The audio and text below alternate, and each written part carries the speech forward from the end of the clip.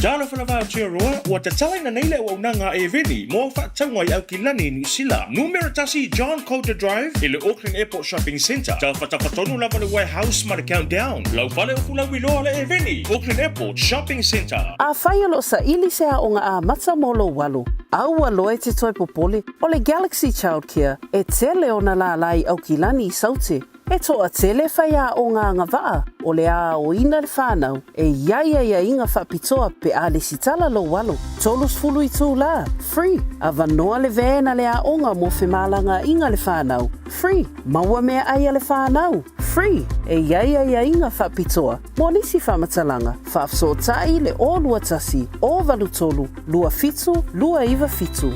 O e fufu e whaatau ese lo whale. E te manao sta ngate whaanongo ia oe, tau tua mō oe, ma malama i laungangana. Wala au mai loa le malu mawhatau Bob le malu. I le olua lua, tolu ono o, lima lua iwa fitu. Olua lua, tolu ono o, lima lua iwa fitu.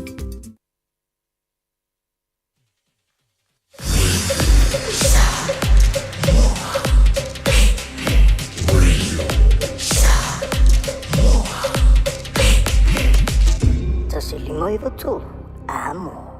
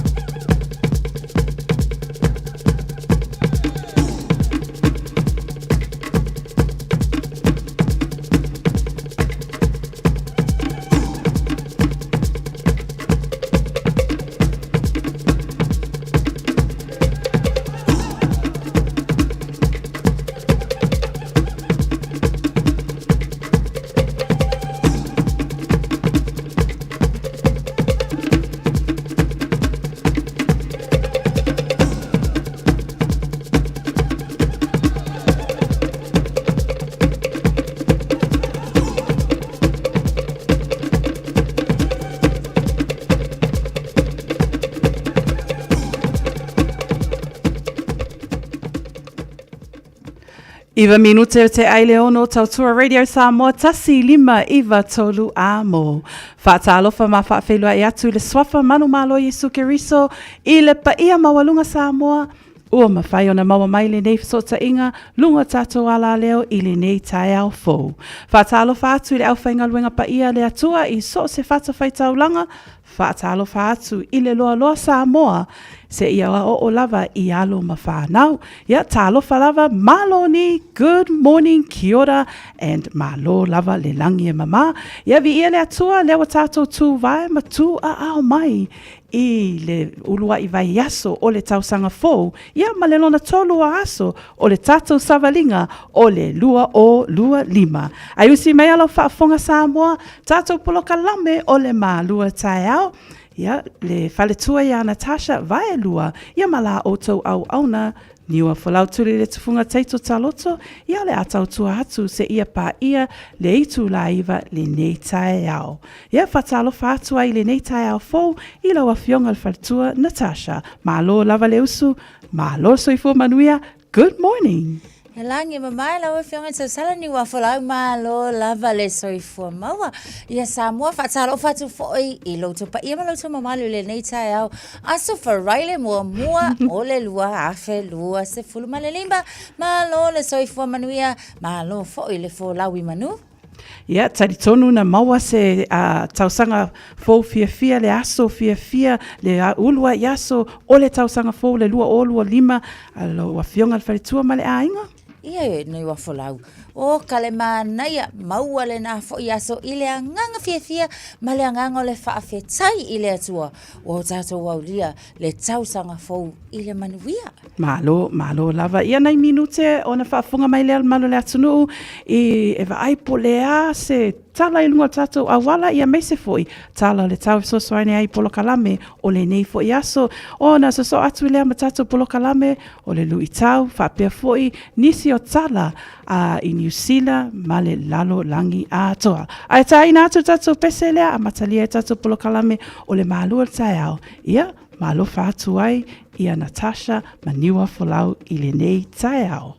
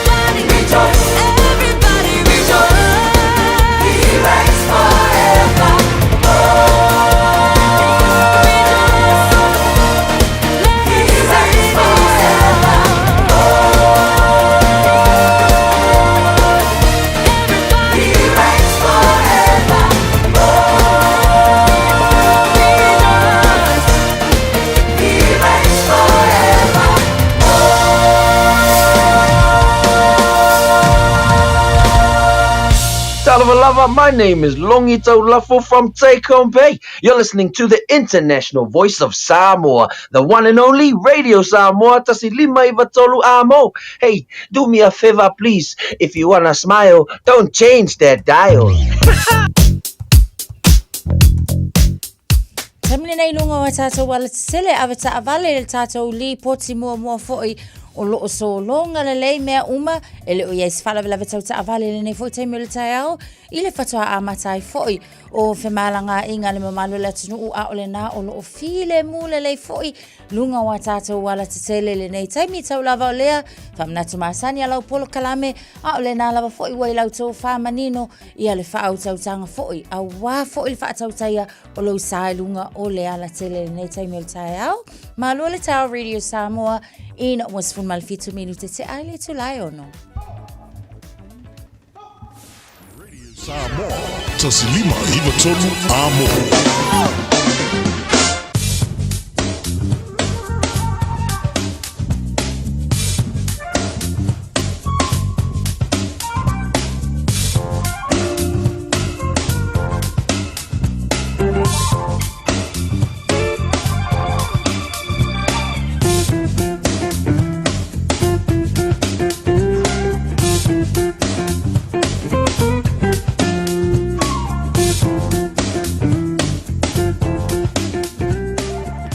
Fulfitu minute e te aile ono tautua Radio Samoa tasi lima iwa tolu a mo. Ia se vainga mata lea i le tala le tau, i le nei aso, le aso tolu a Januari, tato tau sanga fō lua o lua lima. O le tala le tau o lo iai nei aso, o lo fai mai, o le mawalunga wha mawina le vevela o le ao o iai luas fulu lua degrees, ma lui le afiafi e se fulu ma le lima.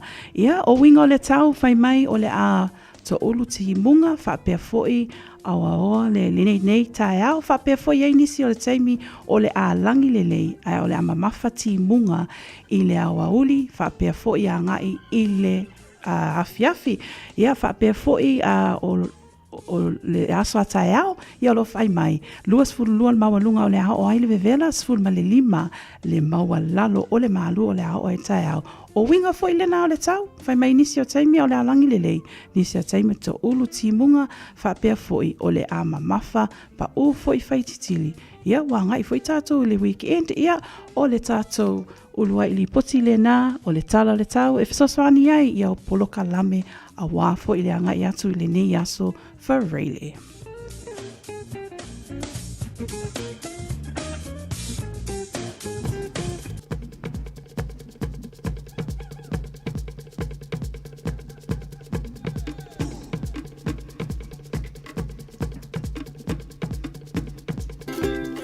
Nalo fa Samoa wa ule nei o kasu tialu a wale suia le ngila wa le kio a eva mai ina se fudu lima iva ko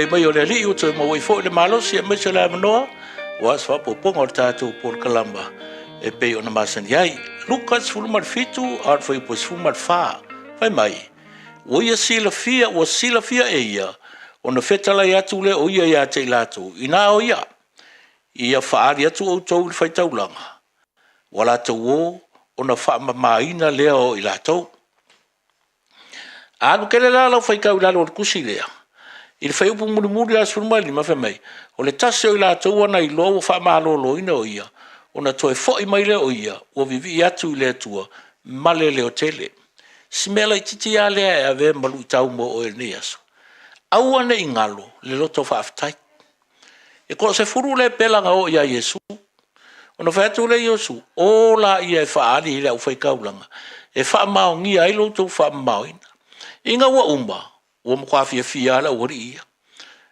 kasi le pelanga ko fo e fa afkai e vai ko se furu ka kanga o ai kasi ka kanga fo e ve fo malu itau le tala ia te o mau au nge ingalo le nganga fa aftai yo masange ka ko upu voi au nge ingalo afi a sionga va ai mangkua usi le pa ke ro voi ko nga mau wa vai le manga yo ngau si voi le me se le manga ia o so fuanga fa Samoa e au ngoa male ai lao inga os ni faalo alo i se mea peka ko ia e ka kaua o ngā momoli le whaaftai. I le tū ma le anga wha Samoa. I whape ngā fo la tātou.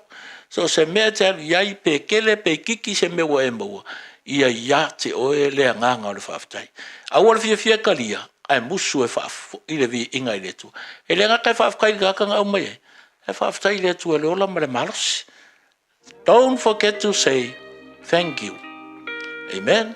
Ia whaamanuia le tū e ato e.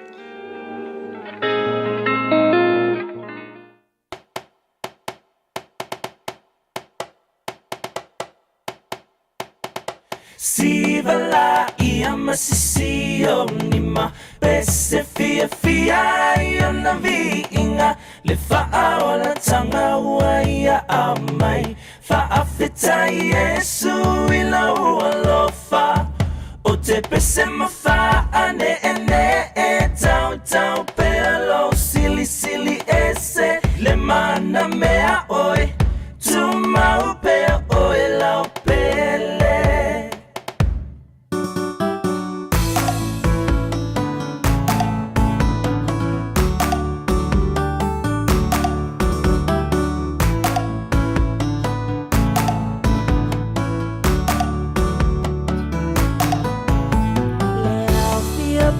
Poto mai Tato si ilefa afetai Mua mule vinga Ia Yesu lo tato metai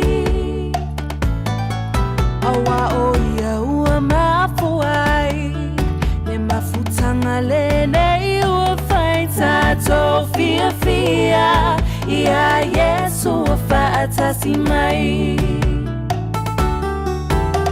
Ia pati lima ma ese e mai lau siva E matango fie la to fa'aola ina Ua suia nei ole olanga Ua siva nei fa'alea nganga Ua fia Yesu ila ufa'aola tanga Masisio ma Pese fia ia na viinga Le faa o la tanga ua ia amai Faa fita Yesu ila ua lofa O te pese mafaa ane e tau pelo sili ese Le mana mea oi Tuma upe oi lau pele Sivala ia masisio lima Pese fia ia na vinga Le faa o la tanga ua ia amai Faa fita Yesu ila ua lofa O te pese mofa ane e tau pelo sili ese Le mana mea oi Tuma upe oi lau pele O te bese no fa ane e tau pelo sili ese Le mana mea oi Tuma upe oi lau pele 24 hours a day, 7 days a week, Radio Samoa streaming live on www.radiosamoa.co.nz.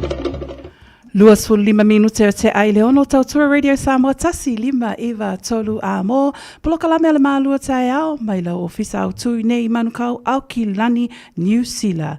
Whaatalo whaatu ai i le maulu le atu nuu, o lo maua mai le tato fesota inga lunga o le sfulu lima iwa tolu a mo Radio Samoa. Whaatalo whaatu foi i le tatou paanga ma wo o lo ilunga le tatou apia fōlinga le nei tai au pasipatia mai whawhailoa i mai, ma alofa mai, ma alo lava soifo manuia, ta alofa lava.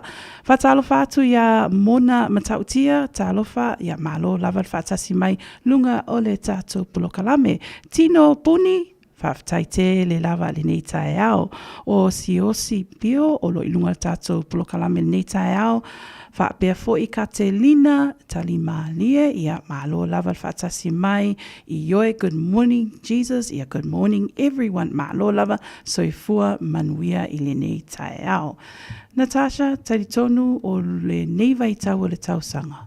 O lo whea ngai le tō tele le malu le atunuu. A wā fo'i ia malo longa.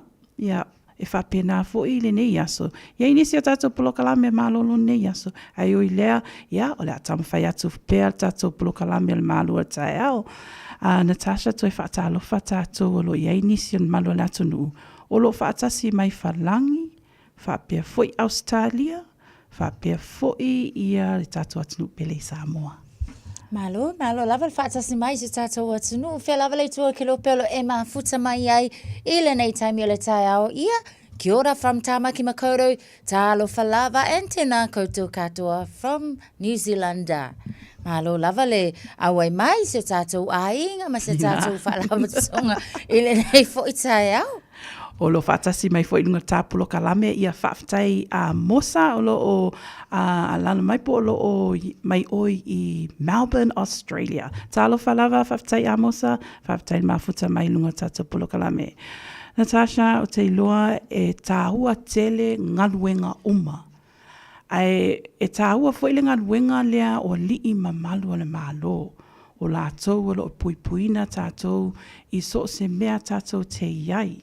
Ai ui lea, ia o lo ngā solo le malo le atunuu I aso fia. Ai o se whaanoa noanga o se tala o tula I mai I Nelson. I se tasi fo ia li malu malo I New Zealand. Ioe o se tūlanga whaanoa noa lea ma o te talitonu o se tasile nei o whaalawe lave o lo o whapena o na matualo o fiai foi. Ia le mtanga luenga o leo I le langona o le whaanoa noa. E mai se lava foi. Ia o le community na iai ia sitina o le tina leo ua na tūla I mai ai le whaalawe lave le aso tonu lava o le aso mua. Le aso tonu lava leo leena o le tausanga fou. O le tina le na ia Senior Sergeant Lynn Fleming, o ia le nā leana ma liu mai I se whaalawe mai Nelson, ona o iai sa lunga o ngaluenga. So, e to atolu I lātou sa iai le ngaluenga, fo ile le pekolo, po le ana o e asia. O le no whanga fo ile na tula I mai ai le whaalawe le nei ni wa whalau. Le no whanga fo ile le paka e te le ai ia, it's a public place. So, o le alana ngai fo ile la sa walinga fo ile e o e asi. Peita iane, se tasi fo I o tangata ave ta avale. Le ai sona mawhau ola I le nā taimi. O ia la lea nga wha amasau atulan ta avale. So intentionally, I think, lea ngalua kwarka avale lea li lea. Suki ai loa ia ngai leo ia o leo o whaia le ngaluenga fo I leo lea siasi mawava ai. Ia I lato o e tau mawhaava o le vaenga lea. It's a liquor banned area. So e leta tau ona whaonga aina pe tau mawhaina I fo se ava malo si sa ua leva la tau sanga umawai ona tau mawhai lawa fo ile malo ina ia tau fia ma ia mautinua ele o iaini se o whaonga aina le fo I vaenga ia mai se o le poto no le vailuanga o le pol tau sanga fo la tau fo I watele le tau mawhaina le ava malo si so tasi le avta avale lea ngai ia whaia ngai o ina lea ia maluaku suki ia ngai leo ia so it's Lynn Fleming Lewa maliu, ona o le tu ngāo manuanga, na manua fo'ila ma se tasi fo'i o Senior Sergeant Adam Ramsey. O ila o ia leo na sava vali. Ia le ngata fo'ila na. Ia mai matangata lava fo'i sa ia le vaenga lea. O lea fo'i na manunu ai, to tasi le tina na whapenao na whaale tonu lo na aao. Ia o se tama na momo e atu tau mawhai sosoani na I leo. Ia na whaale tonu fo'i lo na tau au, whaaftaila o le na ua tau ngoftia lava latou. Ia mato e mawhai o nga discharge. O nisi leo sa iai, ia na tonga fitia fo'i ma tau mawhai sa ili, pe o le I maua le vanga fo'i le wa concussion latou. Ia ai o le nana mawhai a ona koe discharge mai le whale mai. But o le tūlanga I whaanoa noa ai, ona o le lo na tolu se fulu ma le whaai lea. O leo, po o malu le malo ua maulo latou soifua pe o maliu I lunga o le ngaluenga. So o le tūlanga fo le se le whaanoa noa ona e iai lava I latou toa iti lava. Mai le community o lātou whaalia winga whapenei, ai mai se foi, tūlanga i whaanono ai, o inga o i lātou nei e mali liu, ona o inga luenga, ani o whalau, ia waka ko umai kau ki o e whainga luenga, o tātou nau ta inga, e tātou te toi fo i o tātou inga, o lai tali mai, ia matapua mai, o te leilo i atu, la fu, so oi fina ngalo i lea vaenga, but ua tele i tū, ua whaalia i foi, le leo foi lea ma le manatu o leo, ua kakaunga am leo le taimile nei, ani ua whalau, ia tablava ia, i le telo le disrespect o lea o lo o whaalia, e se vaenga i ki lava au le mafau, le whaalia i ngai leo, manatu o leo, o lo o tau ma whaila la tau ngaluenga, tau sisia o le saunga le mu o ka ai, me se foi ka ua, ia ma i tātou umalava, but e ia ngai ka ngakala aiki, o ka lele mafau, ia lea la ua o lava fo i tūlanga, ma uma waile soifua o nai leo, o lo o whaila la tau tua, so a whapera e kolus fulfa, lewa mali lulunga ngaluenga. Imagine, peila ona saunoa ia le Palestine o le Police Association, ia Chris Cahill. Whape e whea, tolu se fulu whātangata, tolu se fulu whafo ile nā, o inga, o whānau, o whāngau, angai whāngau, male ano o ilatou, o e o lo ua mawhatia, forever. Wa amaliwa le mfainga koe whaafo i mali soifua. O le whaanoanoanga le nā lea ua iai. Ia kia ulawa ia. A tātou talanua la. O le ala se tūlanga. O le pui ka koe leo. What about now? Why can't we protect the police now? Ia. O se tūlanga whale le whaanoanoa le mawhau. O ngā pe wa take advantage ngi ka ngaka. O ngai leo. E leo iai se... Pui nga fo ile ya lato, pati e kia uia. Ai matalo ona malile o yon au mai se fa unga fo ile la fainga malo ni wa fo lau. Wa kaulo onga armed ia tato leo. A wa ile fa pe amele training.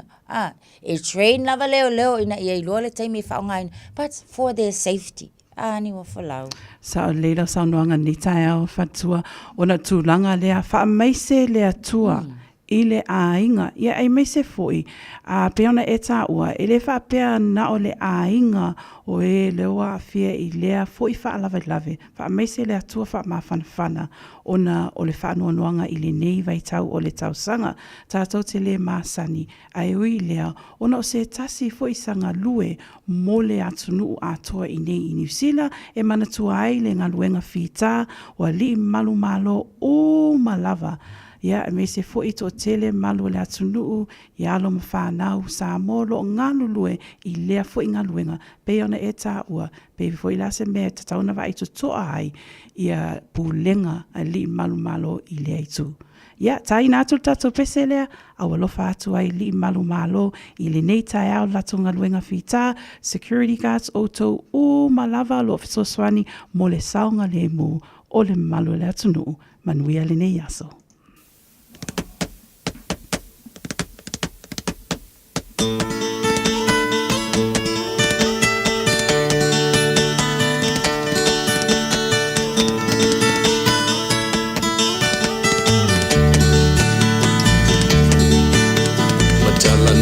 Manu le nganga nai o le tai au Ape o le la ua punitia po i puau E sau malu e wha asusu i lau la au Sa sala le punga la au matala uau E tio fo i Samoa whai o na tai au E amatanga o le aso wha popo o le o langa E tai au nai matani uwhea ngai ma le ata E tala le lei ua so ai nei Samoana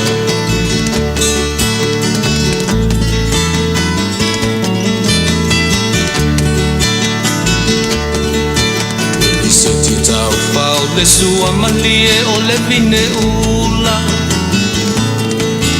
Mapau whaunga o le lupe lunga o le moso o i pula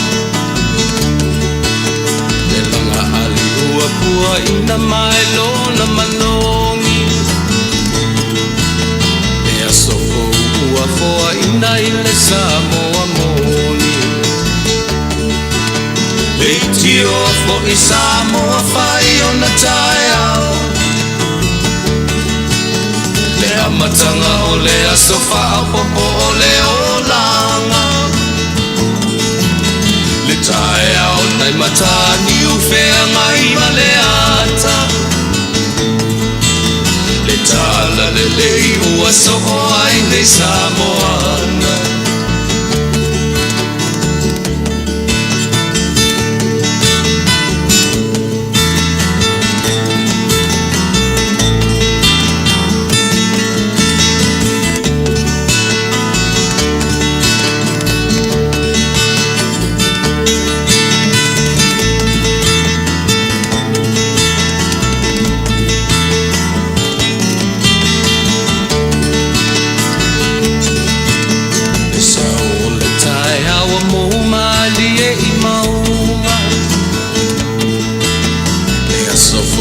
Valo ia I mapaupauna Le inga ua whaako ia tuile matai Tangata soi fua ua oli oli mawhaapetai Le tio o I Samoa whai o na tai au Le amatanga o le aso wha popo o le o langa Le tae au nai matani u whea ngai ma le ata Tala le lei o aso o ai nei Samoana Le tio fo I Samoa whai o na tae au Le amatanga o le aso wha popo o le o langa Le tae au nai matani u whea ngai ma le ata Le tala le lei ua so o ai nei Samoana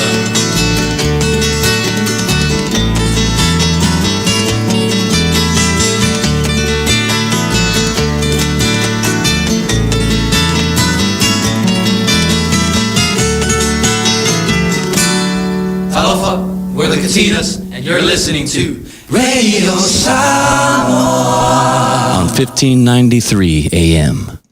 Jalo whanawau tia roa, ua te talaina nei le ua unanga e veni, mo whaatangwa I Aukilani New Zealand. Numera tasi John Coulter Drive, I le Auckland Airport Shopping Centre. Tau whatawhatonu lava le warehouse ma le countdown. Lau whale o fulau iloa le e veni, Auckland Airport Shopping Centre. A whai alo sa ili sea o ngā a mata molo walu. Aua loe te toi popole o le Galaxy Childcare e tele o na la lai Aukilani I saute. E toa tele whai a o ngā ngawaa o le a o ina le whanau e iaia inga whapitoa pe a le sitala lo walo. Tolus fulu I tū la. Free. A vanoa le vēna le a onga mo whemalanga inga le whanau. Free. Maua mea aia le whanau. Free. E iaia inga whapitoa. Mo nisi whamatalanga. Whafso tai le o lua tasi. O valu tolu. Lua fitu. Lua iwa fitu. Talofa o lau ingo e mele palamo o lau ngaluenga o le sa I le awala ma faufautua I tūlanga tau mo kesi e owa le luas fulfale tupe o mātou ngā lulua I le taiminei a fia whaatau sau fale pe whaale leilo maota pe tu whaatasi ai tā lafu pe whaatala nofo I tūlanga o lau mo kesi I le taiminei pala au mai loa au le telefoni o le olua fitu valu tolu fitu valu wha valu o po o li e mele.palamo@loanmarket.co.nz o le tutongi o lea au onanga o lo o kawa umai whale tupe o lo o mātou ngā lue e fuli ai mo oe pala au mai loa au le telefoni o lua fitu valu tolu fitu valu wha valu o. Talofa, this is Pat Lam. Talofa lava o a Lapi Mariner. Mau pelo li tio. I le Radio Samoa tasi lima iwa tolu amo.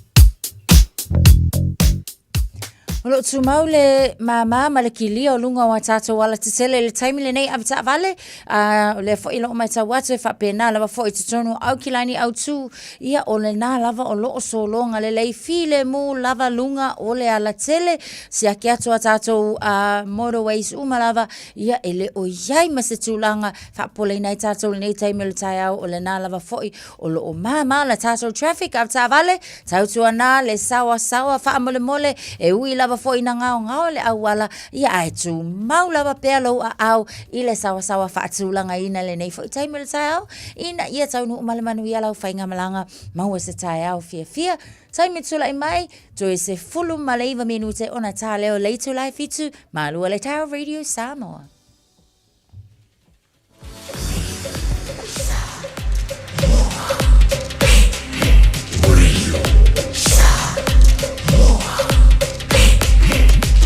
Tasilima iwa tolu, amo.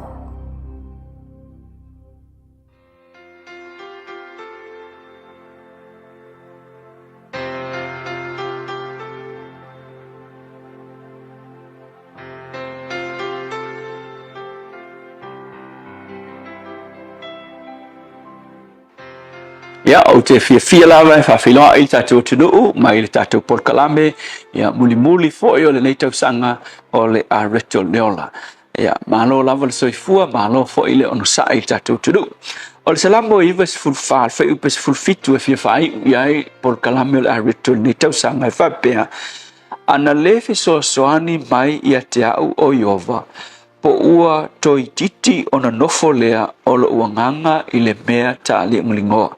Inisi upu fai ngofia fai mai, ana lefe soani mai ia te au o Iova se manu ua o ngofo i le tunga mau wa o le mea ta li mlingoa o le tunga mau.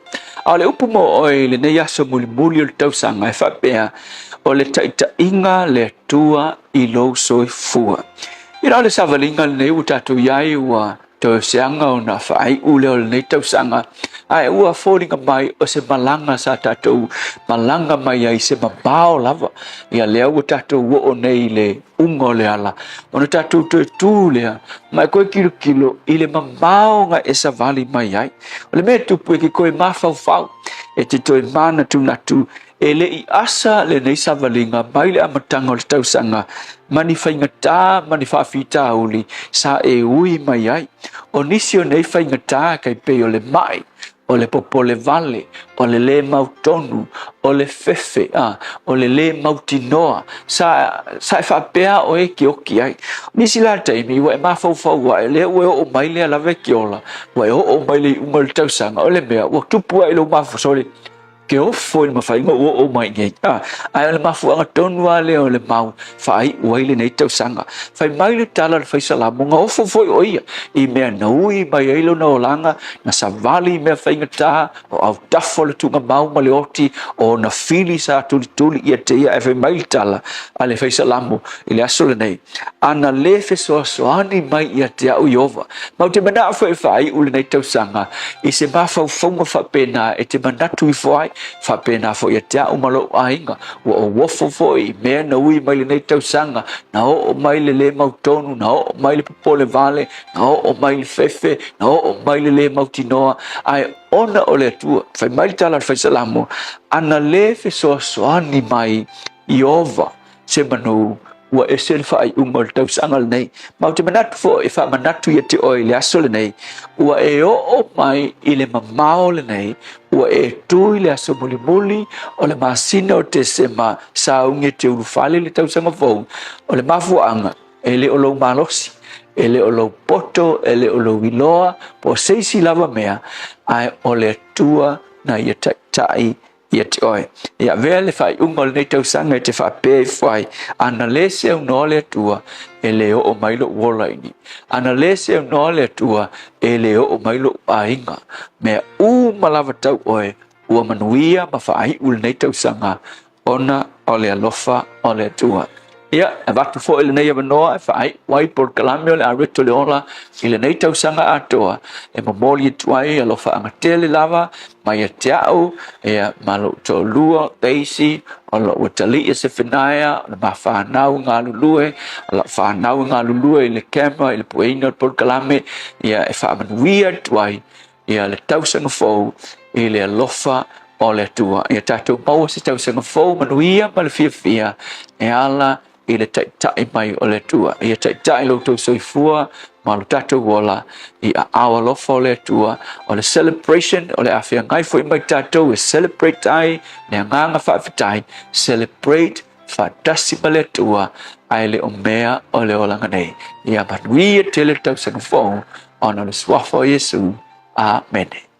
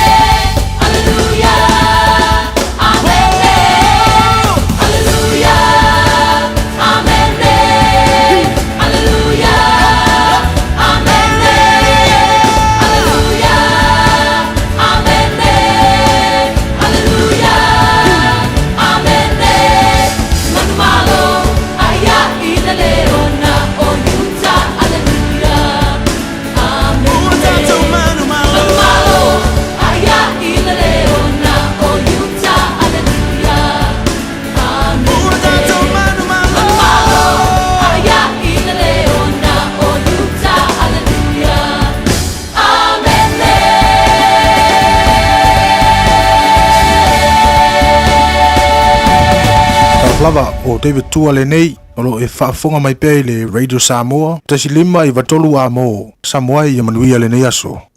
Taimi lunga le wati lea o toe se 10 minute o na tā lea o le fitu Tautua Radio Samoa tasi 5 amo pulo kalame o le mālua le tae au. Toe whaatalo whātua le tatu pulo kalame ia tunu o mamao ia me se whaid au whaingalunga pa ia le atua ta māmatina mātutua o tau u malava. Lo maua mai so ta inga lunga tato ala leo le Radio Samoa se 5 amo. Toe whaatalo whātu I wo mpaanga lo lunga le tato apia fōlinga e te rei tau e te rei o lo ilunga tātou lo lofa mai whapea foi ta maali I Fretton ma lo lava whawhetai ma futa mai ilunga tātou apia fōlinga o Emi Siliva whawhetai lava ma lo ma futa mai lunga o le tātou pulo kalame le nei taimi o le tae au whapea foi ia Lena Fata lango kamu o lo whaatasi mai foi ma lango ina tato polo kalame le nei tae au o miu a mosa whaafitai te le lava whaatalo whaatu ia o tau u ma lava whaafowina Tanielu Willie Sua ia whaapea foi ia Maalua Bekalage whaafitai te le lava lo alofa mai Natasha mani o whalau Manuel ne ia so whaafitai te le lava Johnny a tauti ia malo lava whaatasi mai lunga tātou pulo kalame whaapea foi ia le malu pio whaafitai o tau umalava lunga tātou pulo kalame le nei tae au whaatalo whaatu ia matoi whaamanuia atu le tausanga fōu Natasha talitonu le nei vai tau le tausanga o lo whaanga solo ia lotu talo sanga ale toa tele o ekalesia nisi fo o ekalesia lo whaatau ina nei tae le nei aso o ana pō na matalia e mātou lotu talo sanga ia o se fiafianga tele ona e mana ia tele le nei vai tau le tau sanga ona o le whelanu lanu ai o mea tau mafa whaaleanganga e a matalia ai foi le savalinga le lua o lua lima a talitonu foi e whapena foi le naitu o le e kalesia o lo e awai ai po iai nisi foi o nisi maftanga po o nisi foi o isi polo kalame o lo whataunu ina taimi le nei O le nganga lavle nai tasi o loo iai, le nei foi vai taimi, ai mai se lava foi le amatanga o tausanga, a we pe ma fuli lava foi o le vai asu mua lava o tausanga fou, ia e whapena ona ta ua o le vai asu o talosanga, inisi o e kalesia, o nisi foi e kalesia, ia o loo iai foi mala, e le ngata e na o talosanga, ia o loo iai ma lato anapongi, so o loo whaanga solo foi a lato anapongi I le au, ia ona o lo le ile fiafi, ona tu whaatasi le o le e kalesia, e whai ala tau talo sanga. Ia ma whaapena lava foi o na tatalo ai mo le amataina o le fōlaunga. I le nei foi tau sanga so e whaapena foi la le tūlangolo i aila mātou foi e kalesia o le vai aso tatalo ma anapongi le nei ua whaanga solo. I le nei foi amatangolo tau sanga foi. Sa le pe ona e sa no ni tai au ma na ia telefo fonga fa pena e me se foi te mi foi nei e no fo le ia le tangata ia ma tusi po a foi la sanga o le a ma fai ona fa tau no ina foi le nei tau sanga le na ta o foi se tasi o ta polokalame.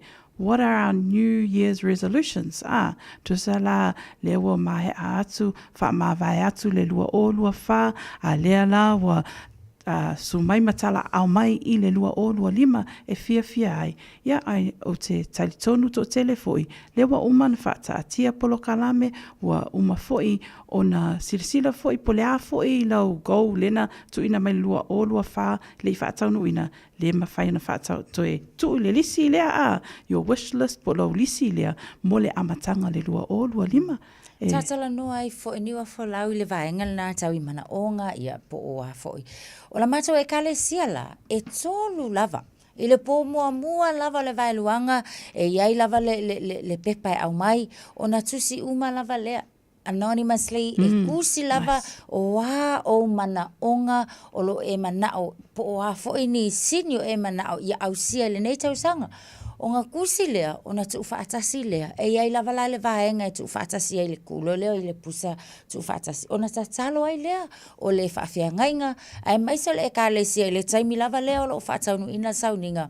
O na tu lea, te sila fiela ni o folau. Yeah. Mai tau sanga uma lava e whaatino ai, e kusi lava fo ia ua au ia goals kai koru. Tolu. Ia. O le tūlanga la foi le. E o lai le taimi o le aso muli mule le tausanga lea o le a koe a ngai e fawisi au goals ma toe tu. Wa e mauti no lelei o a vaenga e lua ia pe tolu pe ua kalia uma vaenga e tolu ia pe tasi le mana onga o laua achieve kasi le goal wa achieve pe lua. Ea, o le tā ua foi lele e mauki ngoa a wao kākou ia nga onga kusi a ngei ngā loa kua ia ngei whakwakoe ngā o le tā ua foi la lea o le tuu i totonu o le whata whaitaulanga e mana tua i ta talo taimi uma o le tausanga. Ia le ngatale na o le whausia ile na o lau whaatuatua. E build lau whaatuatua. Ma e whaapele atua le atua. Le wa ku al whaafia potso au. Ku watu i au a au. Ngā lue mai o e fisosoangi mai le ngei kou. Ua o fo ile a whaata atia mo le nei tausanga. Ioi, o le tātou fisoswani sili le nā le anganga paia ma le whaalango i le atua o le a whaatautu ina mea uma a wāfo i le alo atu mo le lua o lua lima. Tei milunga le wati lea o toe 5 minute ona tā lea o le fitu o le toe awina atu lea o tātou tala vai whanua i le ngangana wha Peritania ia taina tātou pese lea fo i mai on tātou vava ai lea po wā mea na tutupu i tausanga ua mawai.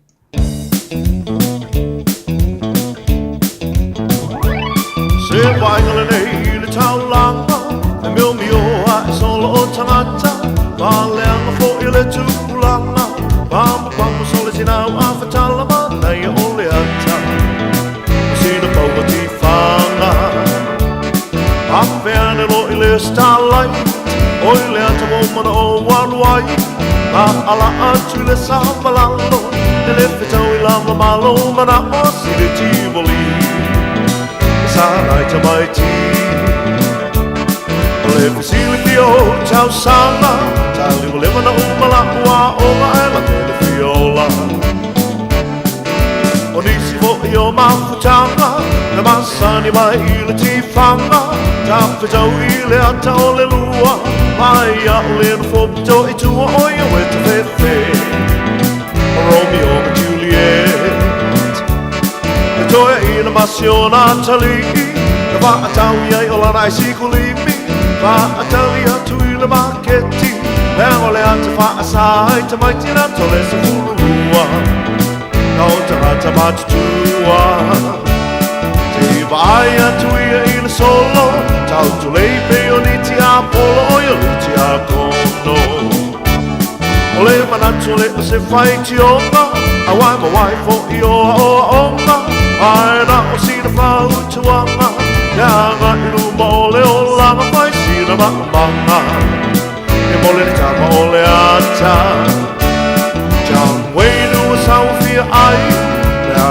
inga ua toe mai ua umale ko pai Ta ati whanga Whai sina maamanga Ta ati whanga Matua i le whatoanga John Wayne ua sau fia ai Ea inga ua toe mai ua umale ko pai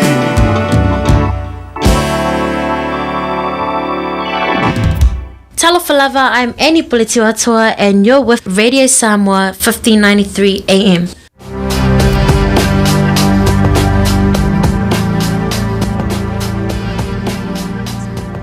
Sanga te se iwa ono i le aso na whaato a whaailoa i nai, pe whaato a tui na hai fo i lunga o le maketi le ulu wa i telefoni mua lava ale Motorola e pe ona iai i aso ma tausanga o mawai o le tula o le telefoni lana o le kama fo i le susue telefoni susue ale Motorola i le tasiva iwa ono tausanga tasiva iwa wha sili atu i le 5 miliona i latou na whaato atu e whaafo i sia la latou si kiseni i tonu lava o South Africa ona o le taimi le na whapena ona te ena uma lava fo i a latou si kiseni i le taimi a o iai i a le tūlanga fo i lea o le whaailonga lanu i tonu o le malo o Amerika so o le aso la i le tausanga tasiva i wha na toe whaafo i sia ina i le si kiseni i latou uma lava na tausanga tasiva lima ono i le aso o le aso soifua le nei o le susunga i a Mel Gibson se tasi fo i o alii i loa i ata tifanga i lau i loa fo i o ia i le tūsi usia o ata e pei lava foi ona iai le Mad Max pe a manatua le na foi ata tifanga ai maise le ata lawi lo le Passion of the Christ nisi na va ai ngai mena tupu le ne yaso tau sanga uma vai.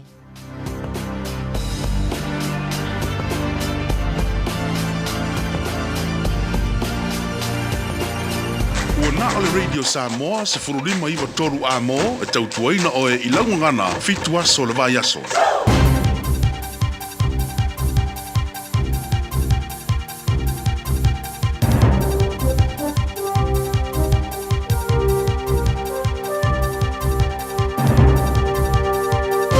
In this update, security is being ramped up in New Orleans following yesterday's terror attack. A US Army veteran from Texas drove a pickup truck into crowds, killing 14 people and injuring dozens more before he was killed in a shootout with police. Authorities say it appears to be unrelated to the deadly explosion of a Tesla Cybertruck outside a Trump hotel in Las Vegas.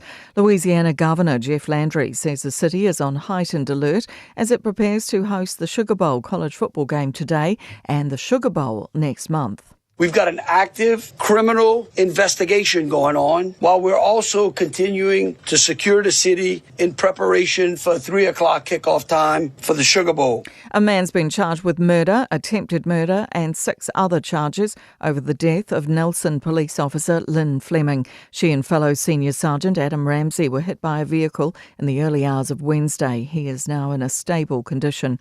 A candlelit vigil is planned for this evening and a moment's silence will be held at Nelson Cathedral this Sunday.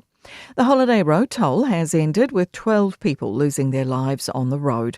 That's well down from last year's figure of 22. Jacob Jones reports. The first death was recorded on Christmas Eve at 8 p.m. when a motorcyclist died after a crash with a car on Tauronga's Lloyd Street. The last recorded death was a cyclist who was killed in a crash with a vehicle on State Highway 29 at around 10:30 yesterday morning. The number follows a low annual toll for 2024, the lowest per capita since the 1920s.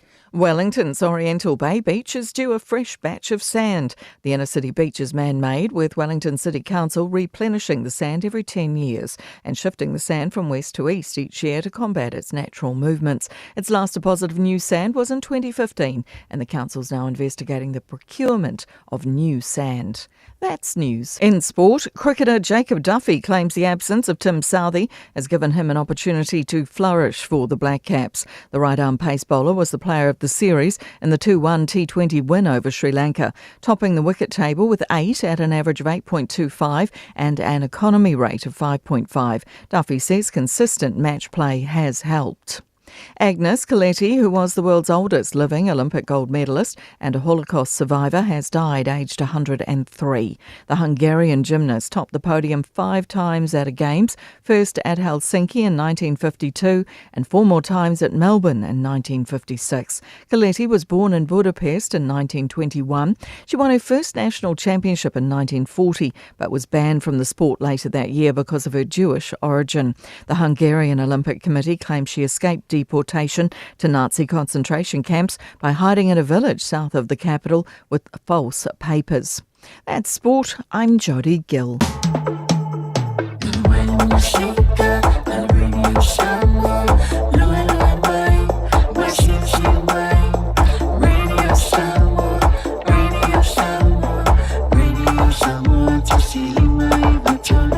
Radio Samoa.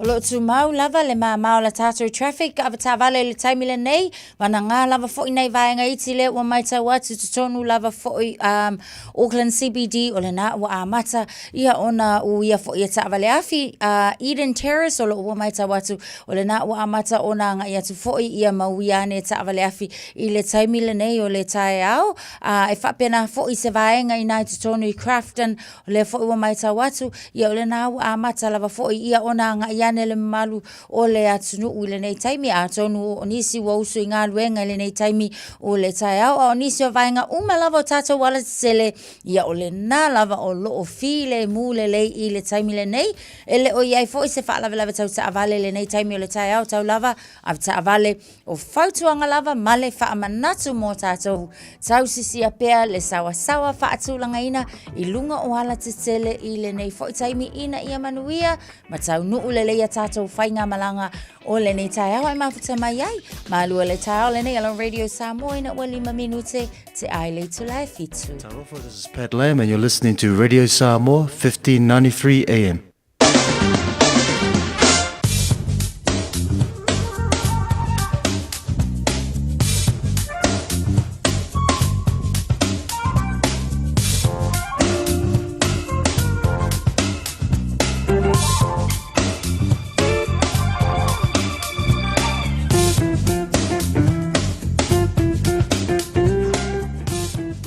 Te minunga le wati le wa 5 minute te aile fitu tautua Radio Samoa ta sili me vatolu amo. Ia se va inga lata mai le tala le tau. Ia o lo whailua mai te mile nei le aso tolu o Januari lua o lua 5 mai loto o tō o fisa au tū nei manukau au kilani. Ia o le mawalunga whamawina i le teimini nei o le vevela luas fuluma le 2 degrees. Au le mawalalo o le ao o iai se fuluma le 5 degrees. O winga o le tau le nei aso, ia, whai mai o le awaoa le nei tae au a toa. Ia i teimi o le ato ulu waiti munga, o le a mata o na mamawhati munga pe pa whaititili i le awa uli e a ngai i le afiafi. O winga fo ila le nao le tau le aso a tae au, le aso tōna i le aso wha Januari, o le mawalunga wha mawina po le vevela, luas fuluma le 2 degrees, mawalalo e se fulu male 5. Se ainga mo oto umalava o le amalanga atu tato atu nu pele i Samoa o lo fai mai taimile nei o le tala o le tau o le taimile nei o le mawalunga le vevela o lo iai le tato atu nu pele i le taimile nei lua se fulu male 5 degrees o le mawalalo o le ao o iai e lua se fulu male 2. O winga o le tau i le taimile nei, o lo whai lunga o tātou tala tau, whai mai o lo awa le taimile nei i le tātou atunu pele i Samoa. Ia o le tala tau le nā mai nei New Zealand, ia mai se fo i le tātou atunu pele o New Zealand i le nei taimi o le tai au. So soani ai, mau polo kalame a wā fo i le nei aso. Manuia i le anga le lei o le atua.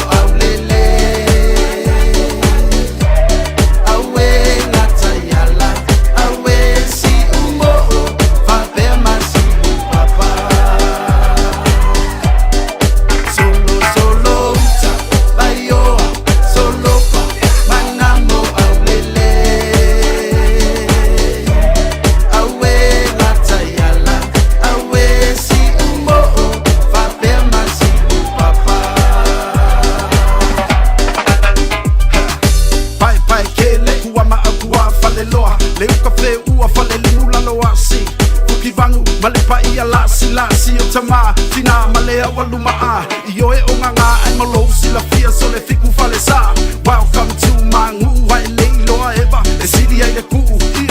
This is still Sila Samoa. I cool white is out. Oh, I'll take it all. So,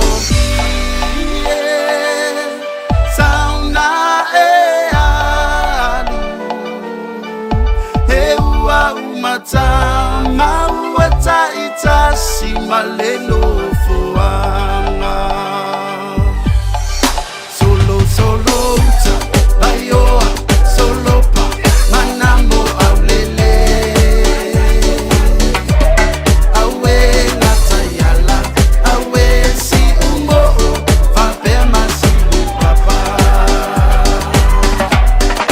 solo solo ta bayoa solo pa manamo aulele awe natayala awe si umbo fapema si papa awe natayala awe si umbo fapema si papa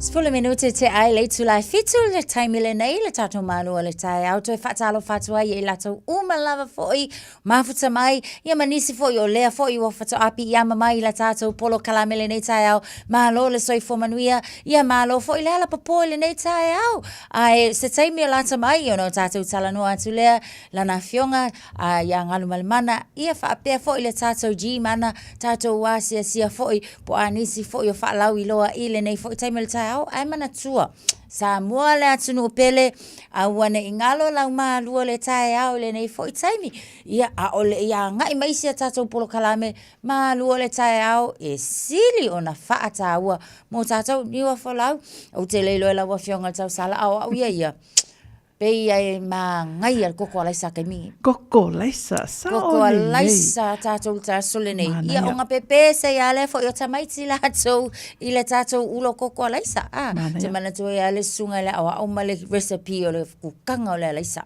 Ta vai o i ani wa folau. Ia wa tatou le fa fonga mai ta vai. Ia i le taimi le nei ia. O le recipe o le kukaina o le kako alaisa au le fa apalale alaisa.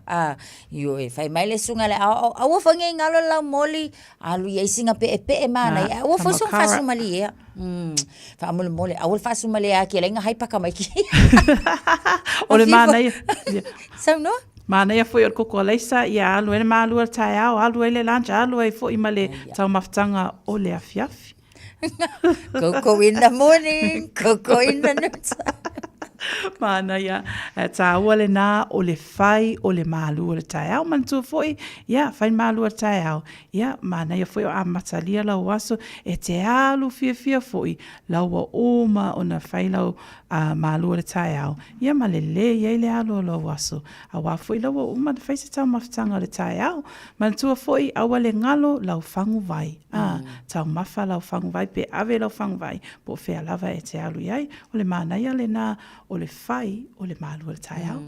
Sa o le lei ani ua whalau. O le maa ngai roko kola isa. Wa lai eila le whaenga whaenga le lainga koko i mai ngai mea ango le ponpo. O te mana tua lava. O nei tua a mata tua. E pe e ko ale lei lava le moa pe a iei ma se mea ango fo ila le. Ia koko ala isa ia. Alu ia le whalau a mako ia la iti. Ia a o le mea ano la fo ia mo la tau e matua. Fia lava fo ia ta o mawha whaatasi ma le koko ala isa. A o le aunga o le tala le tai au le nei. Ia whai le malu o le tai au. Ani o whalau. Sina ipu kofe, ipu koko, pule lava le kama luma kua ia. Ia mali koko laisa. Tai mi lunga lo ati lea wa se fulu tolu minute te aile fitu taina tato pese lea o na maua lea lo feso ta inga tato falta vale ole G-mana.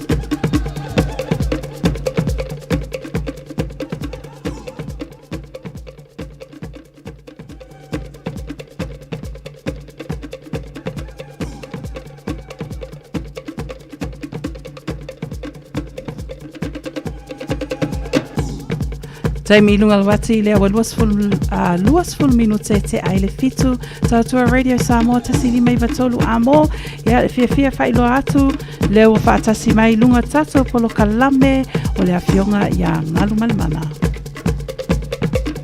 Fatalo fatalo wa fionga ngal malmana ile nei fo itaya o ho asofa raile mo mua o la tato fo langa o le lua afe lua sful malima to ifa manuia tul tau fo ila wa fionga ia ile nei fo itaya o malo le so ifo manuia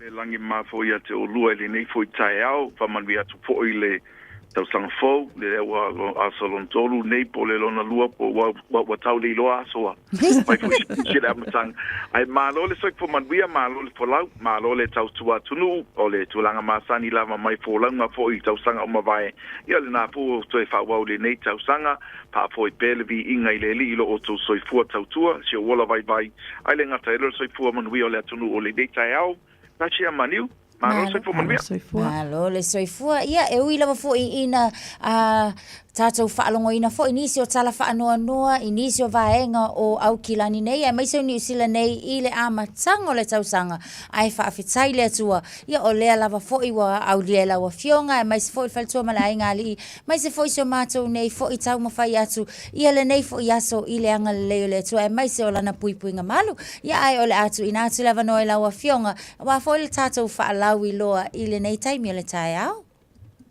pa tai matang fiele saunanga moni leile de tulanga pe na ile amtanga le tau sanga ia ni si foi ainga pe o lo pa pena fe ngai foi ma vala pa ia le tua i tonu ainga ile ngata foi lea ia o ila to foi pa to lia i mota ngasi ia ai fa foi pelvi inga le li o lo pa pena ta to pe nei mo le ni ta lao le ta to fe lo ia foi le amtanga le tau sanga ia mai si foi to fa ta lo fa to lo ma le ma fa lao sa mo lo tunu pele malo lava le folau malo le soifua manuia au na tofia le tua so se fata faitaulanga na yo tamama tina matua o sinsino le atunu ta lofa lava manuia le tau sanfou ele ngata ile faaftai foi i le tapua inga pa ia malu faal malo le pio foi le fionga konsula e o kilani nei pa pena foi minister ia o to uma foi lo tau tua i tonu ofisa taitasi o le malo i Samoa New Zealand malo lava le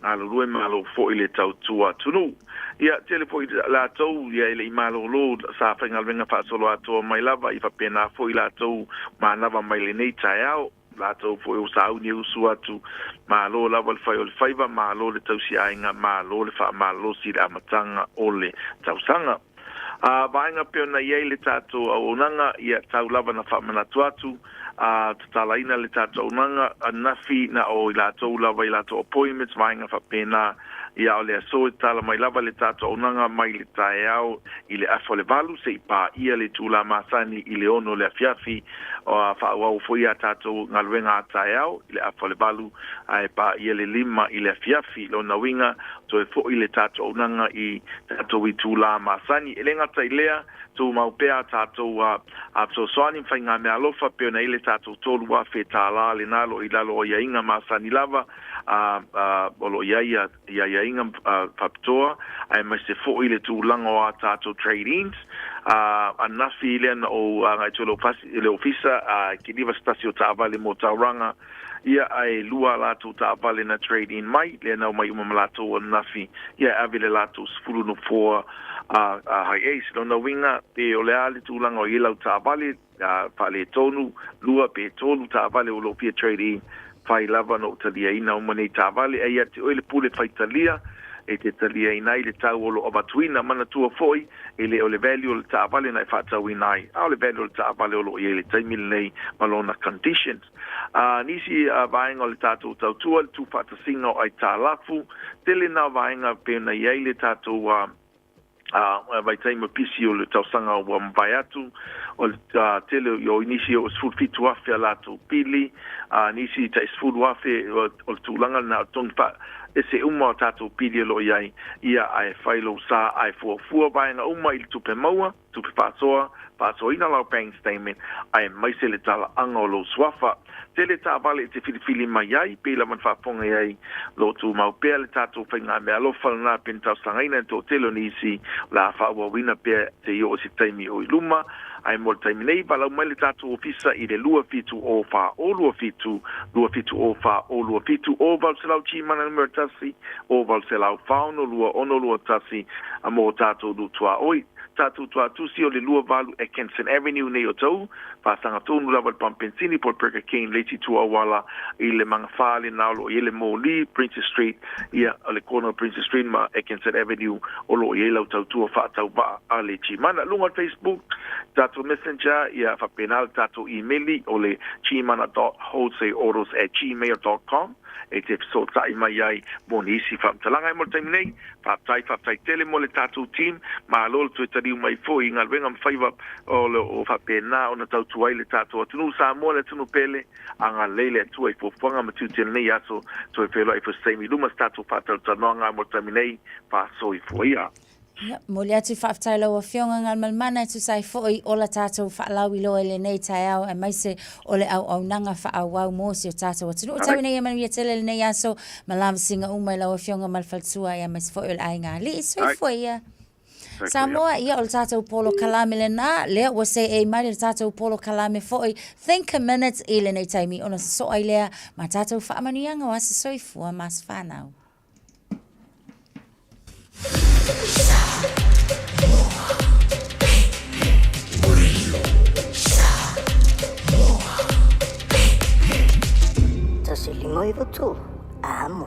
Just think a minute. It could change everything.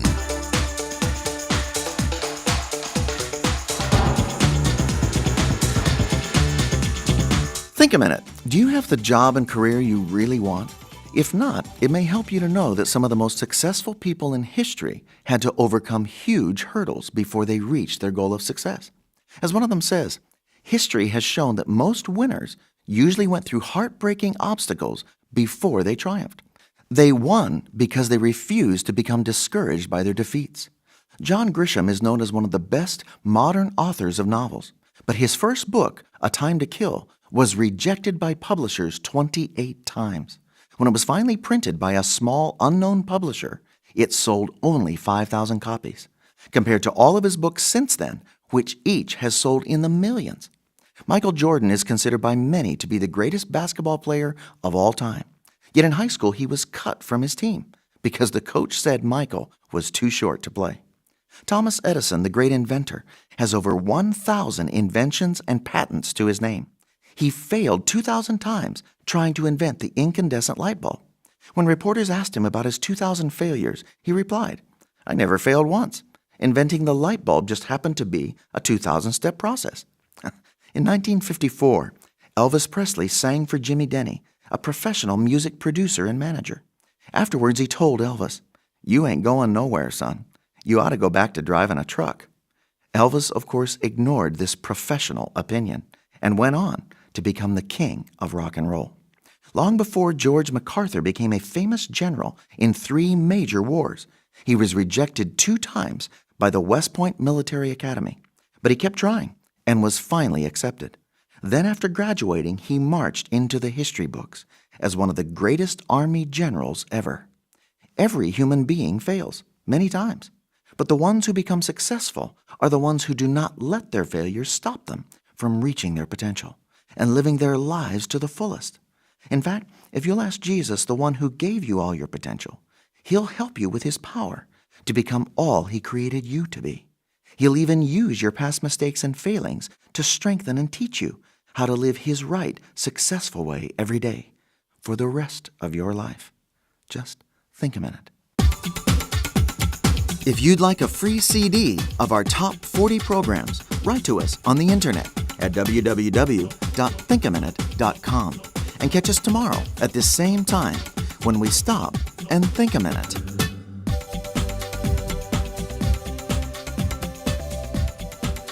24 hours a day, 7 days a week. Radio Samoa streaming live on www.radiosamoa.co.nz.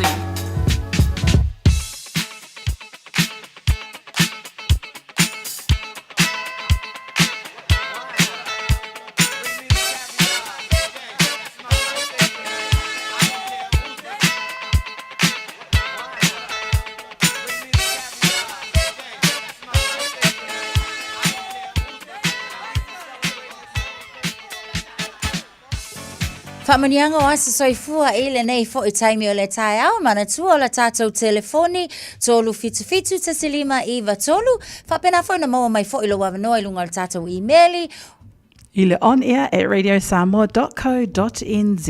Ia, se e ange I lunga fo I le apio fōlinga, alu wange I ngā le kako YouTube channel, mai ngā umalawa nā maua mai eilo wawanoa, ia wā fo I le whamanianga o tātou asa soifua mas whanau I le nei fo I tai au.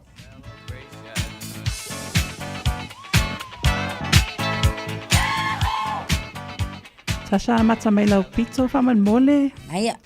Olo e tato whamanianga la le lunga le api fōlinga mai a puna olo whai e kuasi. Whamania atu le aso whanau olo San o Xavier e kuasi wa atoa nei lona sifulfitu tausanga. Ia San e ui ina mawalo tino e mai aivi ia le lii o loo iai pēla na whaamalo longa I ate oe San whaapea fōi ona mamoli atu ma whamanianga o le aso whanau o le atali o loo nephew o Jerry whaatasi wa atoa nei lona tasi tausanga I le aso.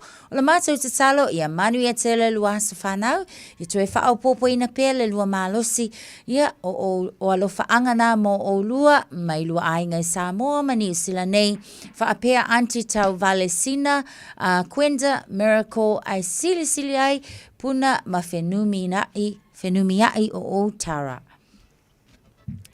Se aki atu tatou I meli lea o le tai au fo le nei po ia se tatou whaamanuianga. Alua tuta vala au lea whaman mole Tasha. Aia. Talo fatu. Talo fatu le wailunga laina. Ya, maro se kuai. Ko va se go. Tai au manuia. Ya, o le asfanga o siu ko lua le kau. Fai doa fan mole.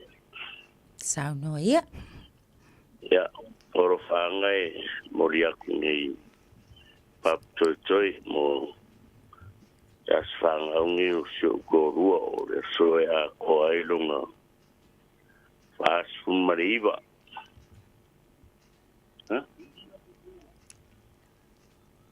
Oi ora soe a ko le dimas food. Ya, ori ula simanua Josefa. Ya, alofonia le tua ia fa pendao na fo initiative sang stele. So if we pay one ni fonga ele. Oro fanga ngi ava kungi ya simanua ia tamare ainga. Ia nga tele o lau whanau. Ia mau ainga uma. Ia nga leile tua whawanwia leitau sanga o Savadia. Ia Savavati whatasi ma Yesu e mawia i leo langa. Ia ora whanga ia. Lita iau ia nga leile tua whawanwia atu lua vase lua. Tai lava. Ia nga leifo i leo tua I kukwang whai le yaso. No Yesu. Amene. Teira. Toifua.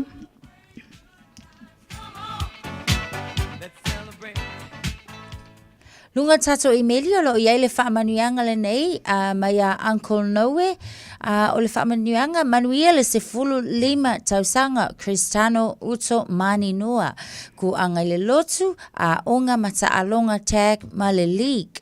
Listen to Nana and Papa.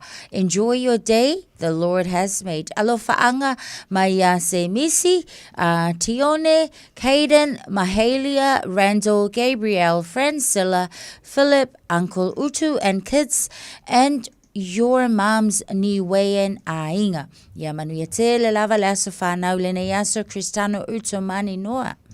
Lo iei fo ili se ta whaamanuianga I lunga le apia fōlinga. Lelei. Mai Rita Kaisala. Lo wanga ngai whaamanua su ia iau vaile nei tai au. Ua atoa le grandson ia pene weta Genesis a pulu kaisala le se fulu le nei o na tausanga. O lau te talo i le atua ia sa uma ia fua i pe ia te oe le maalosi ma le poto. Ma ia pui pui pea ia te oe so o se mea e te alu iai. Whaamanuia ia te oe so o se mea te whaia. Love you always, our prince. Alofa anga to you from your nana Paulina a Pulu Kaisala and sister Maxine in Samoa. Aunties and uncles a Pulu Maalo, Neve, Pene, Rob, Tulili, Victoria, Alisa, and Brina. Your siblings and cousins George, Mamoe, Telesia, Neve, Cornelia, Francis, Azalea, Ayla, Aliyah, Noah, Dallas, and Marcus. Whaopopo atuai mo nieces and nephew Kara, Kyrie, and Corbin. Hugs and kisses, especially from me, son. Yeah, alofa tele atu mo oe. Leisi fo yo whaamanianga e au maya se lota ainofo. Birthday wishes for our beautiful Princess Divine Janae Ainofo. This is the day that the Lord has made. We will rejoice and be glad in it. Le aso le nei na whaia e le alii. Tātou te oli mawhia iai. Wa ato iai le 5 tausanga o lo wolanga Princess Divine. Vi iam whaaftai iai le alofa. Maleanga le leo le atua mo oe le awhawhine peleina. Ia tausia ma leo ina pea oe I ona a awa lofa. Whaamanu ia tele le atua mo oe Princess Divine Janae Ainofo.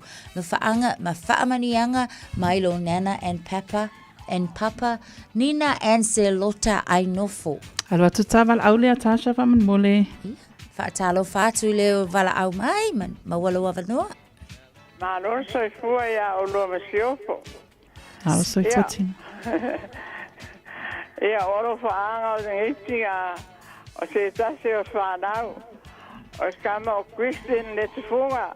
Wa atoe le solo mas furfito sanga. Ia, e alo fatele atulawa yeima ua maatua. O ulungia maapa. Ai veisi fo iona maatua.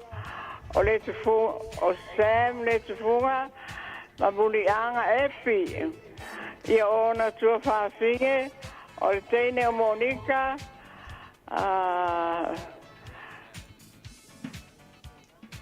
Mo tuangare o Oscar, Capelli, o Lemi.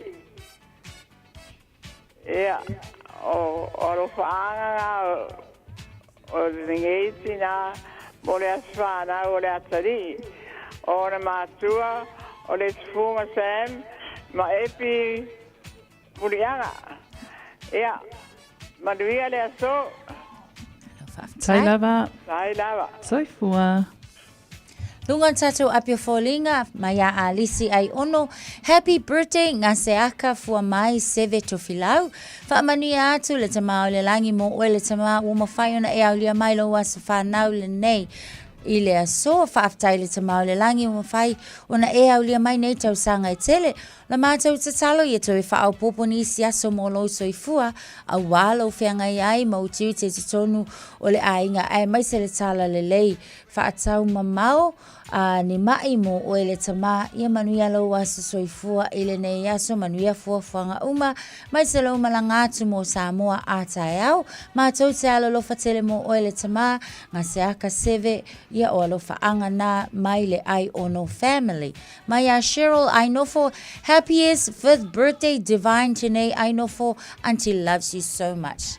Lunga na taso YouTube channel, o le whaamanuianga mai a le malusio, ia mo le susunga ia tia, ua atoa lona yupeli oi, ua atoa le aso lona fasuna valu tausanga, ia whaamanuianga tia, manu ia tele lo aso soifua ile nei fo iaso, whaamanuianga le na mai le uso ia le malu pio ile nei tae au.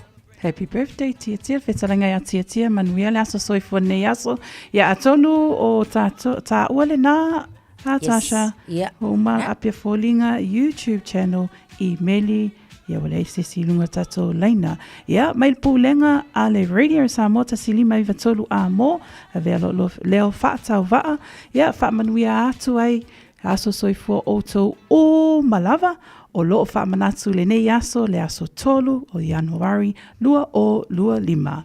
O le aso le nei na whaia le atua tātou te oli oli ai. Le eise mea alofa Tasha Maniu ia ai o le pese lea e awa lofai mo outou o malava whai mai oli oli i le ali.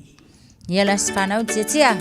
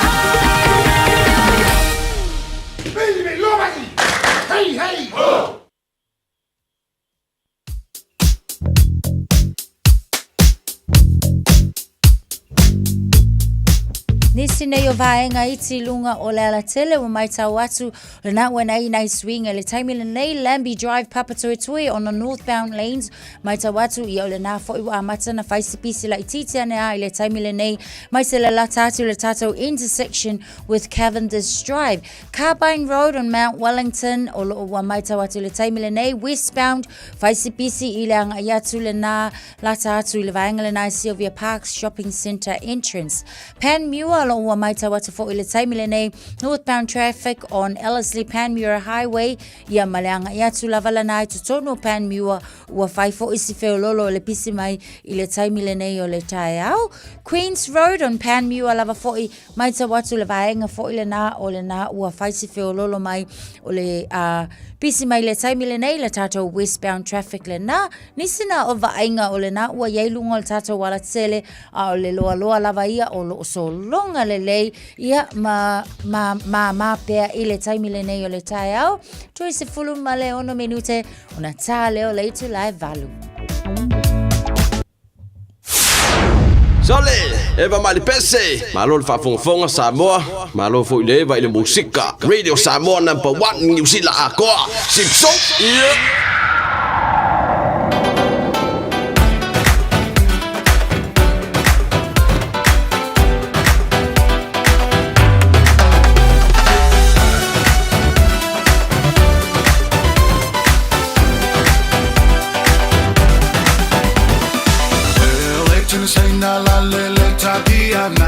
Selu selu olona uluma fili fili olona fonga Fasi si ona mata ina usa ula Samoa Sola lon male ipua laisa ai leito alona moa E mai salu salu luna loto ole Samoa e tautala Leitena saina la lele tabiana Selu selu olona uluma fili fili olona fonga Fasi si ona mata ina usa ula Samoa Sola lon male ipua laisa leito alona moa E mai salu salu luna loto ole Samoa e tautala E manu puka lua E lua puka le manu E manu puka lua E lua puka le manu E manu puka lua E mama E lua puka le manu E manu puka lua E lua puka le manu E manu puka lua E lua puka le manu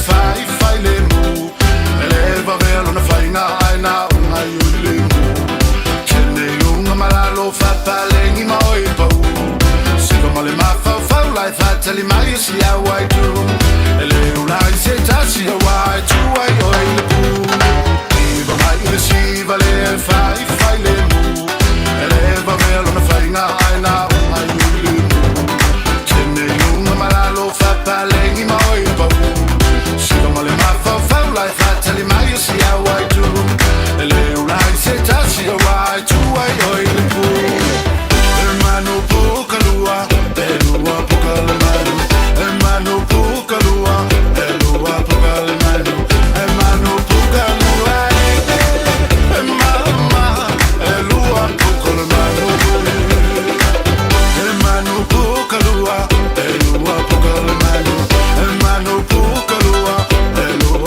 le manu, e manu puka lua e mama, e lua puka le manu Shulu, shululu, ola umanu Shulu, shululu, ola umanu ola siva ola siva lele yo manu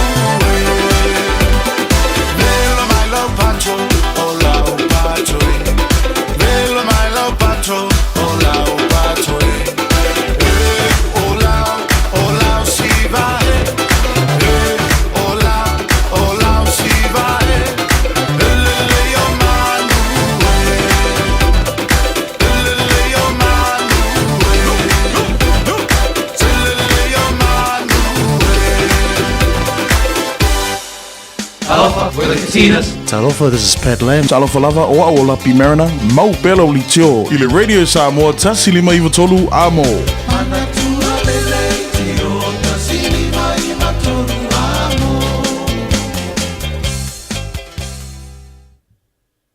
Ia, tula mai fo il time le tato wati wato se fulu tasi minute ia ona ta lea o le itu lai valu to fa talo fa tu I lau to fa fonga anga mai se fo ile mai mo mai ile nei time le tai au le tato polo kala mele nei o le malu o le tai au tal tonu lo so longa le lava fo ile ngasa longa o le nei tai au ia mai se la fo o le to telo I tato o le na lo fa au pe malo longa ile nei fo ia so ia ni se pe yo ma o maniwa fo lau ia o lea fo wa koe ia ile nei tai au I tiu te mawhaiwa e mai se o ngā luenga ia wa tato aniwa fo lau o le Saren lava ia a wala wa umakule si Saren whaka o le ham ia koe wha popo mai kaulang koe alu fo ko sa ile si Saren wha popo i ka o le si ham sa o le lei a le usu tangata I New Zealand e usu tangata o lunga le Saren mai e so ani tele mo le hatina ina o tato a inga ia mai se foi ia o la o ta ua le o ta pe ona e ta ua le o ta ia I nei aso ai tu le si vai ngā tato e o e fia ma malo lo e o mai foi lato ai o ta ua e malo lo e malanga tu foi fafo ia tunu mama sa o le ni wa folau ia e ta ua lava fo o lo fe nga ia le tunu ia ma fainga malo longa o tato nga luenga ia sa o lo fainga le su ia le tau sanga ai same mana ia tato na ia tato wanga ia tato e fainga luenga la to malo lo ia e fa pena lava le soi fanga nei au tato tala no ai fo ile nei fo taimi o fainga malo longa ia ma le fa au wina lava fo o fianga ia I la to ele ito e amataina nga luenga mai se lava fo ia lo ma fa nau e ia lava fo si fa no anga fo ile ona le mata watu se tasi fo o tala fa no noa ile taimi tonu lava fo ia po le vave au o le aso mo le nei tau sanga le fo ina tula I mai se tulanga le na I tupulang tala vau ile vaenga le na o le tatou pakale na le Dinosaur Park lo mai ta watu le to atele o ila to fo ia ta maiti matupulanga tala vou o le nasa iai ile fa moe le na ia mafai la to ta faonga pe ama le tolu se lau ile mai ta watu pe ama le tolu se lau ila to sa iai ile vaenga le nasa fa tau nu ina fo Wanaka Dinosaur Park o le tulanga fa no ai o le tango fia ta maiti nei o le ava malosi se ango fusu anga ile pola lea ni wa fola o lea na li potia foi ile ofisa o leo ia mafapena ona awaia so foi leo ia wa kaloka mai ile si au ngingi au le tulanga fa no ai ona mana tua foi o New Zealand o le se fulu valu tau sanga le tamaitisi ona mafaile ona faatanga ina e tango fia le ava malosi au le moli maule tulai mai la ko uma e ko akele lenga ia le a ko le fulu valu o le mole alu la o le tangofia o le ava malosi tulanga la le na ia ua ia ua fai ile nei fusu anga tele ia matele ai nisi o fa'alave na tutupu ai ia o le tulanga la la ua kaloka isi o le fa'anonoanga o le tangofia tamaiti nei o le ava malosi le lawa yele fautuanga ale mtanga luenga leo matua tautua na lava foi ia fesili lava ma se isiaki ane lava le au ngingi ia po ofele melengi mo ngimo iai ia e po a foi la ko vaenga lai fai le taimi le na sa le o faita watu le tala le Natasha o le taua mai o le paka le o lo I le pito nuu le I New Zealand Wanaka o lo faapea la o lo la patai mai ali I malo e wha mole ia tātou mātua. Ona o le tūlanga lea, e le mo mia nei li malo, ona o le laiti o tau sanga, le tā ua o lo awhia I fo'i, I lea fo'i vaenga po whaalawelawe e tupu mai le paka, ona ua tangufia le ava malosi, a lea e tau mai, we don't want to be knocking on your door. At 2 a.m. Vai taimi o loo iai. Ai loo lapatai mai ali I malo. Ina iai se polo kalame e mei se atau sanga ia e rao I fo le se fulu walu. Ina ia sila fia le leifo e mātua.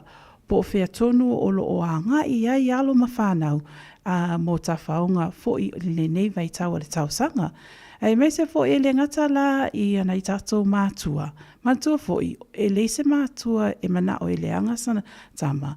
Ona o lātou lava lo whautua ina, o lo lapatai I alo mawhanau. O alo mawhanau lo whaafunga mai tātou polo kalame o le mālua tae o le nei tae au. O tau nā, o lo o tu atu mawhawhanga tātou I upu. e o ina i tātou iasta i tasi Tasha o loo e tatau o na whaau ngaina pe o le tūlanga le nā o te tari tonu o loo whaia pēa le ngā luenga a nei o tātou mātua i aso taitasi a o alo ma whānau e leo lātou whaau ngaina a vea ia le lua o lua lima a e tāua ia tātou whaalongo ma usi tai ia tātou mātua e peo le tū la fono e lima lo ia tuspa ia e ava i lauta maa ma lautina. Ina ia whaaleva ina aia waso i le nuu fo ina atua le atua ia te oe. Peo se tūlanga le nā Tasha au tā ua mai ia tala lea watu ina mai i alo ma whanau e se le la iti o lato tausanga ai loo whea ngai ma lea fo i vāenga e le se tala fia o na tūlanga e o iai. Ai mai se fo i le amatanga o le nei tausanga.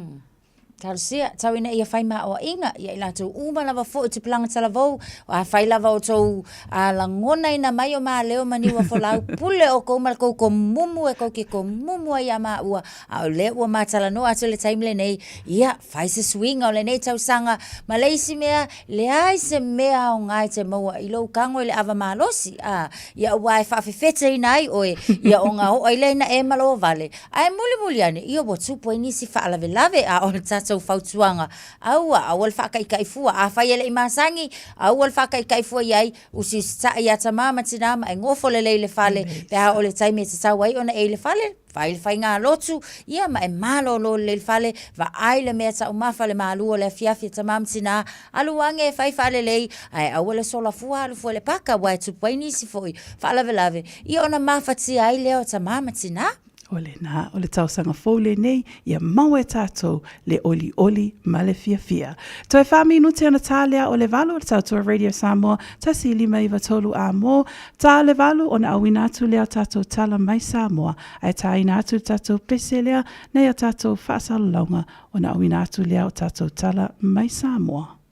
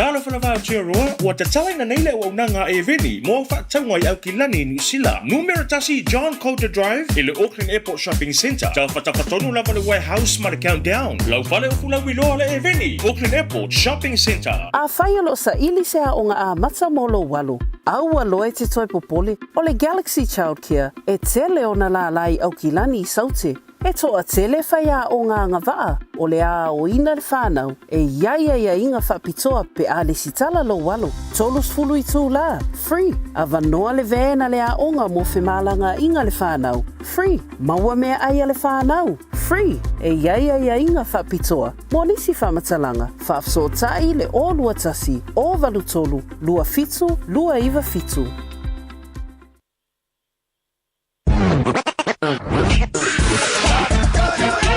Malo soy fua, o se fufonga Samoa, Radio Samoa, tasilima iwa tolu amo, se kia Radio Samoa.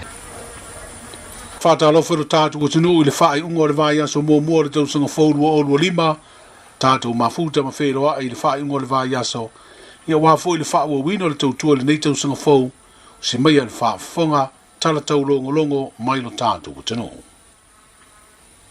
o le o fai lo tele le min stau fa to anga ma fai nga faiva le sunga la auli le watea polata I va fo si Smith I lunga o walo fe so te inga tele vavele api o folinga le fai ai leo ni mori anga whaasanga I Aoteia.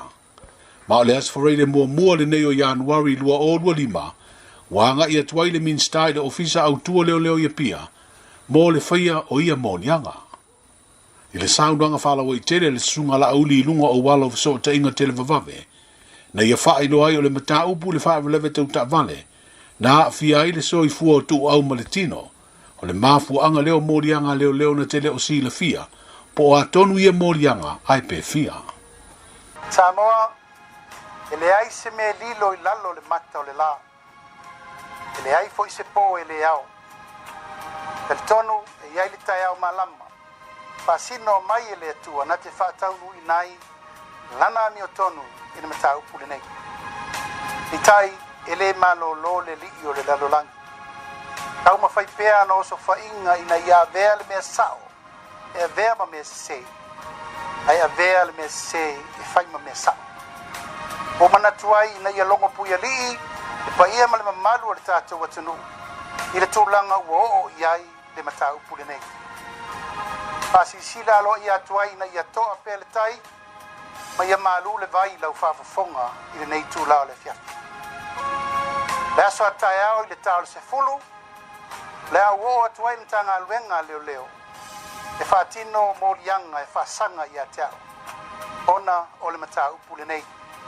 I le maliu ai o le alo I atu au Martino. O ni upu manitala sa whela vasai.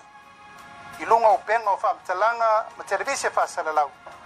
E ala I le tau mawhai le sue ina. Ma le tau mawhai pea ina ia manino le mato le vai. E maua ai le aunga ma le wha moe o le mata upu le nei. Ka moa malau whaafonga mai.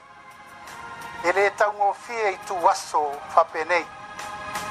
Aisia, e tā liu ai popo e lango le mai tau le tunu. I lo wala wina o au nei o le sui fai pule. O le tu malo ngā ngai whamaunga numero tolu. O au, o le sui taitai o le vaenga whau whai whātua tua I le tua sa mawatasi. O au foi o le taitai whono. O le ainga o le whātua tua I le tua sa mawatasi. Ma o au foi o le minista o le kapeneta o whaatoanga o whainga whaipa. Tau tala ma le ava ma le whaaloalo e asua tuai vai malu I puenga I lau whaafonga mai I lo ua fianga I le nei matau.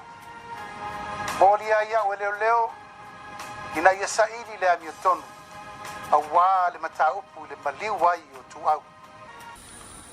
Le minsta o whaatoanga ma whainga whaiva le sunga la auri le watea polata I vau fosi Smith e lona whaalawi loa ino morianga leo le a whaia ia teia.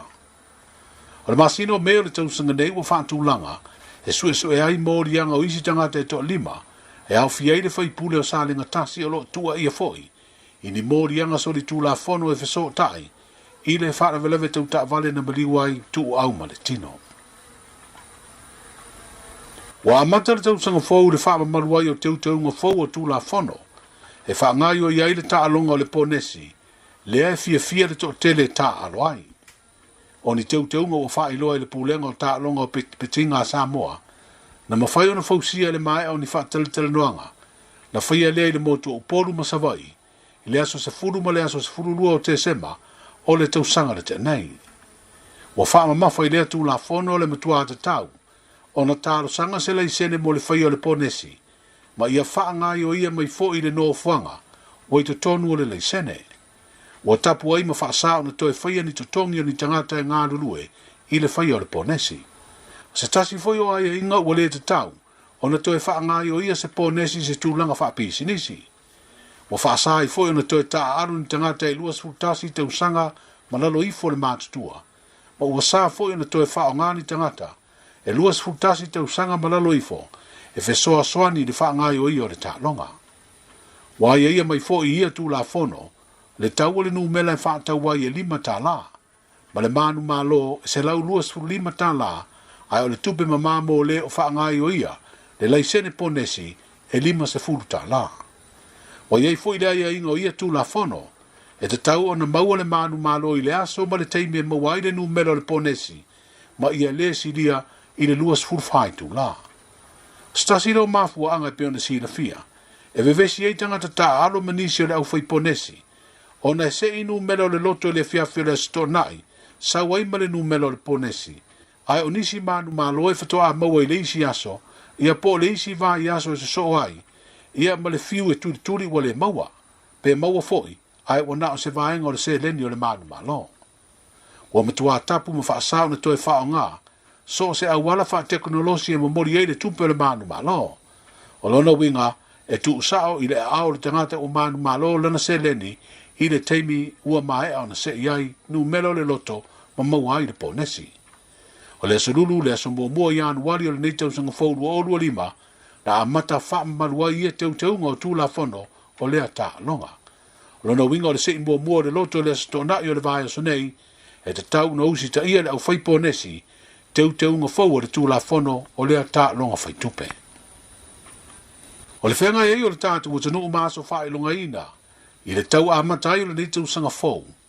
Ai teia le whaafofonga ma le sila i le tala whaanoa noa i le wala au pa ia le matai siri i se tasi o tamani i lawi loa i whaafia fianga o le whaifale i tu mali e o le tō whata a vau mali i petelo o Samoa. E ilo tele o ia ilo na suafa mua o petelo a wana paula valeo le petelo e malia na fale eitu.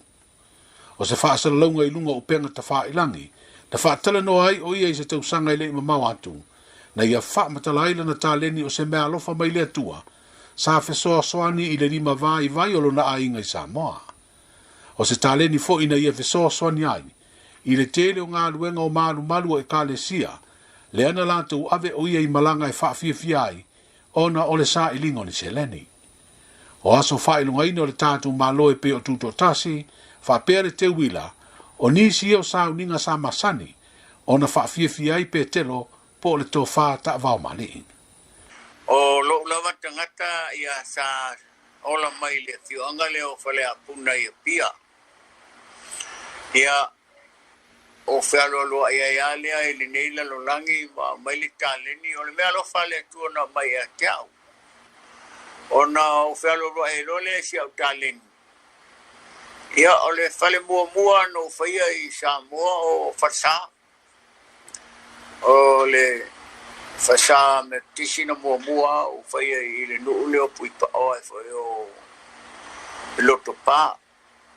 Ia so atua i ma le whasa loto me tisi fo ina o whaia o istua inga leo i upeli inga i sinamona. Ia aru atua e ai tua isi nu e eisa langi, aru atua e tua e thalalili le kalesi o pope. Ia saua i loto whanga. Ia o matatufu, ia maisi a foi nu mai sala fai, vai i nai i maunga. Tele malanga sau whiawe ia. Ia pe foi la na o aluatu au stadia i foi fale titalo ma moto le au whainga duenga. Ia ma whale mai, ma whale a onga. Ia ai mai sei association la iti foi nei pe o pesinisi la iti ia sa kai stene leo mai sala fai o ngalo au o moilangi ia au fai lo tu stene leo sila ene mato po kalamana le au fai pesinisi la iti ia maltele la voi o me te felo lo wai fa ngalo tangata e la au fa ngolongo al tato tunu ia ma abatua ia foi ma lengo sio no ia mai sio wainga ia ma le kalesia ia wa pe se auta leni nei o lo fe avia ia o le malu le tunu e o foi le botafono ia so lo so fuana to ina wa fai langi di so fua ia wa pe o le tangata e to e lo le vainga na ia mai le abatua ole taleni e tauna e silsila to ile fa nga ina lo taleni awa taleni le e sa famania ina ya ole tua o te do o ya le se pelo yang salai wa le fa pula tua tangata pe ole do nga salai e pelo ole le pe e pelo i de me la nga ke ele o lo telo tangata pelo la nga ke lo nga ma kwa manguia ya nga ke malo le kwa la ku sungu la ku le upo ko ya ke la pelo ya le fa sa o kwa me i du mo malo le o fa fonga ma le o silsila ya ma se foi le o fa to upo po le o fa to lo le no O se tele noanga le tō whata vau mali i pe telo aso mua a o soifua ma le tamaita i a luana nawa o le porkalame le Gems of the South Pacific i te tonu a Amerika. O se tamali i fo i sa iaila na au nanga mo le Radio Samoa. E tu malo ta vau mali i pe telo aso mua wa valus fultasi i tausanga lona soifua. O na fioanga o fale apuna o saulu o fata loto fanga ma ta tufu pautasi fale alili ma fale la tai. O wha maunga me le masina o te semo le tausanga lua o lua wha. I le wha ngai o i o tāno sanga o le siti seni New Zealand o tangata nu Samoa e anga waa. Wa wha ilo ai e le mtanga luenga mta ubutau loto i fale e le malo New Zealand, le Internal Affairs Department. E whaas furu iwa tāno sanga ua mai o na ilo ina ma ua talia. Ina ua wha maria ina umai ai e inga e anga waai, tu langa o le tangata nu o New Zealand. O wha ilo le sui ofisa sidi o pulenga o le mtanga luenga i se li poti le litio New Zealand. E se lau limas fulfata lo sanga na o atu. Talo na amata wha ngā ioi le siti seni New Zealand o tangata Samoa e anga waa. Ina ua pasia le tū la fono tau wha ofi. O le siti seni Samoa le tau sanga e awhi se lau varurua. O le se lau limas fulfa leo talo sanga. Wa ofi ai le fitus fultasi o talo sanga mai Samoa. O wha maumaunga o wha ilo ai e to fast fruiva ila tau. Ua ave nei ma tangata anu o New Zealand. To tasi i ar tangata na te enala na talo sanga. Ona elea nga waa e tusai o ai inga. Wa whaelo le sui ofisa sido na tanga luenga le loto i fale New Zealand, te maita i a Maria Robertson i lea lipoti. E sidia le lima se lau tangata na o atu i le officer komisina mawalunga o lea malo i Samoa. Ina ua te tala le aso luas furuono o November le tausanga wadu tunei. Le whaulwino talo sanga o le siti seni New Zealand mo tangata Samoa e anga waa. E tu sa mare tolu afe lima se lau tangata anu o le tātu utanu i la tau o lo so i fua mai pēr le teimi nei e anga waa. Mai le se teimi whaata pula e tu ina atua i a la tau tānu sanga. O lona winga e toi wha wau pe ato ea e ngā ruenga o le nei tau sanga fau. O le masina mua le nei o le tau sanga fau o wha i loa i tau o loa tau sua au ma pēni sini mo le tātu utanu o atoa. Leo o moli mawina wa yeisa si tanga lai titi. Mai tau sa iai o loa le masina mulmuli, o le tau sanga wa mai atu nei.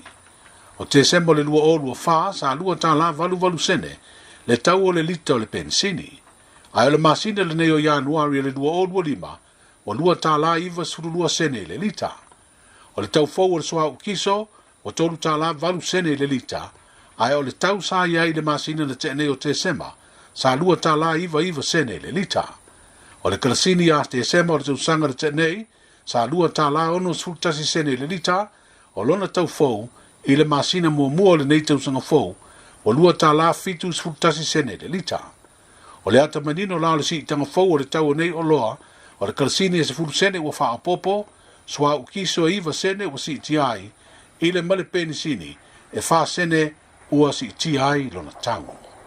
Ia o tala ia a mata o le tausanga fau lua o lua lima, tātou whiroa i le vai aso a sau, e toi ai umai ngā luenga le malo, ia ma wha au fu le tau tua pisi nisi tu maoti, mo seisi wha poponga e mole nei temi, soifua ia.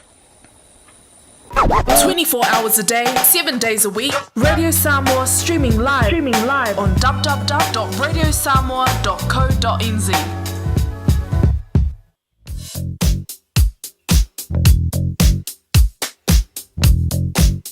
Nisi nei o vaenga o la tele le na ua whiololo le traffic i au nisi fo i wa amata ona mamafa le traffic I le taimi le nei. Airports Way Remuera le o maita watu eastbound lanes ua faisi whiololo I le taimi le nei i a maisa lava fo I le anga I atu le nai Market Road intersection. Anzac Avenue, Auckland Central, northbound traffic ua mamafa I le taimi le nei a maisa I le anga I atu le nai Custom Street intersection I le taimi le nei o le tai au o le southbound whiololo I le Silena wa yailanga yatu foi Beach Road. Union Street, Auckland Central Lava, westbound lanes o lo o mai tawatu taimile nei wa faifo isifio lolo le pisi o ilato. Karangahape Road, Crafton, eastbound and westbound traffic o lo o mai tawatu wa feo lolo le pisi le taimile nei. Mai se lava foi ilanga yatu lata atu I le intersection na e pe le vaingle na Pitt Street. Westfield Newmarket o lo o mai tawatu le taimile nei including Broadway, Faisifeo Lolo le pisi le taimi le nei o le tai au. Kirkwood Road I mangele fo'i southbound traffic o le na fo'i wa feo lolo le pisi. Ia ai whapena fo'i la ilanga I atu le so ta inga I lungo o tatou State Highway lua se fulu. Williamson Avenue, Greyland, westbound lanes o le na ua a feo lolo le pisi I le taimi le nei o le tai au. Nisi na o vainga masuinga o le na ua iai lunga o tatou wala te tele I le nei taimi o le tai au. Avita vale ia o e whaafonga mai lo sa ia ma e mafuta mai e fo ile malu le te alo Radio Samoa ina o se full fitu minute te ai le tu live alu.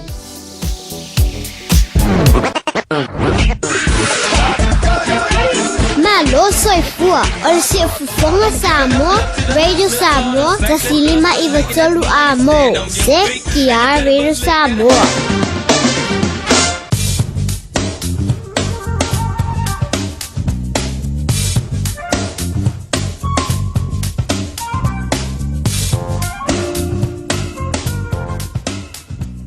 Se fulu fitu minute wa te ai le valu ia o se vaenga lea o le tala tau nei taimi o le tae au ia se ai atu I fafo le tatou whaamalama I tatou ofisa au tu I manukau au ki lani ia o lo awa mai fafo tatou whaamalama I le nei taimi o le tae au whapena fui le whailoa mai Element Services o le tala le nao le tau ia anga I le tatou awa uli o lo whailoa mai o le apa u nei ti munga whapea fui o le ama mafa e o ina papa faititili e anga I fo I le afiafi e whapena fo I le tala le tau mo le nei yaso o le mawalunga whamawina o le vevela le nei yaso tolu Januari lua o lua lima lua sful male lua le mawalunga le vevela le ao o iai degrees sful male lima le mawalalo asa taiao o winga fo I le nao le tatou tau ia o tau sanga fo le nei ia ai alo whailua mai lua sful male lua le mawalunga le vevela o le ao o iai a sfulu ma le lima fo'i a le malu I le afiafi. Se vaenga le na I le weekend whapena fo'i ma le asosa. Ia ina I teimi o le oso la vaaya I mata o le la a te le o le tato weekend. Ia o whailoa atu lunga tato Met Services po le penga ta whailangi o le whailoa mai le na o le tala le tau o le apa u ti munga le tato weekend. Ia o le ngoto le la I le afiafi I le toe kuata o I le iwa I le afiafi ana nei. Ia o le tala le tau le nā, o le nei taimi o le tae au, sosoani ai, o ahu polo kalame o lo whaatau nuina I le nei aso. Aloha, we're the Katinas, and you're listening to Radio Samoa on 1593 AM.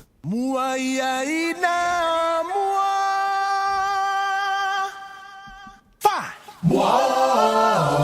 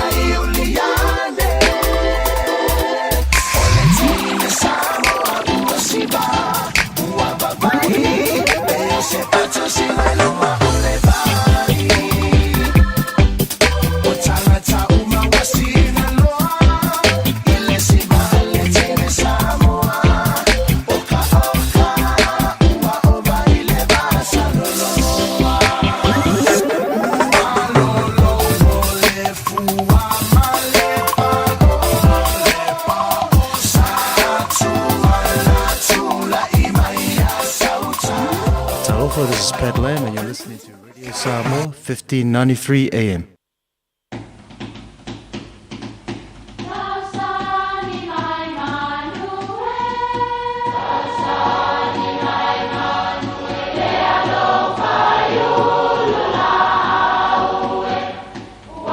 E o whanga manu i ululu o la au, awa e whawhanga I funga o la au. A o le tangata e whawhanga I upu matala.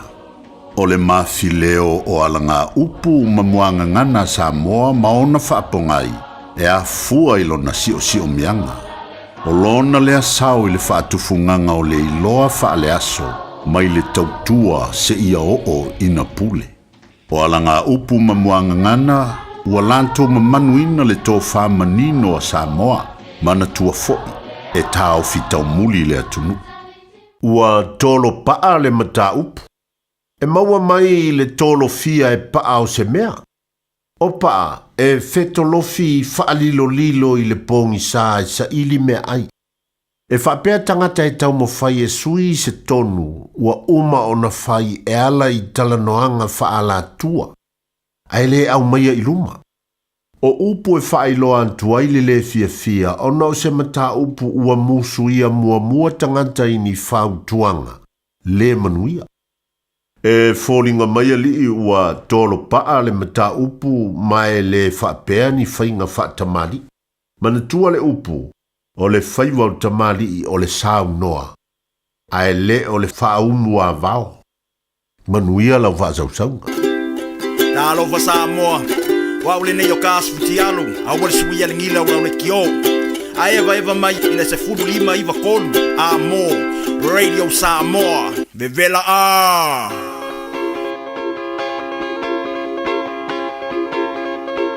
Música malie awe fefe. Mana ya sivae. Música malie awe fefe. Se mayona chaine. Usumai la pese malie. Ayata mai mai siva mai fata mati mausoso. Le mai lua awale pao. Imiti fala lolo awala eteita falila pera meio seta mama in Mexico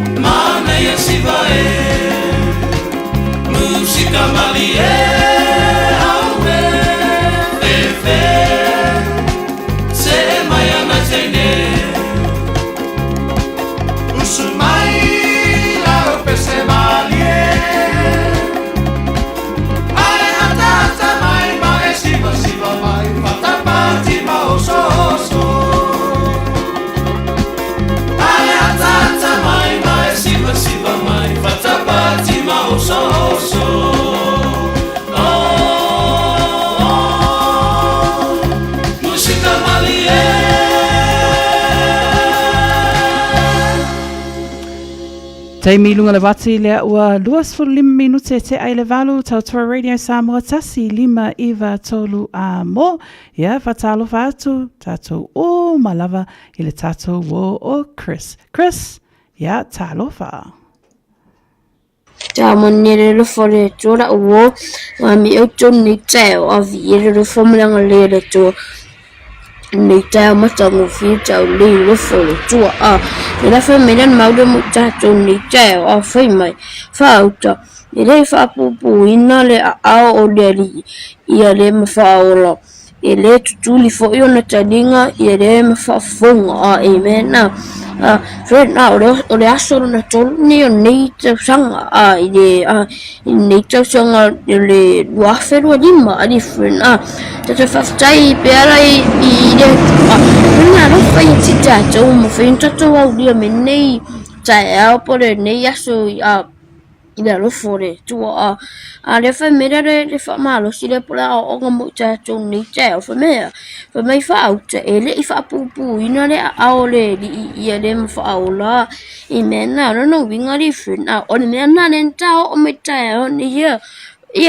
no winga e le fa pupu ina le a o le no winga na la ve ina le tu ta to wo li fina famiglia fa mai me le fa pupu ina le a o le di fa mai ia le fa o la no ingi tato i do ali fu o le e tu tato yo na a o di fu fa mai ia le ma fa o la di fu friend le fa mai le Venga muli tato ma fai mai e le tutuli foi on talinga ia le ma fa fonga fa me e le tutuli foi on talinga ia le ma fa fonga fa me o tato man o ngai e te fai e tua e fai la vere tua fa me le tutuli ona e le tutuli on talinga ia le ma fa fonga di friend tato wo le aso nei tato mautino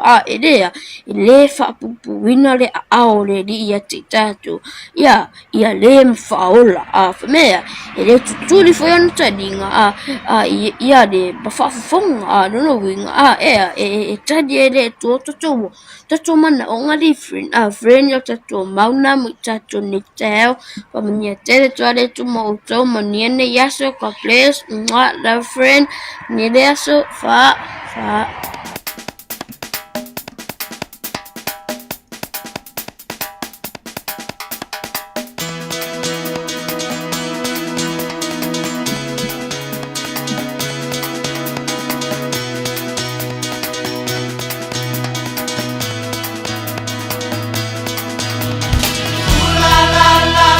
Ooh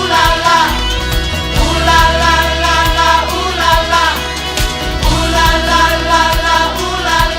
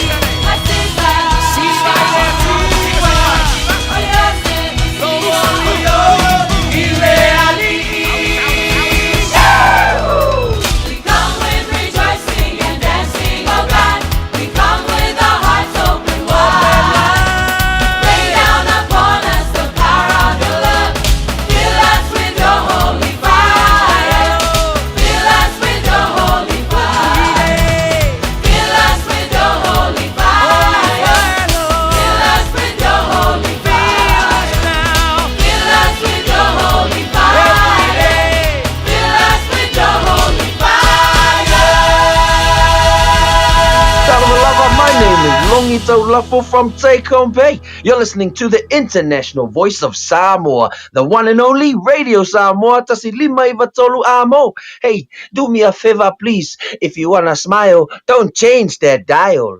Tala whanawao tia roa, ua te tala na neile o unanga e veni, mo whaataunga i Aukilani, New Zealand. Numero tasi John Coulter Drive, i le Auckland Airport Shopping Centre. Tau whatawhatonu lava le White House ma le Countdown. Lau whale o fulau iloa le e veni, Auckland Airport Shopping Centre.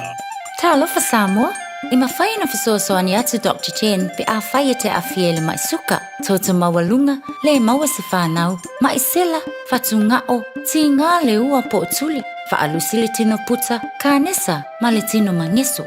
Maua fo i le kulini fulunifo mō nifo ti ngā, ma toi whaafilesi ai lau mānawa. Tele nisi o loa e whasoasoani i lo soifua maloloina. A fio ane loa eva ai Dr. Chen, i le tuatusi lua ono Great South Road, Orahuhu. Telefoni lua fitu ono tolu tolu fitu fitu, extension numero lua. O le R-Dash Travel, o le company numero tasi le taungo fio pasese mo fe malanga inga i Samoa, whapea le malanga bai i Samoa i New Zealand Day. A whea de loa i le ofisa o le R-Dash Travel, tasi valu lima Great South Road i Marurua. Pe vili mai i le telefoni tolu iwa lua o wha o o. Tolu iwa lua o wha o o mo le R-Dash Travel. Talofa, we're the Katinas, and you're listening to Radio Samoa on 1593 AM.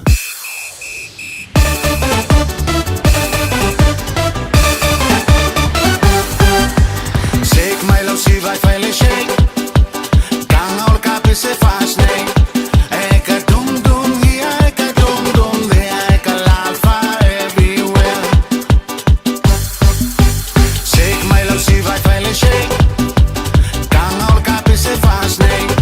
Eka dum dum here, eka dum dum there, eka lalfa.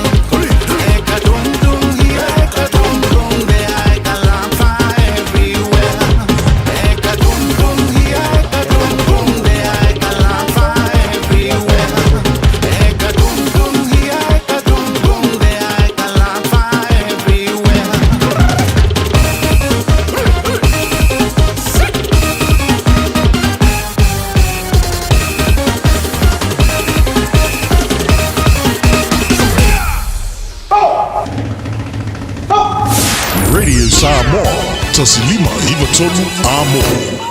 Taimi lunga lawati lea ua toi luas fultasi minute o na tālea o le iwa. Tautua Radio Samoa tasi lima iwa tolu a mo. Fia whailoa atu I lunga tatu polo kalame.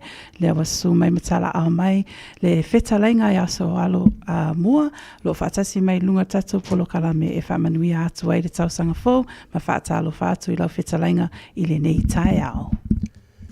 Se fo manuia niu. Mai aneu tau langi. Ai ke kere koe o mio suafa ke o mapewa sa lo vevo ses. Kore ko funga mo kau kai ia. Ba uia kau sanga fou. Ia a whero ai fo ile. Whare kua ia tasa. E lo ka fefe pe kong fo kala ngā tasa. Ia. Ba uia kau sanga fou tasa nei tai au. Ia ve fo I male. Fonga anga le. Pure wha konga airo. Ilo ma tenkin pua male pule ngal mai Samoa. Wha whero iaku. Wha manguia kau sanga fo ka kongu wha fonga mai. Malo ya o lo le usu karo fa e wo le ma fu kom ko wa ngo fa ngi me malo le tas Malo lava fo ile soifua malalangi mama I lau tō whaile nei tai au I whaftai lea tua o tātou tau whai au lia tātou patipati ale anga le leo lea tua ile nei fo I asfarai le mō mōl nei tau sanga fo o tātou iai Malo lava le soifua lau lei fia lava fo ile mai tau atu se ua fio mai lau a fionga ile nei tai au mo o tātou ma futa whaatasi ia ile tātou ala leo whaasala lau le nei tai au ia ai tātou mse o tātou tala noa fo ia malo longo puia li fo se tato tu ua la vai ngala le ia la fi fa longo mai foi ma fi I lo mai pe na fa pe I mai foi ia o a foi ni tala mai se tato wa tu I Samoa a o ele I fai malanga mai foi ia tu sai foi o fai nga malo longa le nei time o le vai kaunga I Samoa tasa mangi ma fa ngala ko ele po se dilo o vai kai mi o reunion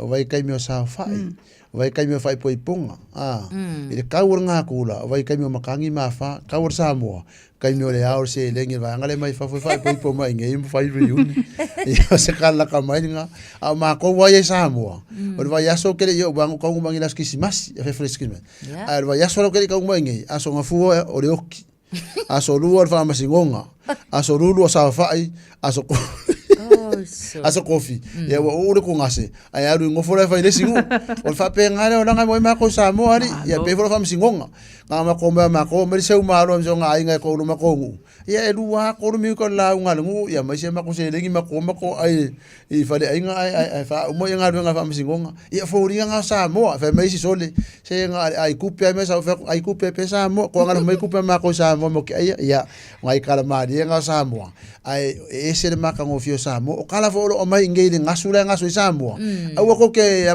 uma ke lo kala mai news ai ma nga ya kala ngofio Samoa me nga ma o Samoa ko ke ko ai ole kala pu nga ele yo mai ta sema ma ni ku so le fa fe si ngi ka fa pe ka po fe so mai ali ma kala le ya o ai kala nga ngi ka ya ma ka itas malo fa aftai ala se tulanga mai na yelta to ma fo I maka mana ya tato fa ato anga e tele tu wa fo se tato watu no por kala fia e mano e ka me paloro ya ke topa o pa u kim wa pe skala fa ngo ma ya yung yang ya se te ma le se kimu yang ala ingale fa fa se ma manga ele fa ko se ki pula le ma ko wa ne fa ku sifo sa vai ale ku le sa ele sili ma kai vai mana ko ia ole with son le ia e mau ku ala ko ma ko la a o kai me le tries ia fa pe ngale ia le men ku ku kamari ta sema mangi ia ngai ku kameru ma singa ma harvest ai o foi la fa fe kai ngai sai ngala fa la ko so ma ke ki Samoa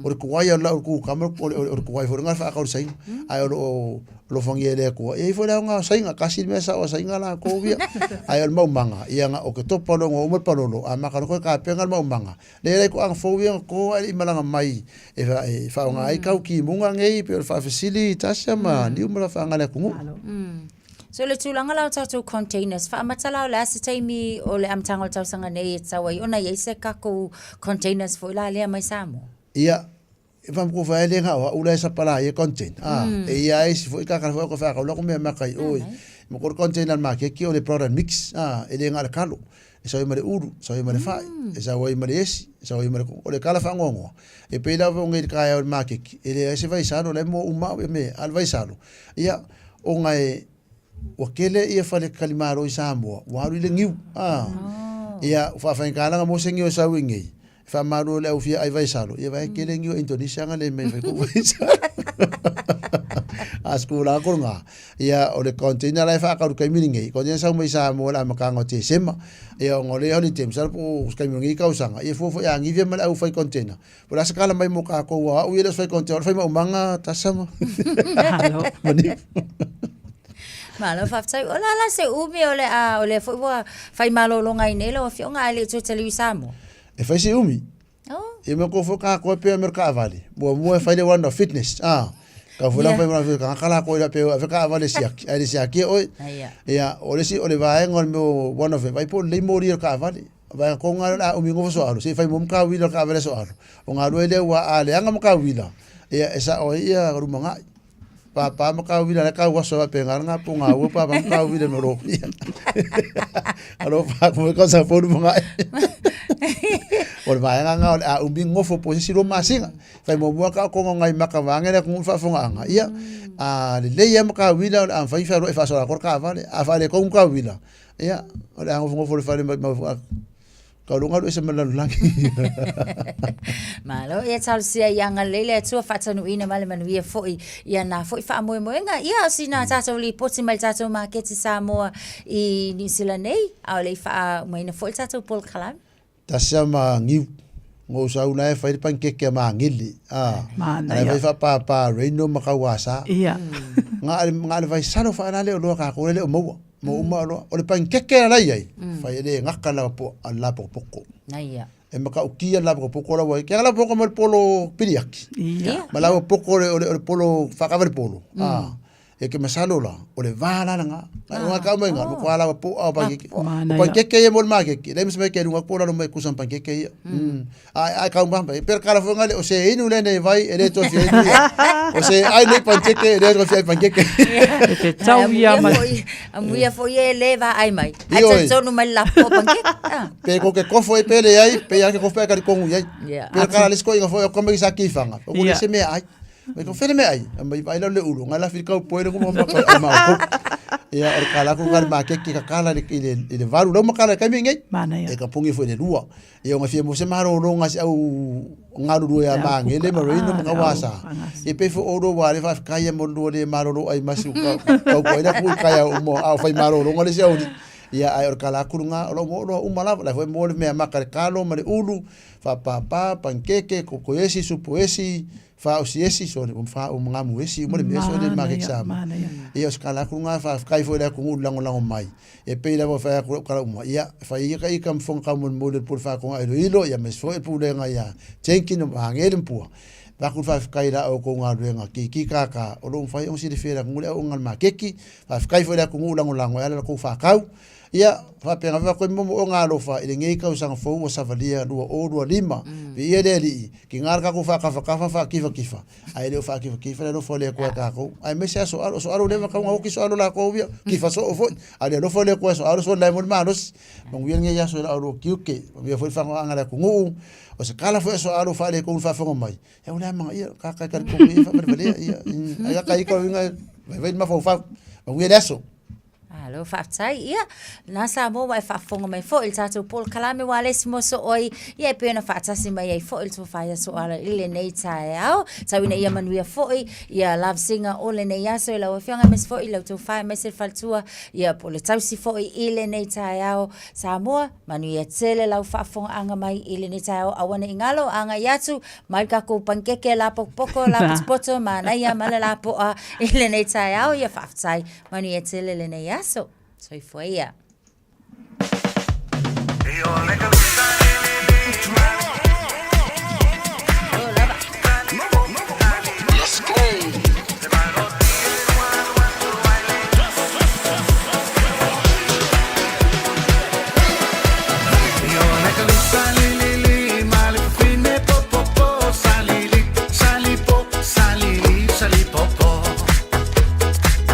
Malo si igual what to baile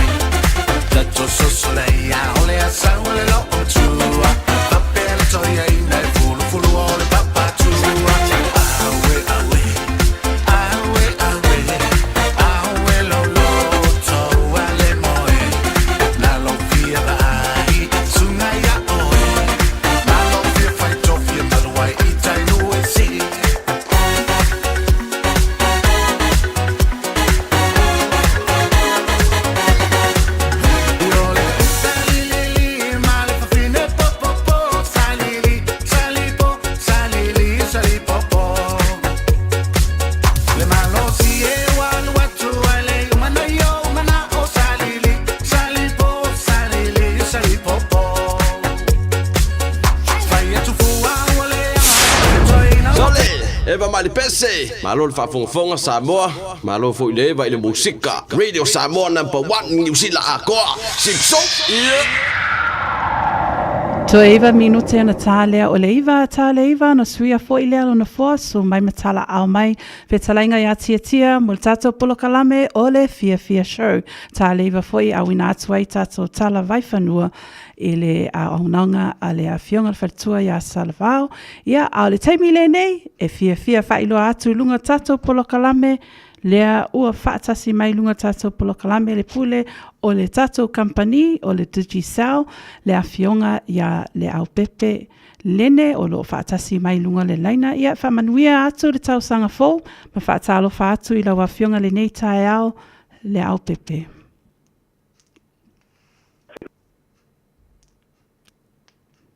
Talofa.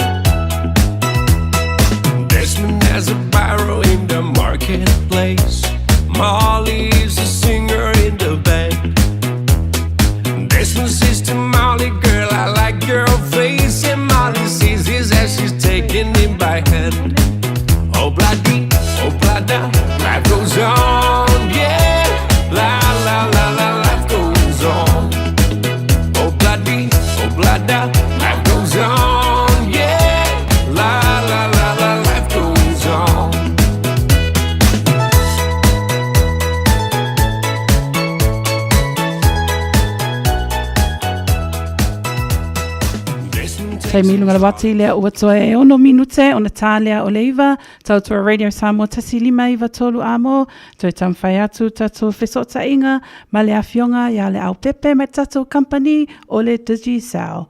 Pamanui atu tau sangafou, whatalo whatu i lau awhionga.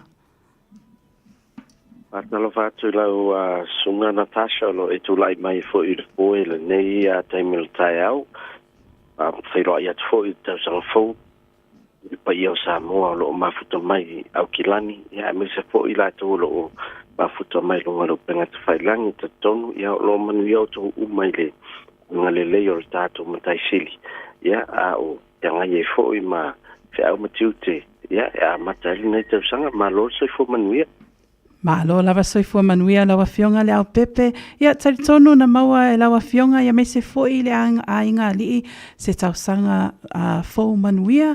Tari tonu neiva i tausanga o lo o whiangai to tele ma a siasi atu foi atu nui fafo e me se foi. Ia ta whaonga foi neiva i le tausanga a e tari tonu o lo manuia mea umai lawa fionga. Ia e iau na tau foi le anga le leo le tu foi il savalingo o tausanga o mvai atu ia lo fapena fo ile o dia fo ile tausanga fo ia o mafuta fo mai ngai nei Samoa ia o le memo ia o tupu Natasha ia o tau le fio atu mato o malanga na mato o mai ia ai inga ta fo ia tu langa ia onga ma tiutem faiva lo ngalue ia o le ala tam fai e to foi atu ia ai wa mana ia la foi sina ta fai nei Samoa ia ai tūlanga fo I mafuta mainga. Ia ma le vai fo I se tātou atunu uli tō telo I lātou na malanga mai fafu. E o mai fo I a tātou atunu. Ia e le o toi pose li lo tūlanga o te le fo I o le au ngā. Ia o I lātou lo malanga mai fafu.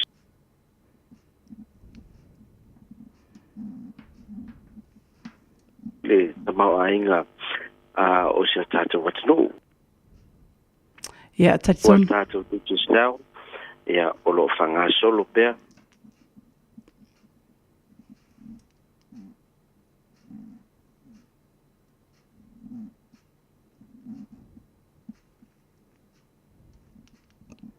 Le au pepe, ia mai tau atu o lo o maua mai fisota ingai o Samoa po le mea nā o tau whaale tonu ai leina le nei tai au ai le a whaina ia tatou company le au aunanga le nā le a fionga ia le au pepe mai le tatou company o le Digi South e toi tamwhai atu le au pepe. Lau a fionga le au pepe.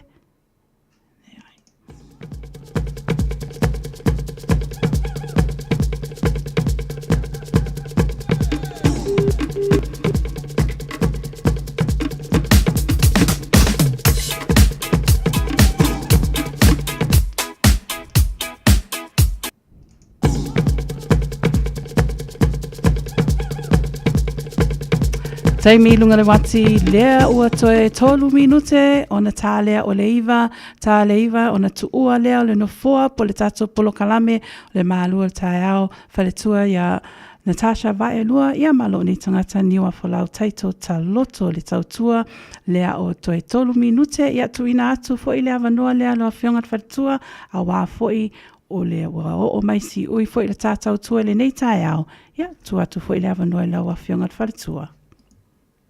Whaftai atu I le nei fo I tai au I le ono sai fo I a te o le uso I le whaatau tai fo I o le tanga luenga Samoa.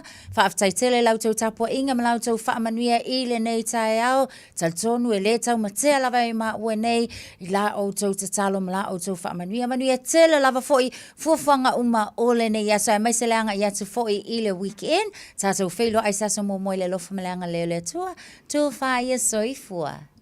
Samoa lau tunu pele le nā manuia nei aso Natasha ma le ainga alii ia Samoa lau tunu pele o le tautua le nā le mālua le tae ao mo le nei fo I aso toi whailua I tātou I le alofa ma le anga leo le atua I le vai aso o I luma ia a o le nei taimi manuia lava singa o le nei aso whareile manuia le weekend ai meise fo I le alo atu le aso sāpati I le alofa ma le anga leo le atua alofa te le atu mo le nei taimi soifua ma ia manuia.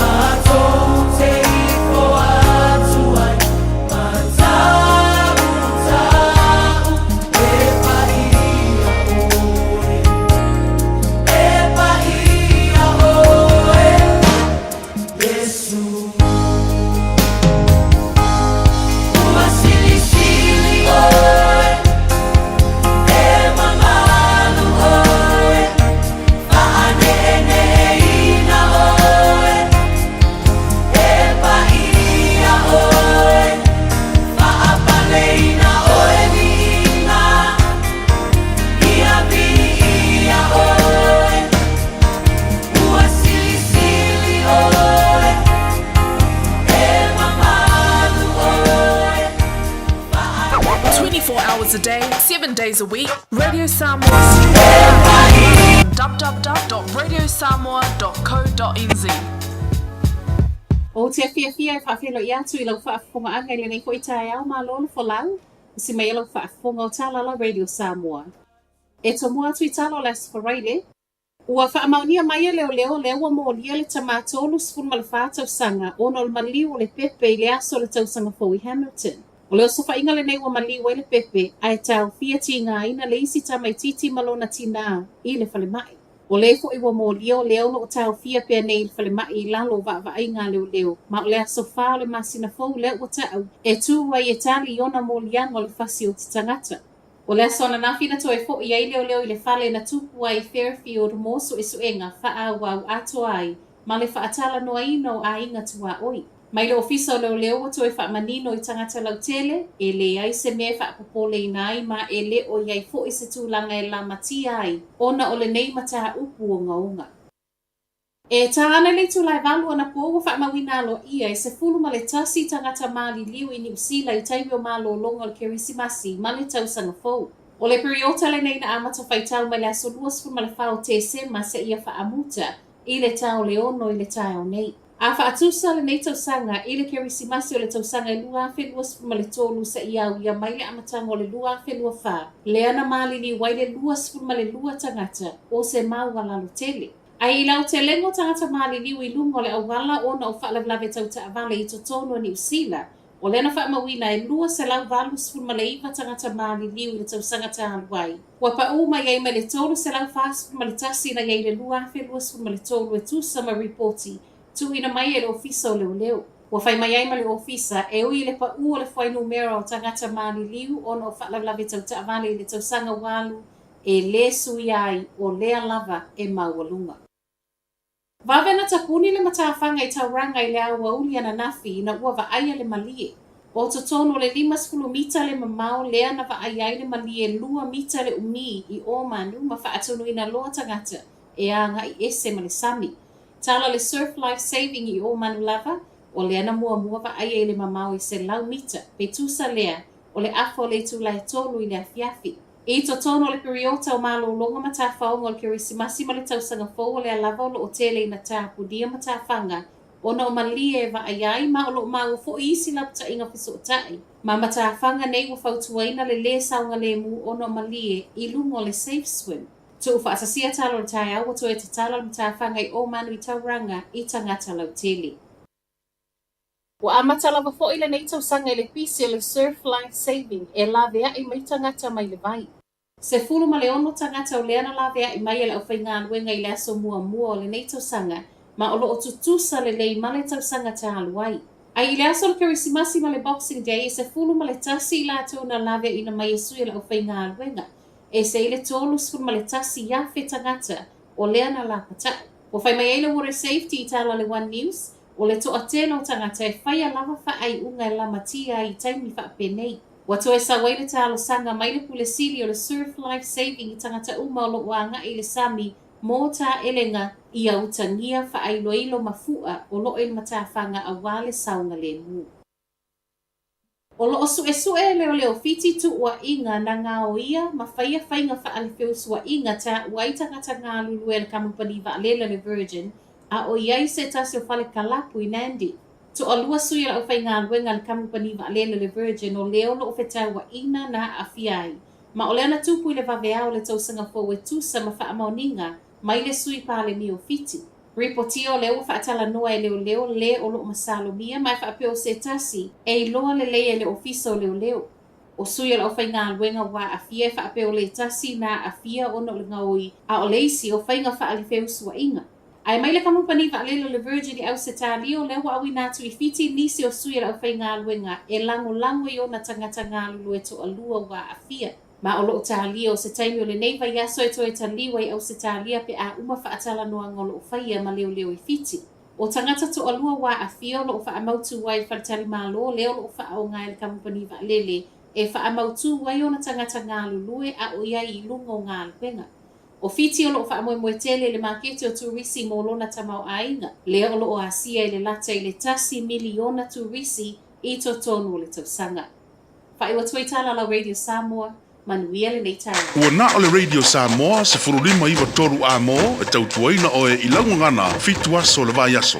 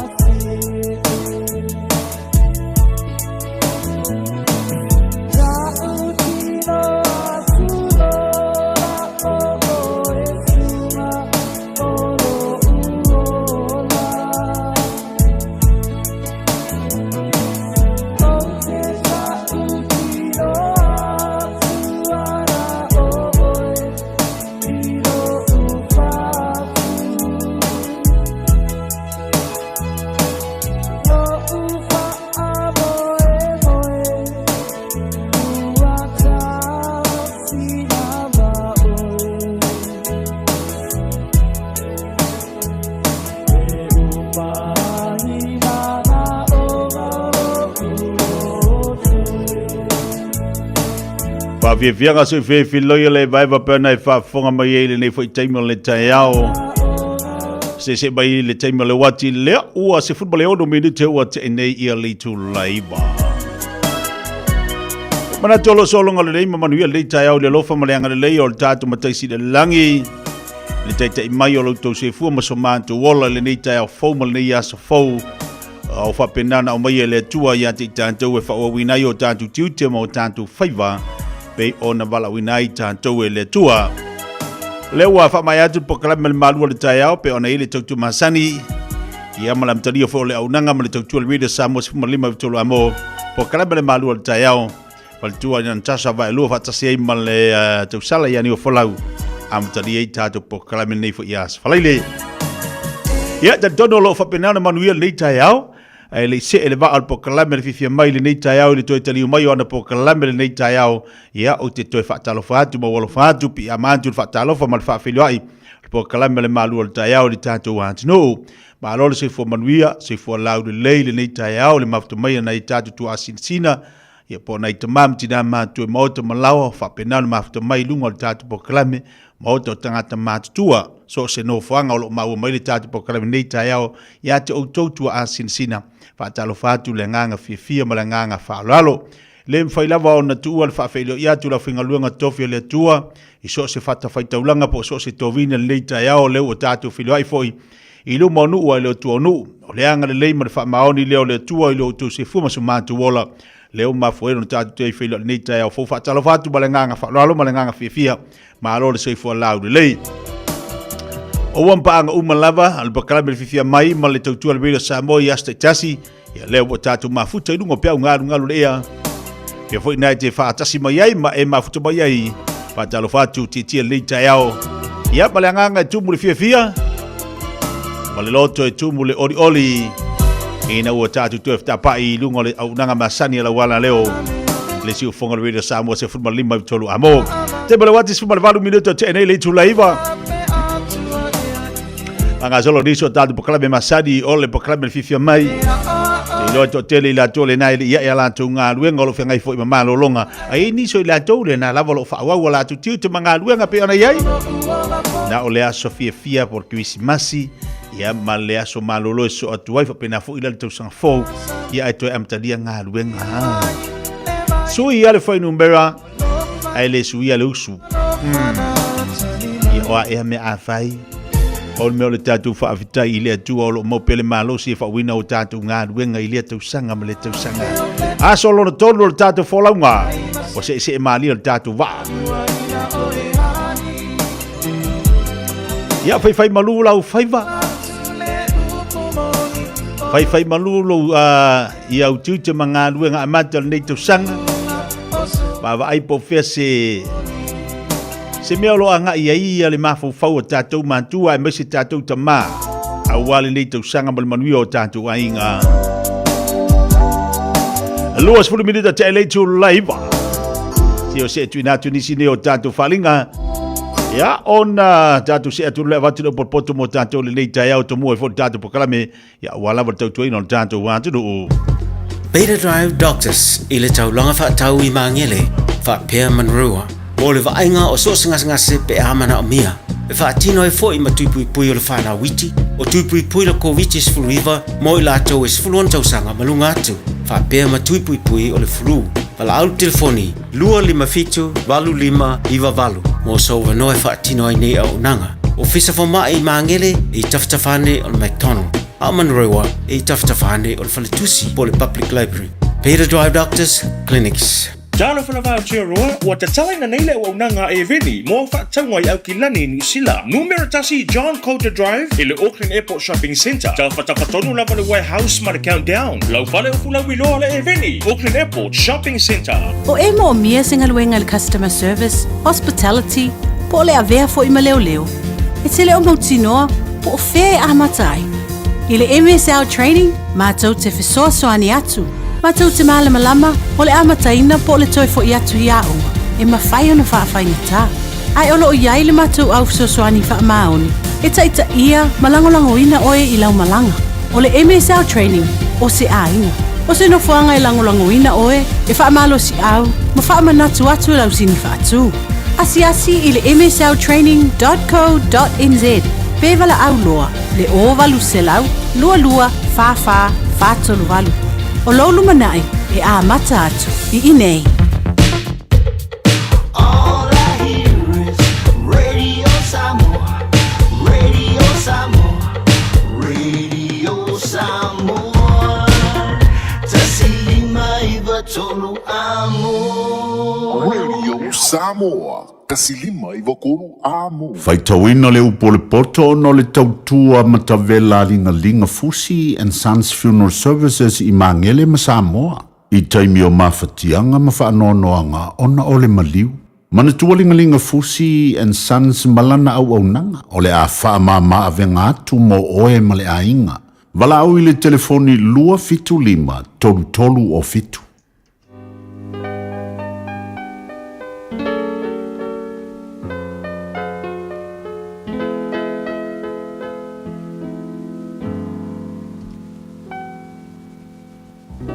O le whaitawina o le upo le poto le nei tae au.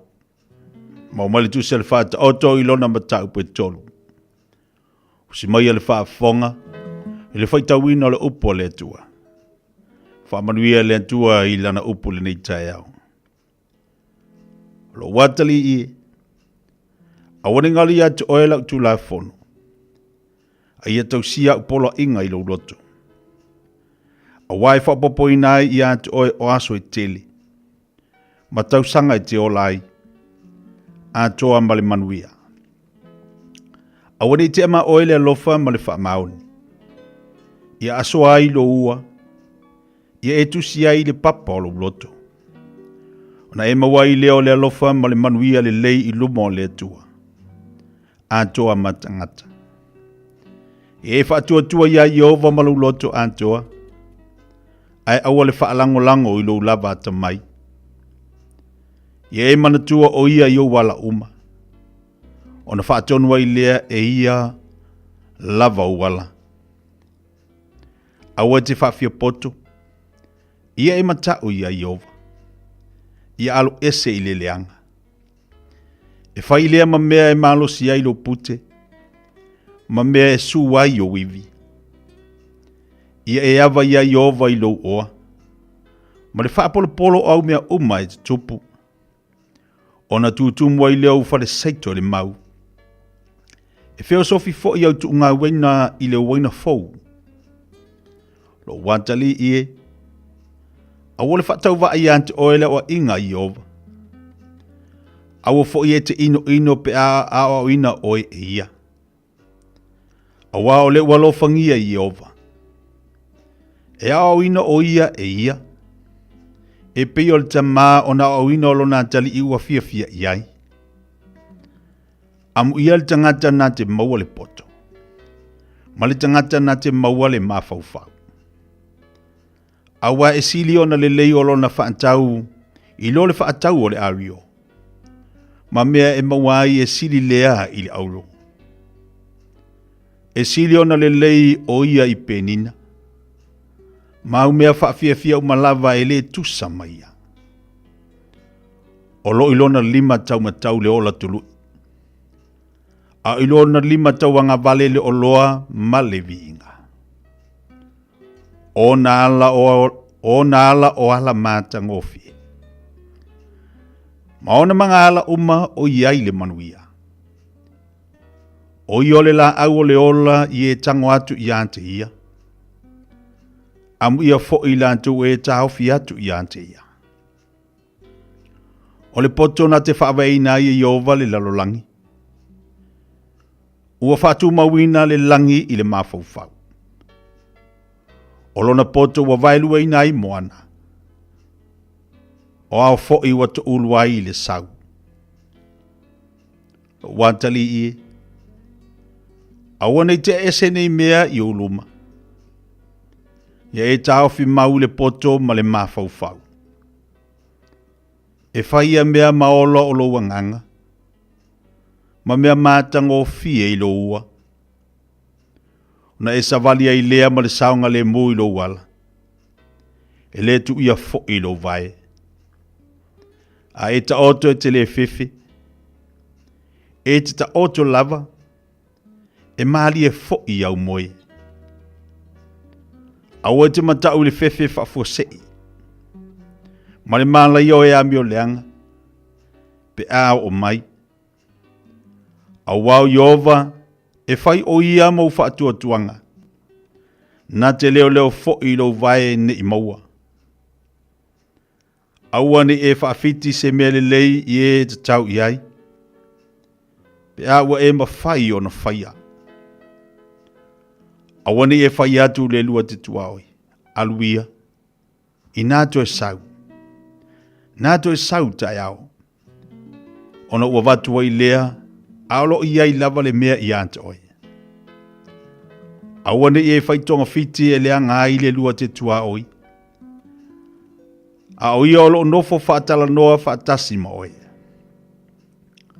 Awane i e whina ufua ma se tasi tangata. A whaiwa nā le whaia se mea leanga i anta oi. Awa e te mataua i le tangata whaasaua. Awa foi te filifili se tasi o nala. Awai ino sia Yehova tangata anga pio pio. Ai whiwhaua wai o ia mai sa o alato wamio. O le whetu o Yehova o lo i le whale o le amio leanga.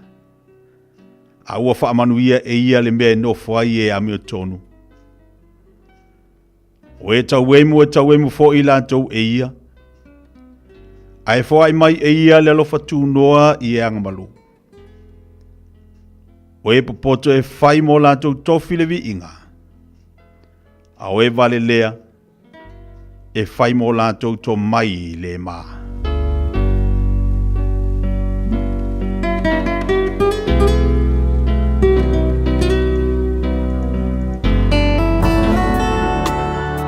Ua awina atu le upu o le poto i le nei aso o no le langolango mai a linga Fusi and Sons Funeral Services. Ua mawhai o na tu whatasia o au nanga tala whea ngai i ni tau ngofia tele. E fso soni atu ai, a o whea ngai oe ma le popole ma le wheme mea.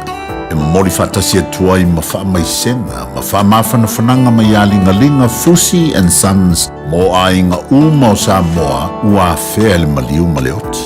Malau mai loa ia lingalinga Philip Fusi lingalinga. To ia whaapo lingalinga, to ngia si ulavea, pesusu mai i le luas fulvalu Canning Crescent i Mangele.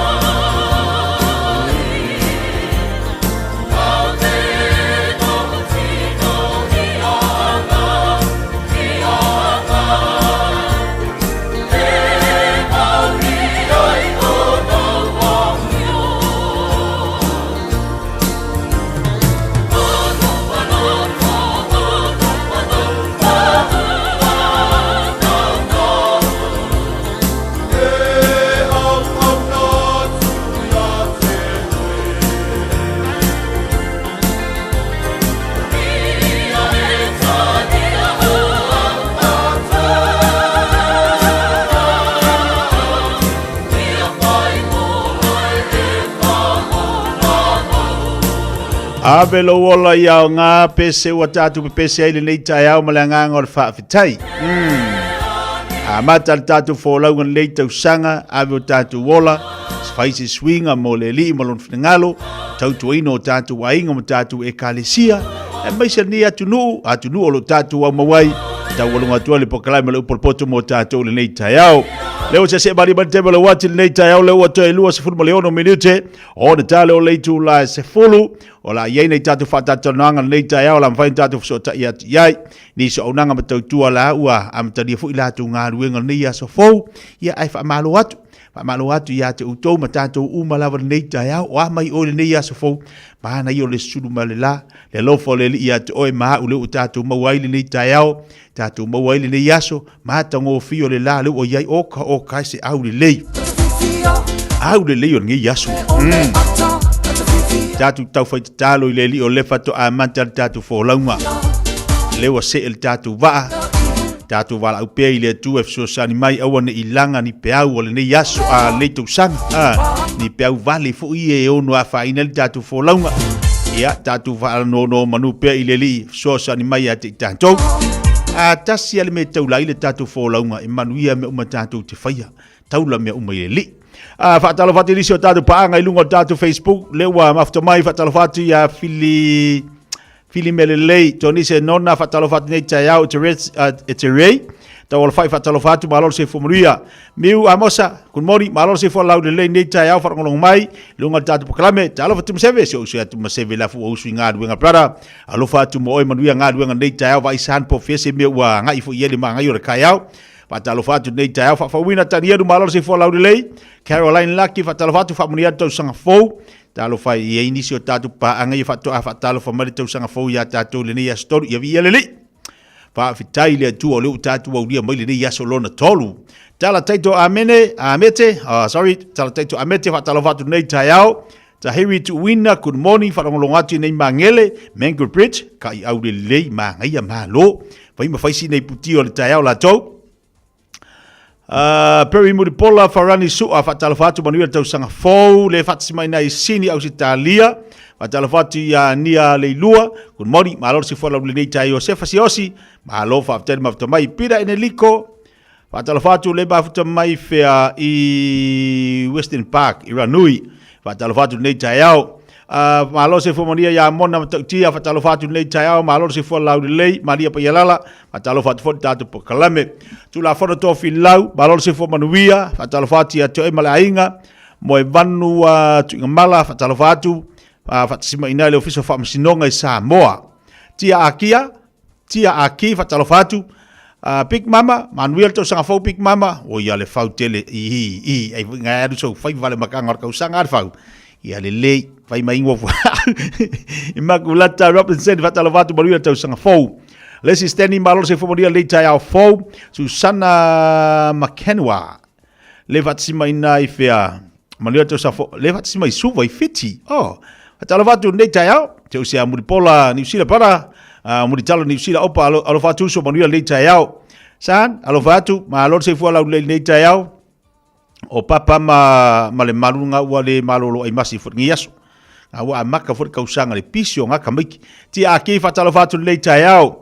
Whatalo whate andesi sale, le watsima ina i Perth, Australia, tile yone, malolo se fomoria le watsima ina i Papa Toe. To te le lawa niso tātou reu watsima i runga tātou po kalame, awane ngali atu e share tātou po kalame, e vai vanga, whale fifia mai ngā le eva, ma le musika, ma le aka kako karie uma. Leo le whatu amata tau sanga ungi wha ma whangi. Se meilo mafau po le ase koul, nei te mafau ungi wha ma whai atu, oi, hei se mo mafau ilo mafau, ia ua le whaamamafa, le whatu amata le tausanga. Whatalo whatu riso tātou paanga i lunga tātou YouTube le tai au la whaele whenika, manuia le tausanga fau, whatalo whatu le tai au ia te oe, mei taupo, o taupo, Brisbane au se talia, Toisen Kaka, whatasi mai me le pone au se talia, siku lei olo, manuia le tausanga fau, Winnie Savelio whatalo whatu le tai au, malolo si fumoria, Alisana le pua, malo whaftai mafta mai, maka tapu vai whatalo whatu nei tai au, malolo se fumoria whamonia tau sanga fōi nei New Lean, Choa Methods, whatalo whatu nei tai au, ia le whatasi mai nei nusua tia i sa whata i sa moa. lei malo faftai malo se fomoria nei tai au foto telo tatu ai ngale vai mai nunga tatu pokalame faftai fafatuainu kep patalo fatu famoria tu tau sanga fau lau sunga kapteni vai ser faltua mano falo lino le malo lo ai masi alo alingo kasi dia kanga ka vevesi kilisi masi a vevesi anga yenga ruenga nga sa o yo tina tuli ai alu finga ruenga Kiliona Collins, Kiliona, o mai o malai ngai tau. Darola ta mai, patalo fat fo le tau fo. Ia palo se fo manu ia me fo malai ngalo fat si bainu tatu tau tua. Ngai mai ni so tatu fa fie fianga bol tatu wa tinu. Ta moto mafu mau inantu. Manu ia tau sang fo ia to malai nga. Lai fat si mai tono tatu wa tinu Samoa. Doi luas 10 minit aja leo late to last follow. Wa vi venga be an set fane mo e.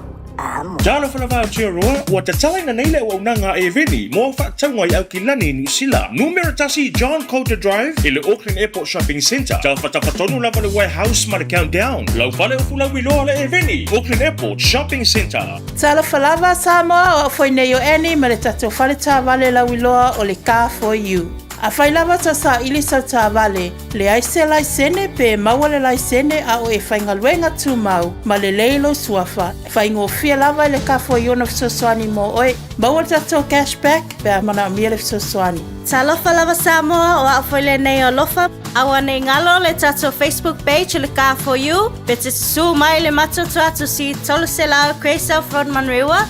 Pe faso tai mai le mato telefoni. Ova te lao lolo a fitu whaiva na walu pa fisili mo en po alofa. So faso i fua. Talofa, o a ua mele, le tinao ana ma John. O se vai aso pisi le nei vai aso. O lo o a fia John i le fulu. Ai o lo o maua ana i le tino mangeso. O lea whatoa o fo i mai le whale talavai. Masa maua i le fsosoani mo nei whaafita auli. O whamatalanga tā ua. E pei o manu anga i titi. E iai ma o sia o le tino. Ma fesili e winga i vai la au. E iai fo i le no fuanga mo tala noanga taito tasi. Pe amana o mia. O le whale talavai fo i. E ma whai no la tautu uina mai vai la au. Mo isi ngase ngase. Ma whaatino e matui pui pui. O lunga o le healthpoint.co.nz. E te maua i whamtalanga o le whale talavai. I le tau pitonu. Hey, hey! So es fulu 5 minuta de tale o le tu las follow fatasi mai una ngam tua al tato fata valor ka fa yo lewa fatasi mai ia en o le una ngam sani mo tanto fa ngol vaya so talo fa en malo se fomoni en lita ya fo se fomani ala fionga tia ia fa pel fa fonfonga anga Samoa atua o alalam papa au so se tu o New Zealand nei ia fa pel so se tafole nei ke lope ia o le au nanga masani la vale ka for you e fa faingo fie ma soani mo le apalai no ta vale mo ainga ia a faio fa faingata ia ma faio no mato soani mo oe tu sa pele ai se lai sene ia ma fai mato ona failau apalai fa ngai fo ilo fa ngale lai sene mai se isia tunu overseas license, learner license, ia maso se tu inga license pa level mea ia whainga luenga tu mau. Ia whaingo fiala ia lea ona mato tu soane whaialau apalai. E ma whai ona mato a whapea e te susu mai la mato lotoa. Ia ai le o ato atoa lo fia ile ta avale o lo e mana o ai ia ma whai ona mato customizinga le tu inga ta avale o lo e mana o ai ia ma whai ona mato whai ale apalai ia ona oka leo lau ta avale pe a whape te finangalo iai. Ana ia, o ani si vai nga tau ona whaile mo tātou ia nga ia tu en. Ia po ni mea whi tāpena le leia tu lava ina ia awane i toi fo i tangata na wa leu amata le tausanga. Ia me se mātu ia mamau e tau ona tāpena umatu ni vai nga tau na mana mea pare le tāwale en. Tāo le la fionga. Ia, a whape fia whailau apalai ia e ma whai mātou a whape mamau I lalo South Island ia po e mamau mai nei Manurewa malamato lotoa ia le no fuanga te alalai ia e mawhai ona matou whaia online au apalai ia na o details lava ia o le tolu peisilipi mai launga luenga o lo o iai ia malaulai sene avita avale ia mal bank statement mawhai lava ona matou whaia ona o le taimi nei ia ua tele lava ona le toe whaonga ina ia le au mai o bank statement le whaonga au mai pepa. Ia o matou whaonga ina le online, le link, ia e mwhai ona matou send aku, ia ona whaingo fiele ona au mai lau tolu masina bank statement, ia ai afa pe ele ai se lai sene avita avale, ia e mwhai ona matou whaonga lau overseas passport, ia polau passport New Zealand o iai. Malo fa tai, o la ta telefoni ma ta tu si fa mole. Yo lo mato tu atusi ya o le tolu se la Greater Roman meua ya pe fa tai mai foi lo mato numero telefoni o va se la lu fitu ya fa silimo en ya e fa ingofia ona Fatala noa lau apalai le ngana fa Samoa ia a fai fo te ia inisio au pa anga o lo sa iliani sa avale me fai fo na e refer mai ia mato ia e mau fo le refer Alo fa Ia, wa mai tau. Ia.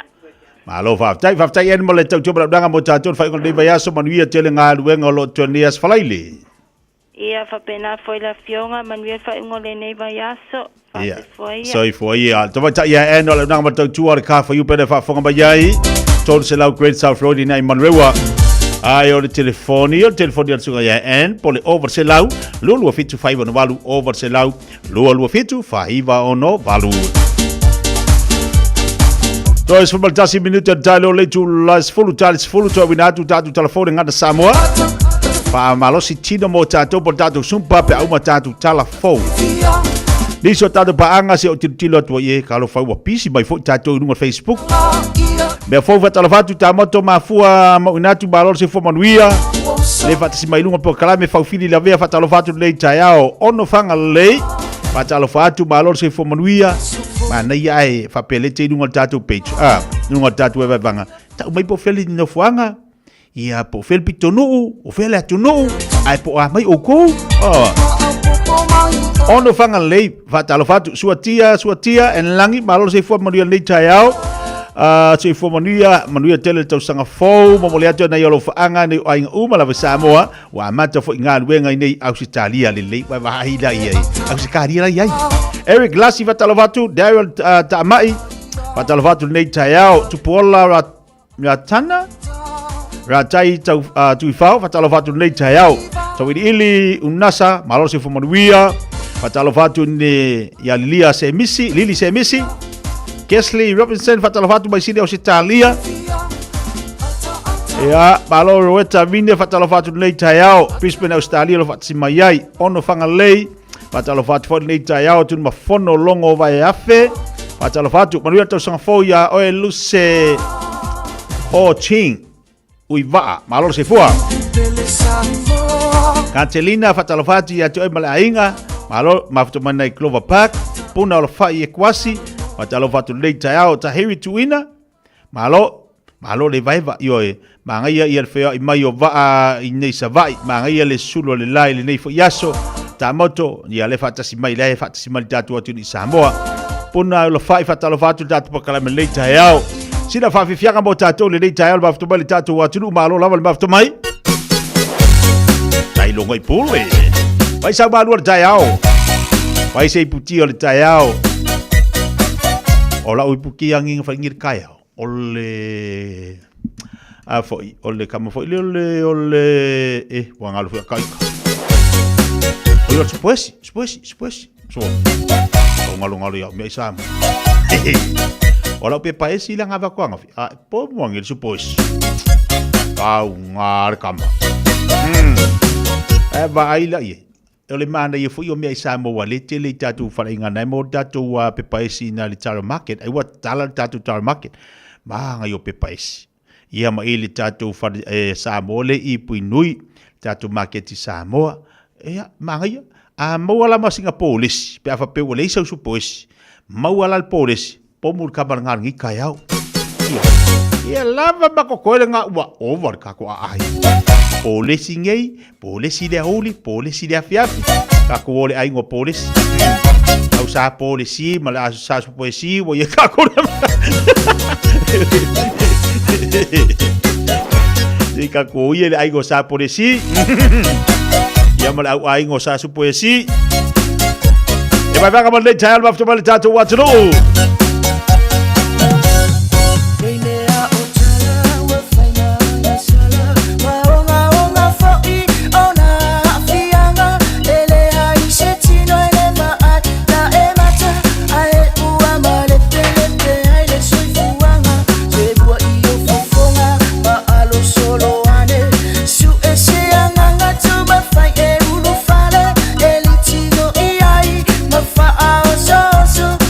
I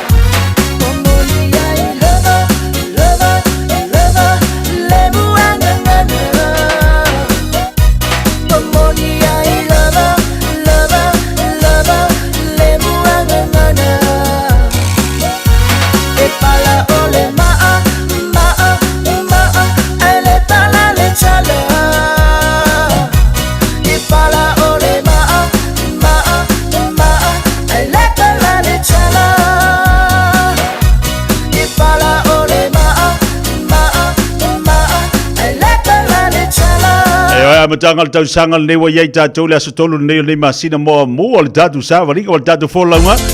Taibale watu toi tolu minute talo le tu last follow. Ia Katelina Talimalia ai sa mo wala markoko sa mo wale nga. Nai sali fatalo watu nei tai abalo se folau le lei fatalo watu ya Marietta si Lau Yosefo. Pata si mai nei Alaska.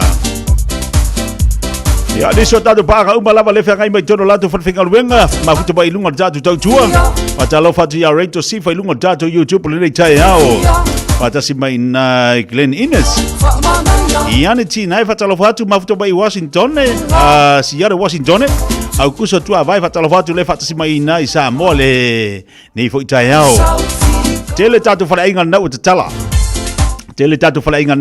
nei tai ao Tuna moli alo fatu mafuta maile ni tai ao inai mangele.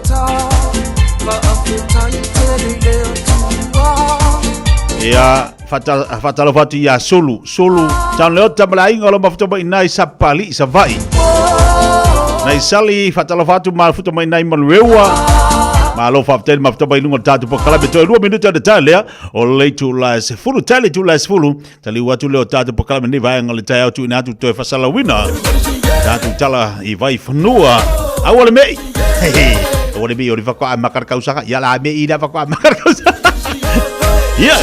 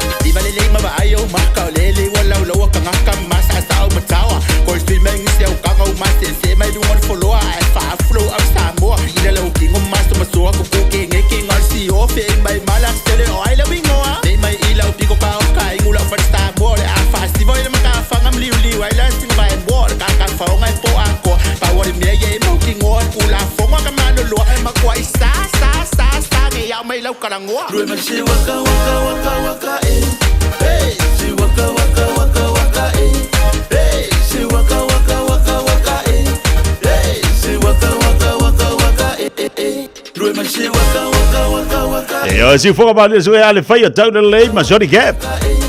Awole me. E fa ko makar kausa. Ole me fai fari le kausa gali. Me mali ale fa pe ku kuangi mo. Me ki fasido wala me.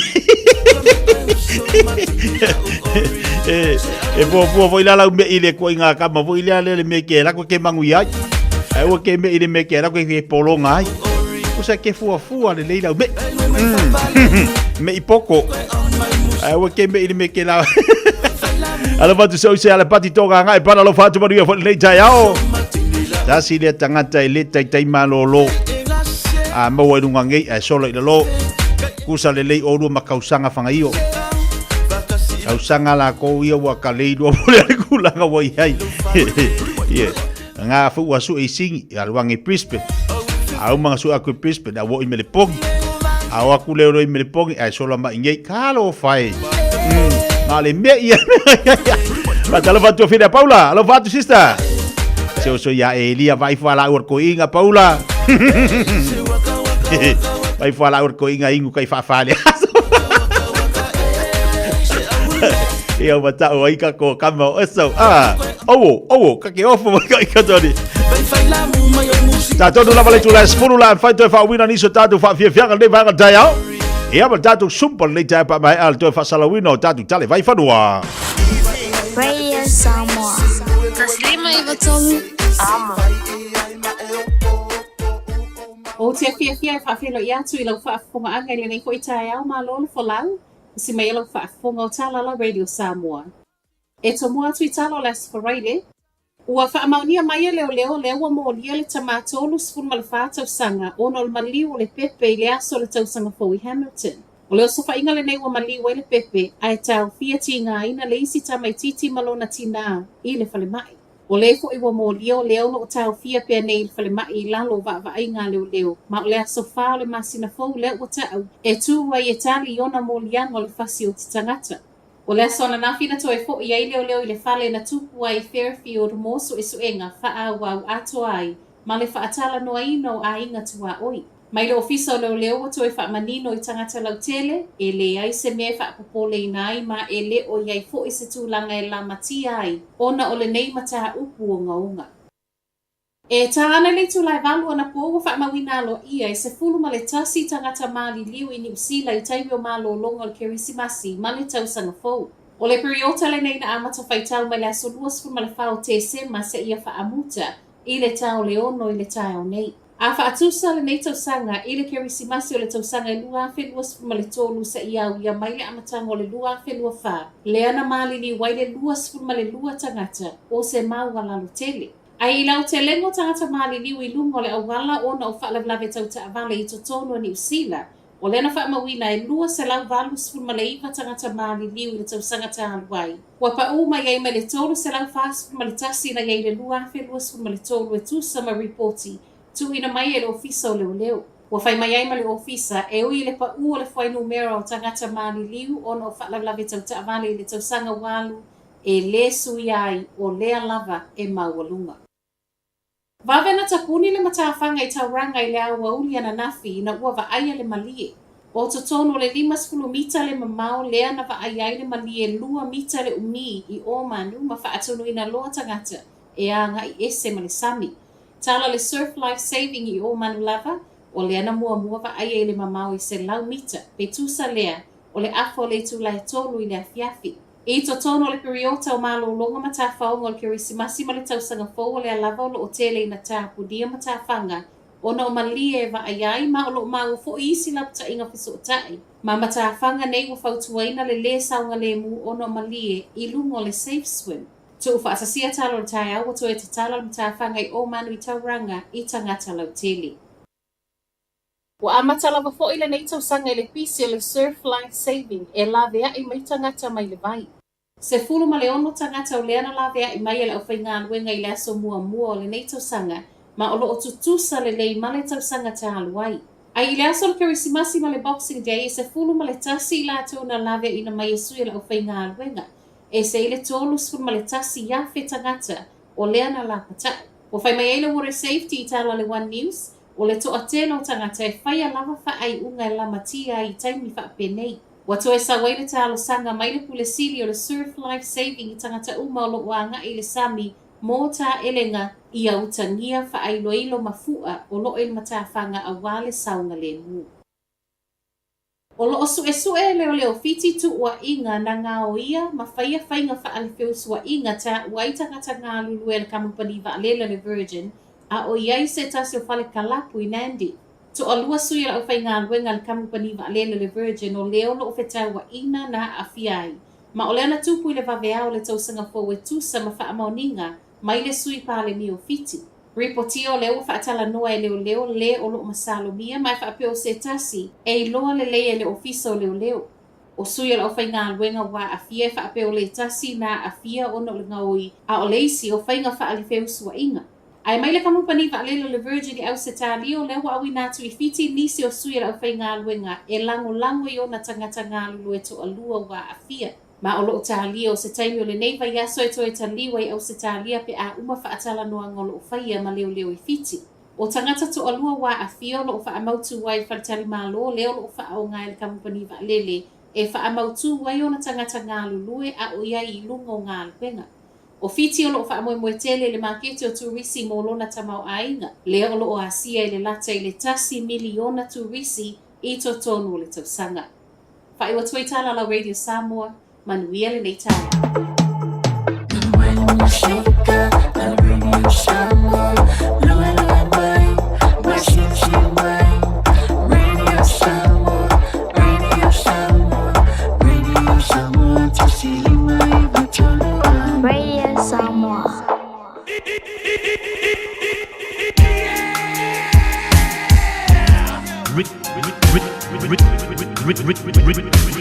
Remix. I gotta stay till I die. I gotta stay till I die.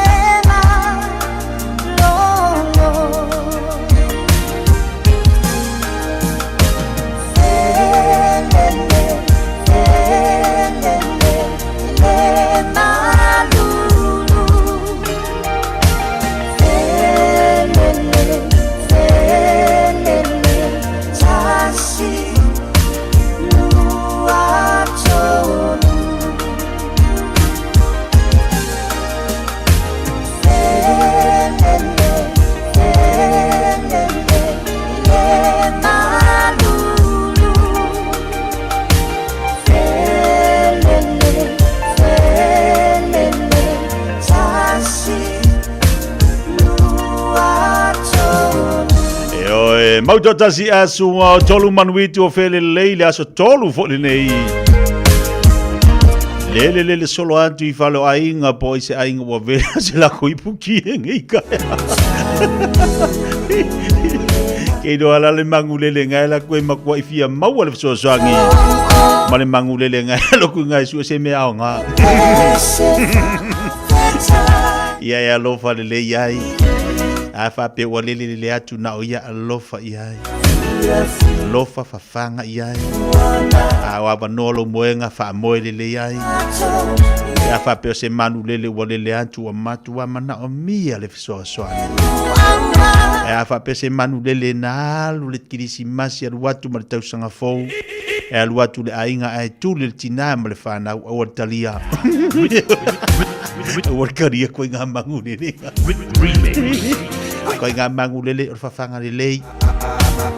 A fa pe nga mo aku lang kanga pe lava fa iai sawe ai. Ko fa singo lole iai to e alu le to fale malau kanga pe lava. Ai wa fa moer ko fale.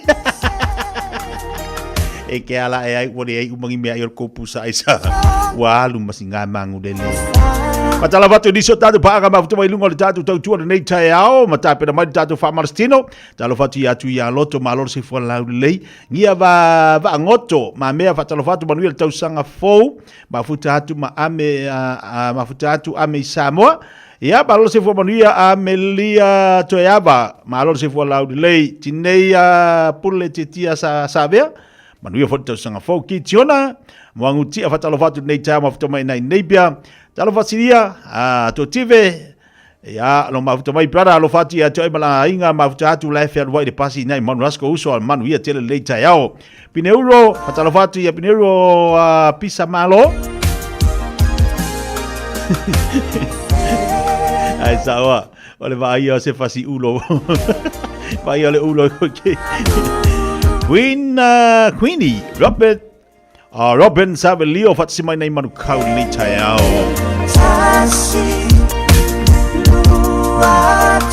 E batalo fatsi se atau sanga lau to te riu mai nei to tongi mo wala na ita lafu. Ia vai mo tangata e fiu e sola e turi doina. E fiu e sola e rua koala e fafai kola. Ia hau ko sau. Malos tau. Ya fainga sau des kai mi ka lanchi nai manu ka wa desa kupe ma tala fatolo sunga fa fenga pasta malor si fo manu ndita yao malo fo le uswa inga ruenga ya lo tatu e fata sini aso fala ile wa fo tatu sumpa mal tatu fa malstino malor si fo manu tu sang fo ya malor si fo mo malor lang ma tia ndita fo le lo fo malanga le le tua malo fo le usu ndei va yaso ato tia le fo le fala le skolunga ya aso tolu af ka mal pesia about to se tolu man witi felle ya le wole le mem kalsang ya se vede le isi o fa ale le kalsang ale le ma kalsang le ngi fa le le ngi ngi mo ko ngi nga be ngi ya la sola le sa ngi se ko ngi be no pa so le bi me pe sa kupe fa uma nga sa le kalan ka kola sumas kam fa ke se uma sa la ya le makelan ngi ma se usa kausanga bo le mas kupe le se kupe le selen na male fa ngot sanga male am tanga ni tu sanga le sunga fa le tu le lo fa malanga le tu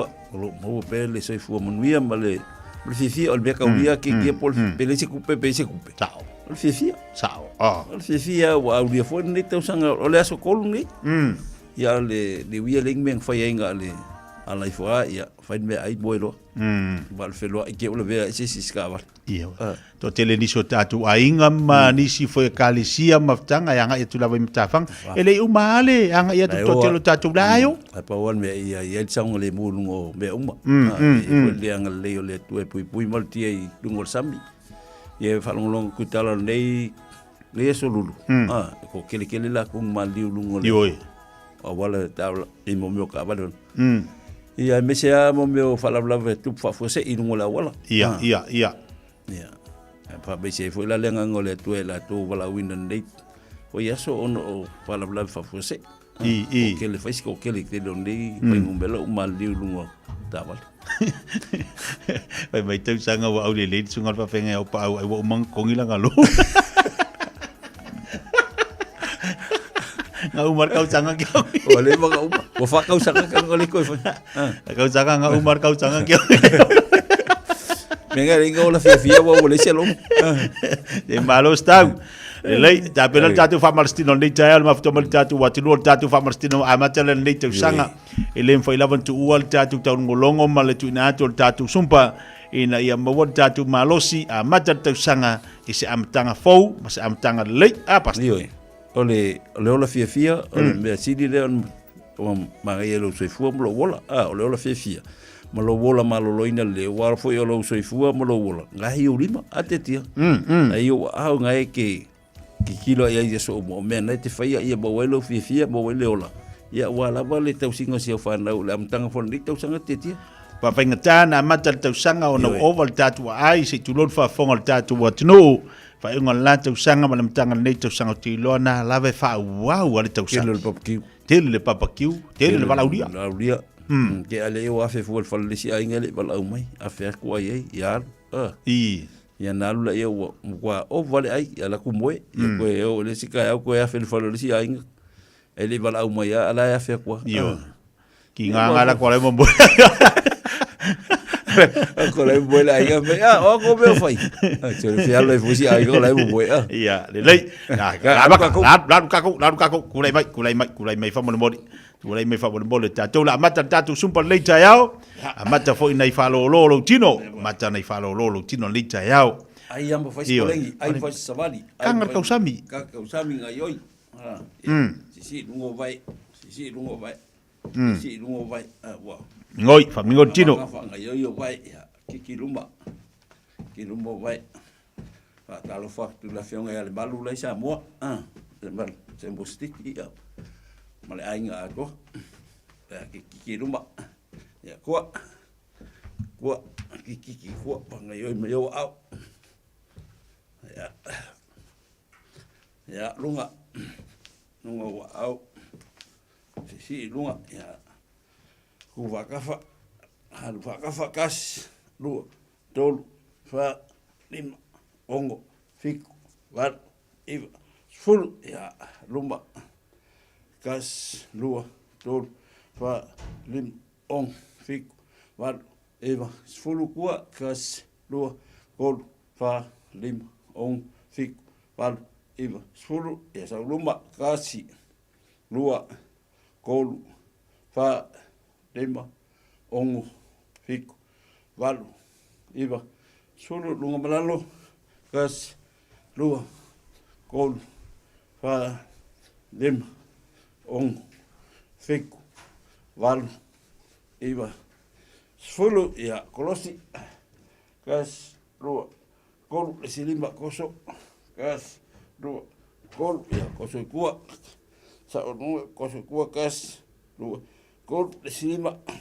kas lua kolu koso luma kas lua kolu lunga kas lua kolu ulai fa au kafa sa kas lua kolu ya lima kas lua kolu ya ha kulei lalo kas lua kolu ya kulei le fa be kas lua kolu fa lim ong fik par ivo solo luba kas aya mingoi di chino ong atalo fatu tsuga le pula le motonga lupa machila lo fatu manuel de tayao manuel to sangfo lim ong fik par ivo solo ya aya radi ale uva pe koso lalo ngale fanga yo au au kafa ready go kas mingoi kol fa lim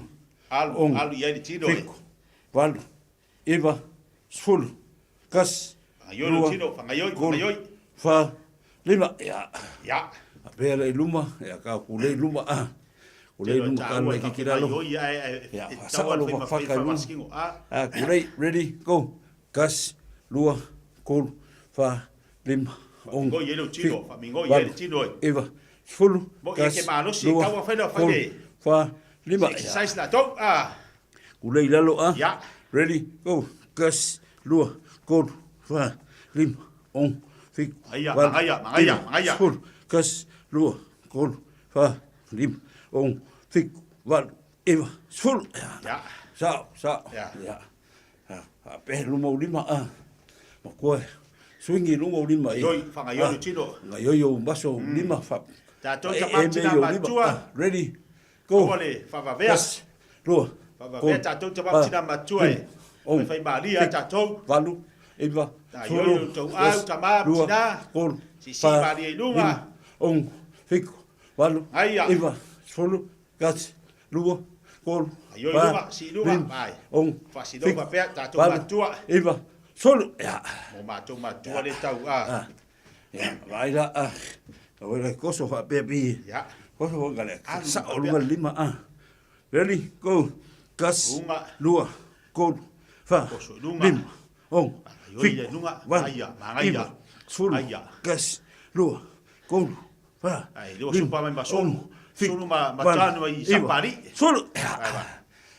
Faingale. Faingale sa istu solo. Solo. Ya. Aia. Ready, Aia. go. Gas. Lua. Pingal sa istu ya. Lim. Sa gay ko fa singa buega. Fik. Van. Iva. Solo. Gas. Aia. Lua. Kol. Fa. Aia. Lim. Ong. Lunga. Fik. Lunga. Van. Iva. Solo. Ya ko nga yoi ya nga yoi lo tino.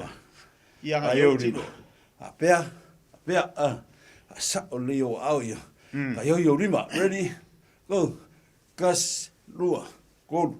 Fa. Lim. Ong. Fik. Van. Iva. Solo. Gas. Lua. Kol. Fa. Lim. Ong. Fik. Van. Iva. Solo. Aia. So ready. Yeah. There. Sa o lunga. Ready. Go. Gas. Lua. Kol. Fa. Lim. Ong. Fik. Van. Iva. Solo. Gas. Lua. Kol. Fa. Lim. Ong. Fai mari tua. Van. Iva. Solo. Ya. Ya. Gafa. Ayo. Laka ko mangaba. Mangaba. Ngaba. O vale aí kangon mangaba. Apan mangaba. Lue mai ka ko fasi boy. Ready. Go. Gas. Lua. Kol. Fa. Lim. Ong. Fik. Van. Iva. Solo. Gas. Lua. Aia. Fa. Ia. Ayo tino. Ayo. Van. Iva. Solo. Gas. Lua. Kol. Fa. Lim. Ong. Fik. Van. Iva. Solo. Gas. Lua. Kol. Fa. Lim. Ong. Fik. Aia. Solo. Ready, ma. Ya mo pipi papakiu ia ide Ya. Russian twist. Ya. Alu lalo. Fa. Kau film mangaba alu au kafa. Ready. Go. Gas. Lua. Kol. Fai mari. Lim. Ong. Ta to matua. Van. O se tapa. Full. Leo tapa. Gas. Lua. Kol. Ngo ye tino. Lim. Ong. Fik. Van. Iva. Solo. Gas. Lua. Aia. Kol. Finau yai. Ong. Tau de fai singa ruenga na tapa to sanga. Iva. Solo. Gas. Lua. Vai se swinga. Fa. Lim. Ong. Fik. Van. Iva. Solo. Ja. Vai se swinga. Kong ma vai kong. Se swinga. Ja. Sa ola o lima Ba swinga. luma. Ready. Go.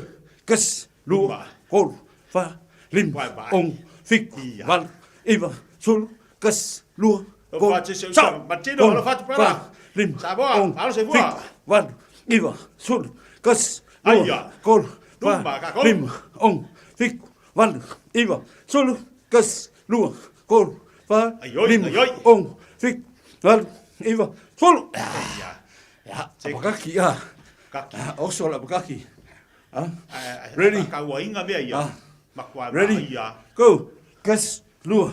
Kol. Kaua. Fa. Kaua. Lim. Ong. Fik. Van. Iva. Solo. Gas. Lua. Kol. Fa. Lim. Ong. Fik. Van. Iva. Solo. Gas. Lua. Yoi lua. Fa. Lim. Ong. Fik. Van. Iva. Solo. Gas. Lua. Kol. Fa. Lim. Ong. Fik. Van. Iva. Solo. Ja, så ready. Maar we kong. Maar we van voor hoek. Ready. Gas. Lua. Kol. Fa. Lim. Ong. Fik. Van. Iva. Solo. Gas. Lua. Kol. Lim. Ong. Fik. Van. Iva. Solo. Gas. Lua. Kol. Fa. Lim. Ong. Fik. Van. Iva. Solo. Ja. Alwari. Lofa ki al mal. Ia. Lofa ki malu ga sa. Coach al malu pio. Oi malu pio. Coach malu. Ready? Ko ilalo Ready? Go. Kas. Lu. Lalo. Pa. Lim. Ong. Tik. Wan. Iva. Lu. Go. Pa. Lim. Ong. Tik. Lalo. Wan. Kuma yalo. Sol. Kas. Lu. Go. Pa. Lim. Ong. Tik. Wan. Iva. Sol. Kas. Lu. Yoi. Pa. Lim. Ong. Tik. Wan. Iva. Sol. Yoi. Ya. Mo tātou ia ka ia tu Samoa. Ia ngā hua kene ka mawhkanga mi goi mai moi. Goi mai moi. Goi mai moi. Ya, halu lalo. Aua. Halu le kiki lalo. Pio lalo ku i lunga. Ku i lea. Kam fai ku i lea. Ready? Go. Kes. Lunga. Kol. Fa. Lim. Ong. Fik. Fa. Iva. Sul. Kes. Lua. Kol. Fa. Lim. Ong. Fik. Val. Iva. Sul. Kes. Lua. Kol. Fa. Lim. Ong. Fik. Val. Iva. Sul. Ja. Ala kong. Fafo. Kikia. Ya va ver al hookah. Va ver. Ready? No le Go. Kes. Lua. Kol. Fa. Lim. Ong. Fik. Val. Iva. Sul. Ke fa vai lo le mo so balos. Kol. Fa. Lim. Ong. Fik. Val. Iva. Vai lo ka ko ya. Kes. Lua. O le makanga le. Lim. Ong. Fik. Val. Iva. Sul. Vai le makanga. Al kong wa hook mai kong. Va ver. Ready? Go. Kes. Lua. Kol. Fa. Lim. Ong. Fik. Val. Iva. Sul. Kes. Lua. Kol. Fa. Lim. Ong. Fik. Val. Iva. Sul. Kes. Lua. Kol. Fa. Lim. Ong. Fik. Val. Iva. Sul. Ya. Alwari. Halea. Ready? Sau lunga. Ready? Go. Kas. Lua. Kol. Fa. Lim. Ong. Fik. Val. Iva. Sul. Kas. Lua. Kol. Fa. Lim. Ong. Fik. Val. Iva. Sul. Kas. Lua. Kol. Fa. Lim. Ong. Fik. Val. Iva. Sul. Lunga. Go. Kas. Lua. Kol. Fa. Lim. Ong. Fik. Val. Kas. Lua. Kol. Fa. Lim. Ong. Fik. Val.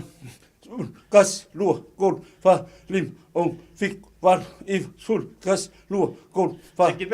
Ong. Fik. Val. Iva. Sul. Ja. Aia. Tahu pesi. Yoi mai doa, mai pesi ya. Ya tau matua. Lai tamama na tina matua, ia fai maria le famasilo. Ai,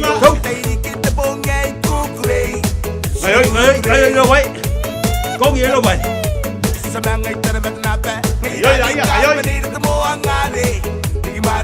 Lalo. Kong ye lalo. Juga. Apa? Abata le tau sanga. Ai lo famasilo. Au so fuang lo. Si lunga lima tau tang lima kali. Lalo.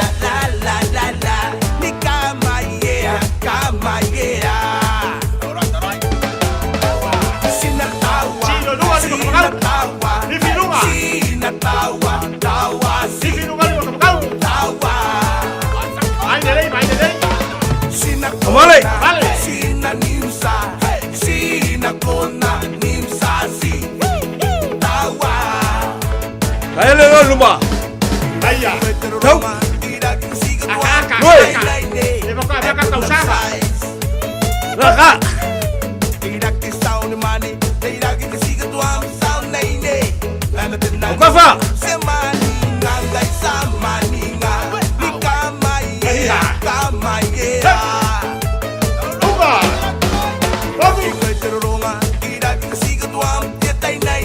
Ayo, jatuh.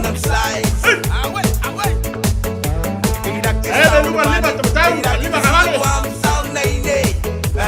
Kafa.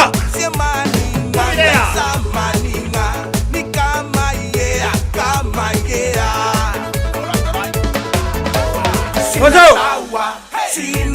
Masuk. Ayah. Abi ka tahu. Awak cepat kalah. Awak balik.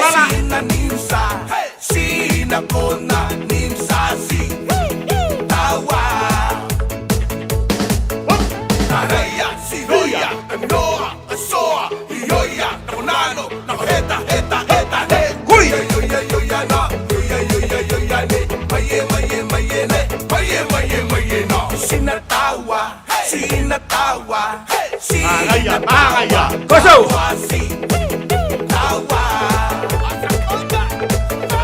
Sinakona, sinaninsa, sinakona, ninsa,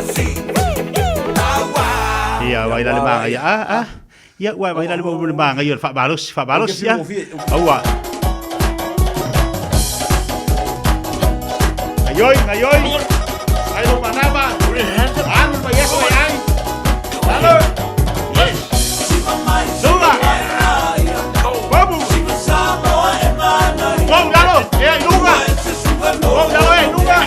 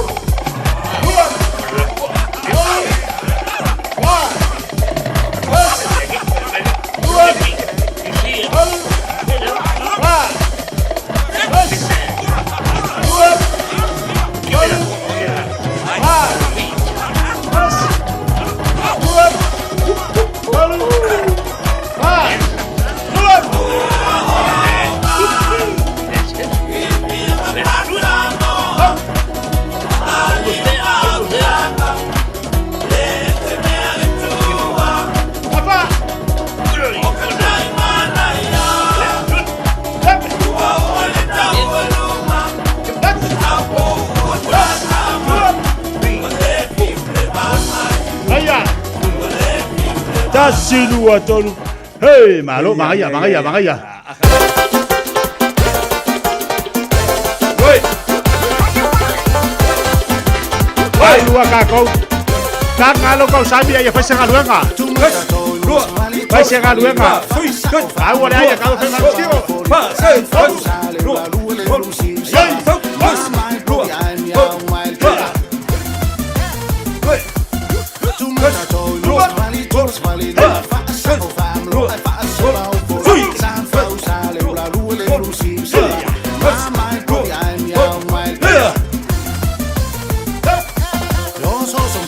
la fase lu emos musa. Si va samo e fit ti fat pisa. Mali e tau tuma. Si va fai kuka. Eu so on me ai vai sme mawa. Eu so tu la fase lu emos musa. Si va samo e fit ti fat pisa. Mali e tau tuma. Si va fai kuka. Eu so on me ai vai sme mawa.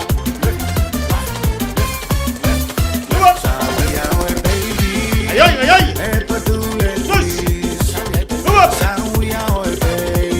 Amale.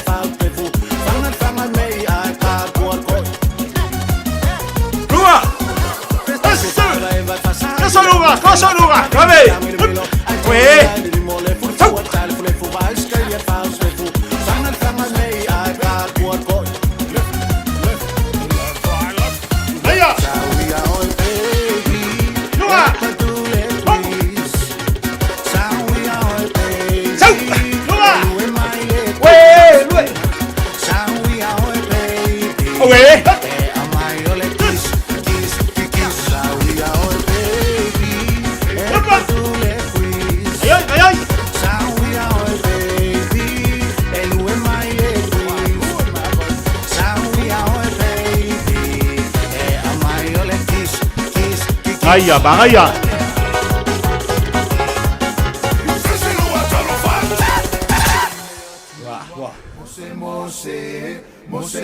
Ya malang gua yo mose. Ayo chino. Agua que va camala. Amata tasara. Que causabi ama fena famarski. Aya. Babu. Due.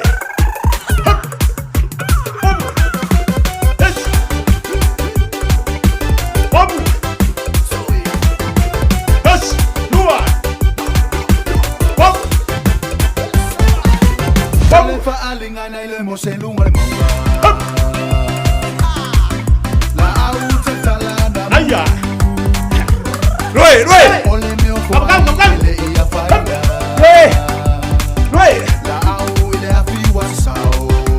Vale. Bas.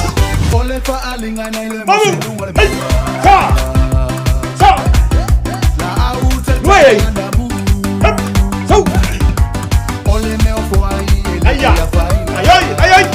Awal sole boxe.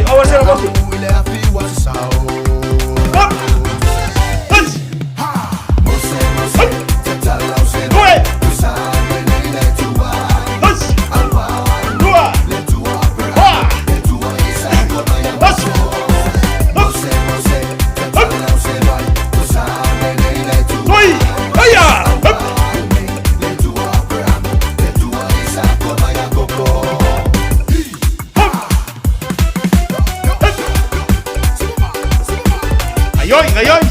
Hey.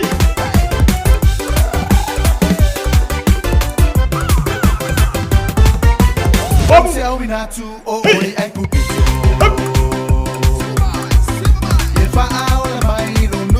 Vai. Yes.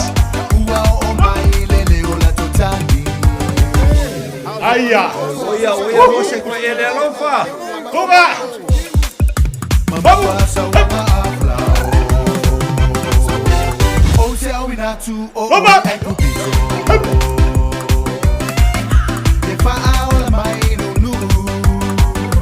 Aya. tua o mai lele o la tutami. Toma loa. Vai. Mamba pasa uma aflao.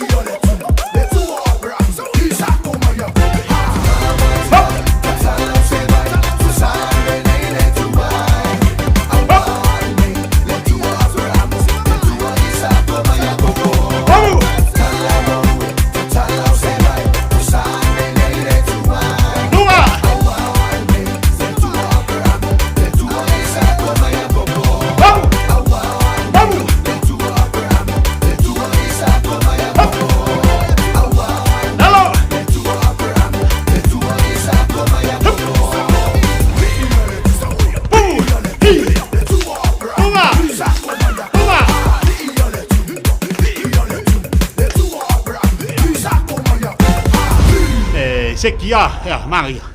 Ya nga, nang fa penga di ka ko di.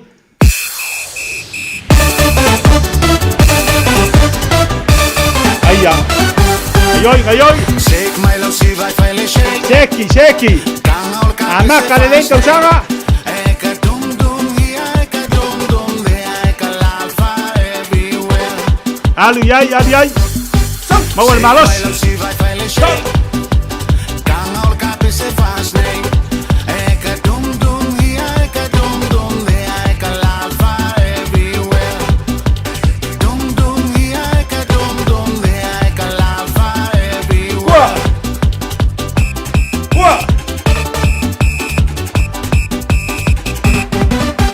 Pitole musica e fa che si va il cacca salme. Awa e pum pum here, awa e pum pum there, eka pum fa everywhere. Pitole musica e fa che si va il cacca salme. Awa e pum pum here, awa e pum pum there, eka pum fa everywhere. Awa e pum pum here, awa e pum pum there. Ayoy, Lucino. Ay.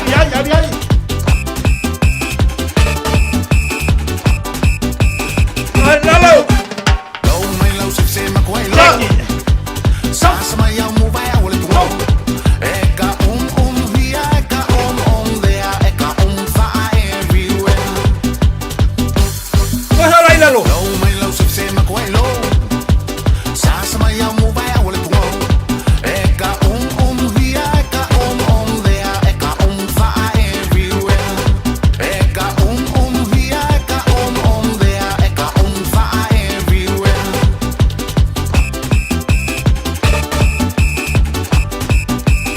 Ayoy. Kai mi leila ue away ke vale. Mi le mole pense ka vale vale. Eka bang bang here, eka bang bang there, eka bang fa everywhere. Kai mi leila ue away ke vale. Mi le mole pense ka vale vale. Eka bang bang here, eka bang bang there, eka bang fa everywhere. Eka bang bang here, eka bang bang there, eka bang fa everywhere. Aya. Ya, Sheki.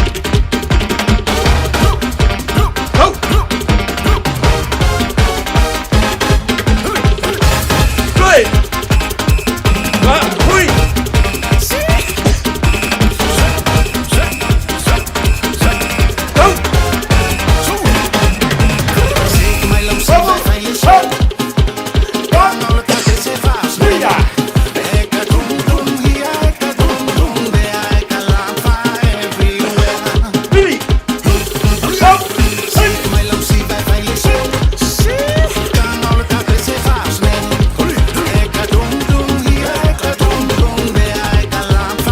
Aya. Sheki, Fabaskiro.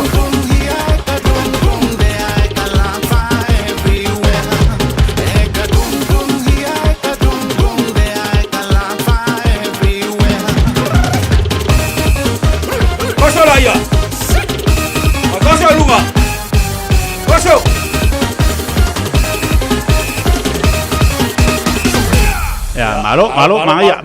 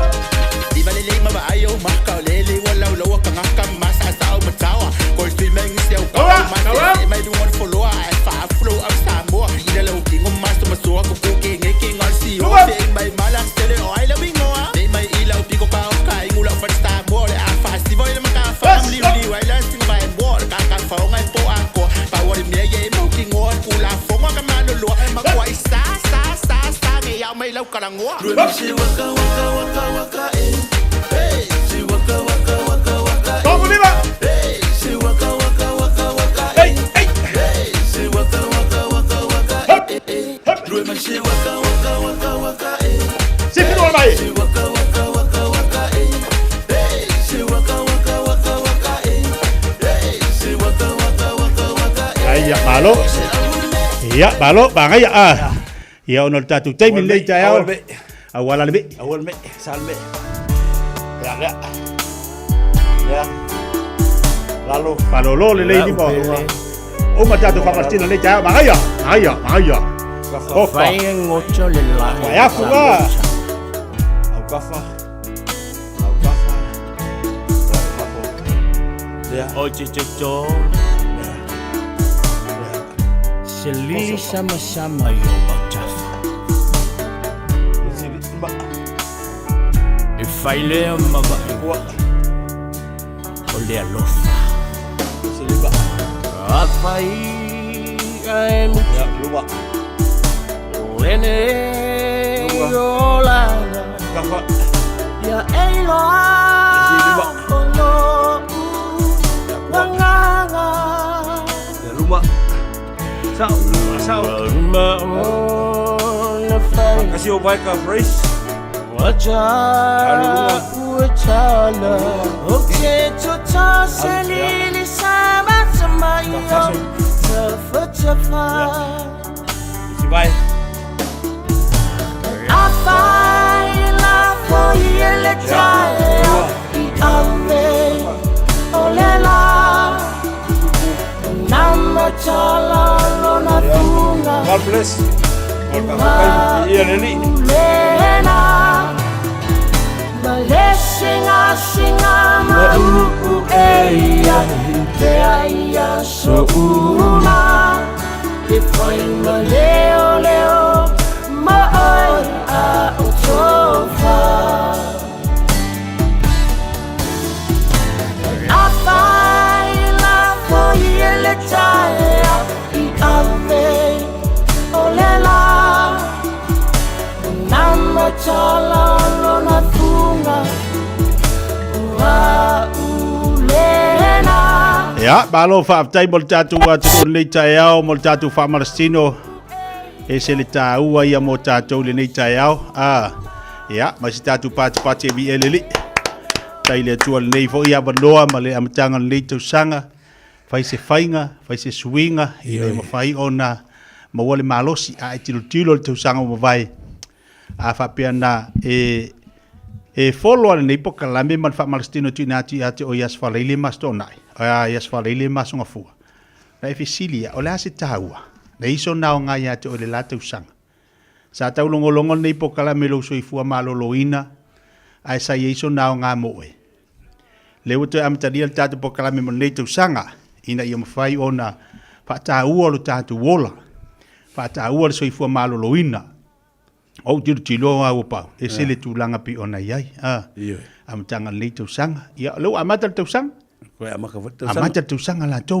na fai si fainga mo tatou afa pe na vave na afia tatou ngase o mai o tino la tu sanga o la me ton tatou fai mo le tu sanga ina ia mafai ona titina si tulo pe mafai ana ve se ai mai o tino mo tatou o silina o la singa luenga tatou te fai sa o le tia a fai sa fale tonu le tau sanga utuana sa se vola mtanga tau sanga utuana e o mai teminde e kaunga wa lo sui numela lo lo fa ile lo lima ka funga sui le lifestyle le olai tulanga fo i de tau sami tulanga I mea sa e fale tonu le tino na tau sanga e ka funga ese sui ngol tau sanga antitia e on me sui ka sanga ia fai me se sui ngol ka ko ngata le sui ole a fai sa kwai le usu o ngau fa tutun kaatking tau sanga le te aga warning fa fia le pule ona le tuai o le usu onga o le fasila po o tino fa tutun ka ma iso ona o mai o tino ia fai se swing o tau sanga nei fai la se swing o tau sanga nei sui le tau sami sui le fai ngol exercise fa malostino o tau longo po metala tu se tau longo le si e manong ele o le si o tau longo la ele o se fa tongu ele fa pe fai ai tua tu o tafa o lau lava filfilinga wa nai te oelo so fu malo loinga le a fai sa fa le tonu tau sanga le te i le amtanga o ngā ruenga o ngā kwai so o fa mel pule soli ia koe kasi la le warning le o kulor kau sanga le e kwai mai ia oi wa ia fai no se swinga le tau sanga ki o mea e mawhain tatu whaia e ala na le mwhai ona e lo iei se loto e lo iei fu se whatahaua ai le tau sanga ia la se tapenanga le iei tatou ia tapena mo tatu tangata o tatu tino ina ia maua tatu ola maloloina a soifua maloloina oe ma ola maloloina ma ua ma le sunga whawhenga le leo tatu ma fau o le tau longolonga le pokalami o la mawhai ona tele mea le ayanga iai ma fisosoani ai ia ba e whai e fwoi ni mere le tono lo ainga tatou tama tina ia mese le whanau tau ana toi mose ainga fifia mo le tu sanga i le soifua maloloina le leipe ona i tatou o falongo le tele swinga le we finga malo le utula mai timi le kekia ava pe mo wala pi e alo saisi alo saisi tu lo war fa fonga lat no wo wai wo falongo foi o foi tangata wo mala ko pi e aku e ke enga mai onga e faisila po ola tu tino wole ngafo tau di mai le fe unga luenga ole ole official nga lu ai atu lo le e femental i alo fa kali mai mako vidia ba te vidia e fu e pui ngo telo fatsinga luenga onga mela le mai so ai me se foi el mele ole fa no iso wa fui ale la valtino u mai wa ama ila la kala po le wa sioki ako ele fa luenga ako e tiu tem fai va ka fa nga luenga o nala le fu na e tatu tal no ne vai tau ske kia vai lo so fu malo ina le ma e pale ni la tau sami ma me te fai langa o mai vai tau wa fanga tai fingal wengal ka o pasai si tonu fa fingal wen wo o mai al vai te minate ti langa o telo tanga te fangoi o tanga tala po mai vai for mai Taurongolongo. Taurongolongo. Taurongolongo lava. Ang kalo ay alu ele kay mila wala tayo fo le wa le ba o vale. No video lo le fano pelo. Lewa mana ia le tau. Lewa mana ia le tau mo tantou. Anga I fali tatu sa vali fali tatu fa Palestino lewa mana ia mele mtanga le tu sanga. Ia ole tu na tu lava le tatu pokala me mo tou matatu umalava pe ona yel le tau ai fa tele tamam tina ma tua ma le tatu ainga le tau. Ele fa pe a alu ki fa Palestino ki pe lo oi e ke foi oi. A fa pe tit fia de tau sami. To anga foi le fa Palestino. Pero Savali ya. Savali al me piko sira tau. Anga yoi savali ina nga yoi ai bo nga yoi mal ala toto nga yoi me uma ina nga yoi fat. Au te fia de tau sami. Ai le senga lu nga faia. Yoi. Ai fia de tau sami. Tau fo ina sa na to anga fa savali. Ma to anga inu le vai. Ai lolo fia de tau sami. Ai ingu le funksumari. Ai ingu le tatu mai. To anga la inu vai ma to anga fa savali ia ai fa malo fa tai mo tatu fa Palestino le tau to e mo tatu filo inga ma mtanga o tatu asumpa le to sanga ile asonga fu le lofa maleanga leo le tua si o va ai po andi ba nga tau ona tele si o va ia tu tatu po kala me fa pele si po kala me le tau sala le tai ai le nelis futasi ia la fa ona tala tu tatu le mo tatu atunu po le tatu flea marketi ia ai o le la se mai nisio tatu falinga ia ona vatu le tatu telfo le ngana Britania le tau 24 hours a day, 7 days a week. Radio Samoa streaming live on www.radiosamoa.co.nz. O le Casa Beds and Appliances, o le tali o manaonga, I o loa e whaatotonga ilo mauta, ini tau le lei, toi ananga tā, e mawai moenga ngā o si tutona New Zealand, wha a pēse tino fōa le potumalo lo, laulau aimano fōa, TV, la au pese, usa aisa, masini tā lava, telefoni fe aviai, maisi. A whiu ane loa I le whawhituwha Great North Road o tau, po le tolo fituiva Great North Road I Henderson, le Casa Beds and Appliances, telefoni o valu se lau, lua, lima whāwalu, o valu se lau, lua, lima whāwalu. Beta Drive Doctors I le taulanga whaatau I maangele, whaapea manrua, mo le vaenga o so ngase pe amana o mia, e whaatino e fo I matupui pui o le whana witi, o tupui pui la COVID is fluiva, mo I lātou is fuluan tausanga malunga atu, whaapea matupui pui o le flu, wala au telefoni, lua lima fitu, valu lima, iwa valu, mo so wano e whaatino ai nei au nanga, o fisa foma I maangele I taftafane o le McDonald, a manrewa I taftafane o le Faletusi po le Public Library. Beta Drive Doctors Clinics. O le R-Dash Travel, o le company numero tasi le taungo fio pasese mo fe malanga inga I Samoa whapea le malanga bai I Samoa I New Zealand nei. A whea de loa I le ofisa o le R-Dash Travel, tasi valu lima Great South Road I Manurua. Pe vili mai I le telefoni tolu iwa lua o wha o o. Tolu iwa lua o wha o o mo le R-Dash Travel.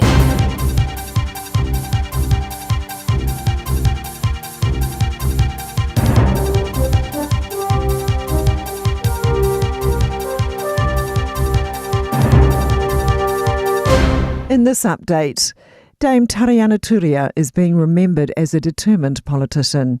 Her whānau announced her death at Whangaihu Marae in Whanganui in the early hours of this morning. She first entered Parliament as a Labour List MP in 1996. In 2004, she founded Te Pāti Māori after splitting from the party.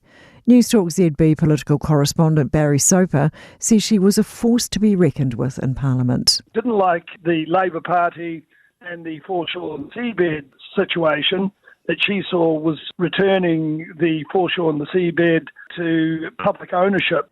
Whānau say on Sunday and Monday the marae will be open for people to come and say their farewells. The burial will be held on Tuesday at 11 a.m.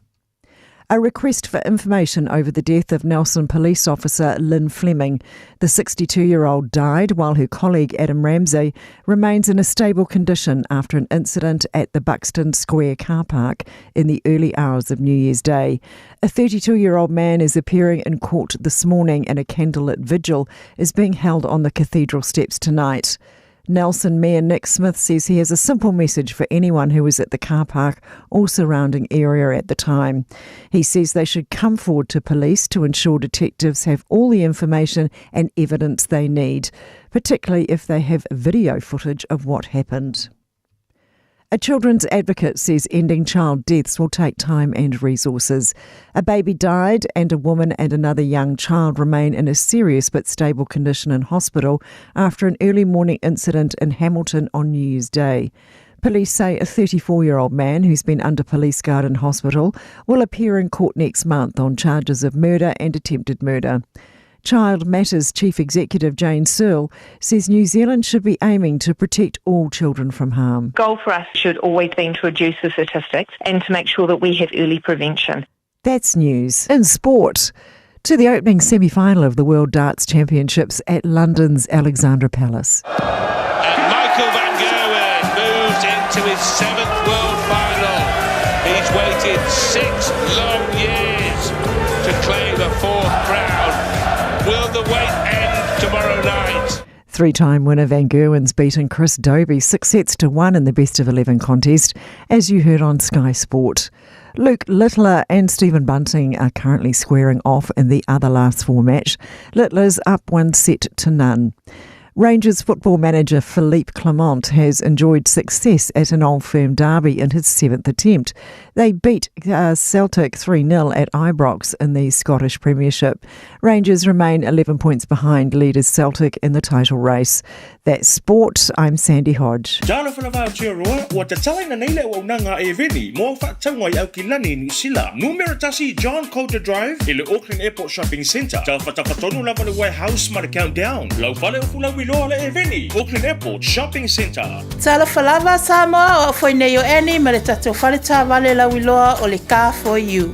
A whai lava ta sa ili sau tā wale, le aise laisene pe maua le laisene a o e whaingaluenga tū mau, ma le leilo suafa. Whaingo fia lava i le Car for You na fsoswani mo oe, maua le tatou cashback pe a mana mia le fsoswani. Talofa lava Samoa o awhile nei o lofa, awa nei ngalo le tatou Facebook page le Car for You, pe te su mai le matoto atu si tolu se lao Craysel Frodman Rewa, pe fraso tai mai le mato telefoni, over te lau rolo a fitu whaiva o na walu, whawhisili mo en po alofa. So whase fua. Ta alofa o lau ingo e mele palamo o lau ngaluenga o le sa i le awala ma whauwhautu e tūlanga tau mo kesi e owa le luas fulfale tupe o mātou ngā lulua i le taiminei a fia whaatau sau fale pe whaale leilo maota pe tu whaatasi ai tā lafu pe whaatala nofo i tūlanga o lau mo kesi i le taiminei pala au mai loa au le telefoni o le olu o fitu valu tolu fitu valu wha valu o po o li emeli emele.palamo@loanmarket.co.nz o le tutongi o lea au onanga o loo kawa umai whale tupe o loo mātou ngā lue e fuli ai mo oe pala au mai loa au le telefoni olu o fitu valu tolu fitu valu wha valu o Talofa, we're the Katinas, and you're listening to Radio Samoa on 1593 AM.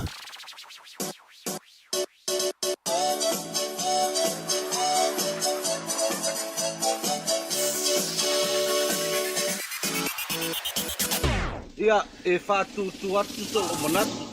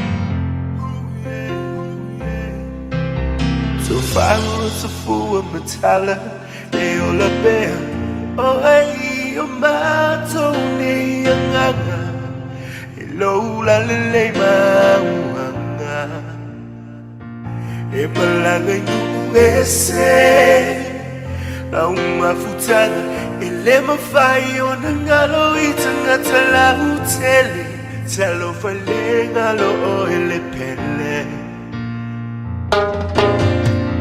Sauce mai mai o mai la mamacita wala mga kausa hindi yake o ilang señorita sauce kasi sipa misia o foringa ke papele 10 minuta lo tene le July se football tasi fa fonga tatu wa tino le nei tai ao inisio po kala me fanga solo tatu lungal po kala bel fifia mai ia ina ua mai atu nisi nei o tatu fa malastino tatu telefone ngana Britania pe ma futu bali tatu wa tino balo lava pale balo fo na sai tu manga wenga boila to umala val na lo fenga tu ma faival ni yaso ye ini so la tu ele ia ela vanga wenga pasta lita yao ya la lava balo longa fo ile no fo fale io la faisina malo longa wa ai foi tu tem faiva ia e fiu foi fenga lo le de faisina malo longa le ia no foi le fale faisina fe au le kiki le ngal moi faisina fe au bele ku le vau mo le vau ia vai kua po ngasu ia tapenga wa e foi ngal wenga ia le ko ese fe au fe fale sa ole le ole ta ole na mo tato fu ile mo tato ainga ia no fo fale ia mantu fo ile wo disi me anga iai ia le la wa malolo nga luenga ia no fo le fale ma fa male le mukuka ia ole vau ole ko ngala au fuluipu io fuluipu a fai ole ka ki alkanga me ko lu ya so ka ki le fai o martina fai ai lo fai tina le fai kanga be ai boy ai ke do ri pas wale lo fa su ai ale lo for ke mingi wa ku mo ku far kanga me ka mai ro king ia gusa mo ku far kanga me ka mai ro king ma ia al me lai wa ese for ko nga fai kanga me ro boy o sa la ku pi mo ka mai kanga me ai va ko ala aku king era ko siakipo siakipo ele fai kanga me mal ko ingo sorry akan tau sala lo wingo la ka bele le foi o su winga nga lu ki va vai wa ya lu abel kanga me alor nga ka woso krisi lo ko fa me malo lo ko wala abel kanga me ya fa pelo bu au pe ya se fai fili lo que lo ingale ya do ko sa ka manga mi ya lo ko sa ile o ko sa o kingar ke mi bo pe yo ko ya o ia wa fai kanga me fuluipu mo le mau ia fulu ia fai mo fe au nei vai aso wa o le vas fo ia ko ia isi ko ia ngal wenga isi ai malolo isi o ma ko tol vai aso le malolo manga so ko le o ko so o la ila wili ia o ke lo ala ka o ela e fo fo lu mo wele lu mo fai ko fa fe lo ia ka o ku mo ko fa to ko le ila wili ia e lo le ala wele ka e masangi e lo fai Eleo aya loro el mele se que mira fe ko ka waulo usala e u ka ko ya o luala e la il tanga taru wala ya ka o el ka o ko ka wala aya le un mele ya la ko ka ko ko mo fa elo le ya mele la sa o que mi mal ka la ko mo ko fa ka mo ko ar ka ese le alo ese wala le manga yo la ko fa si au e pouco foi le que mi la ko yo la fa ko me aya e o rola e re ko ka pega ko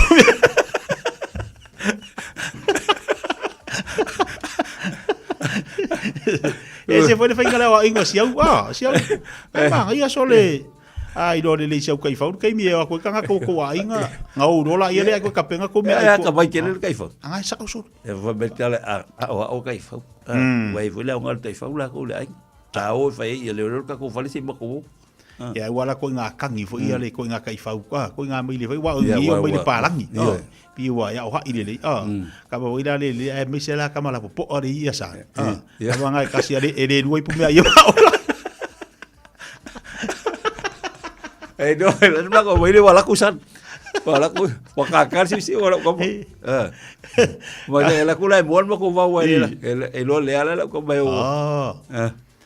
ya wala kama nga kinga fa ko le po merka pu udo bo se me ala la fa me ya ko asuma ya ba kama la po ngale ma on si pu me se kas Ia, la ko winga la fa pe a kangi la ko nga kai faunga fa pe la wa kamara Ia wa misi e foi ko ingo pe ke lo kangi te fa. Ia, a sa. Ia me si dinga wa ile li si ko fai mo.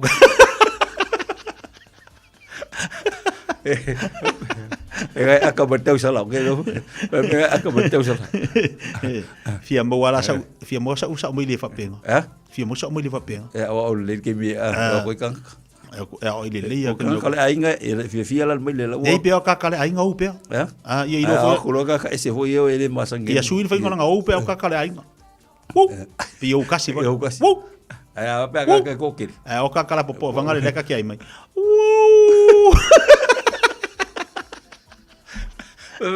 Ka peka ka komia.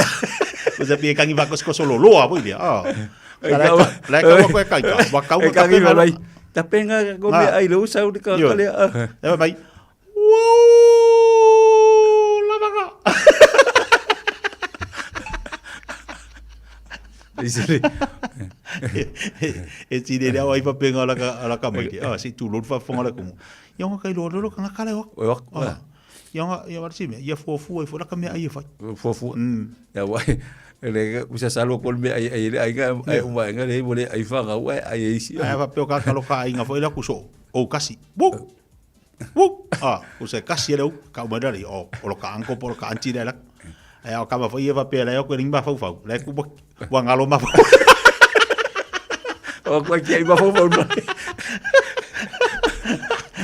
Ka ma ga le wa ko ngalo ma fa fa le ile le kapaka ia fau ro ko ngao pi o wik ka vanga le fa kasi mar kausa la ka bot ko ka ko fa fi le kausa la pa bendiu ia atalo batu tau sala le tai a balor si fo dia ia ti ori tau sala si fo mo lange ma ia lange mata fila feta la tia ia ya foi le Singa whawhinga ia au pāu ma lo lava le tawatai le nei foi asfarele ia ua o mai foi le whai unga o le neiva iasa.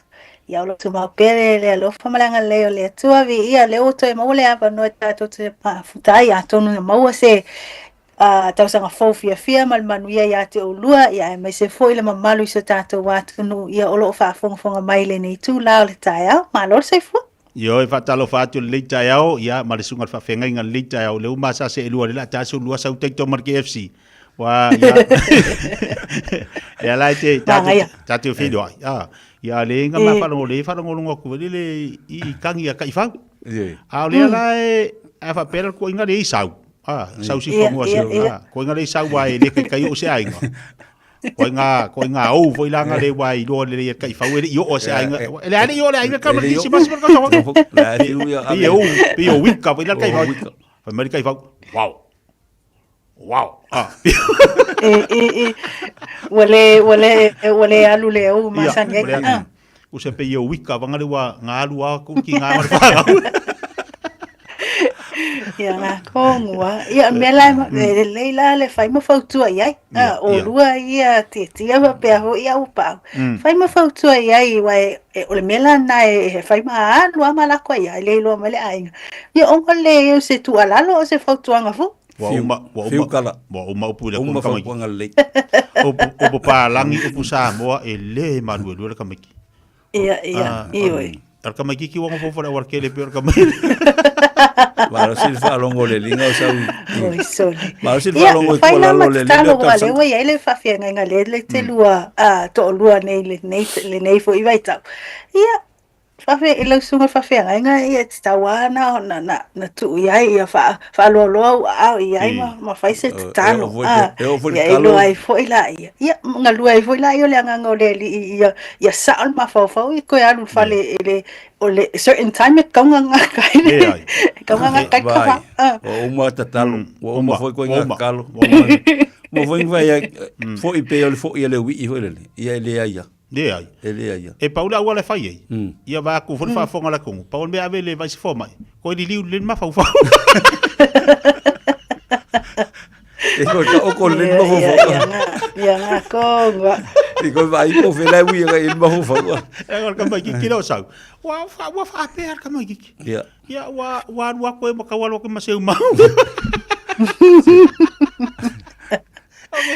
O le ai vini mai ko ai ngasu me le kiu. Ya le ngat so fenga dueng ko ya. Yo le ai le lolo ya ya ko ipe le lolo ipe. Kalopea. Kalau sia ya adu isi forma fa ko su ya ma fo lo. Ya se vai diso tatu tala le tai o le mafta vai tatu wa tu no le to finga o le tulanga pe on fa ilo le minista o fa to anga. Ya finga faiva ya tulanga pe o le morianga a tanga le ngolo fa sanga ya tia.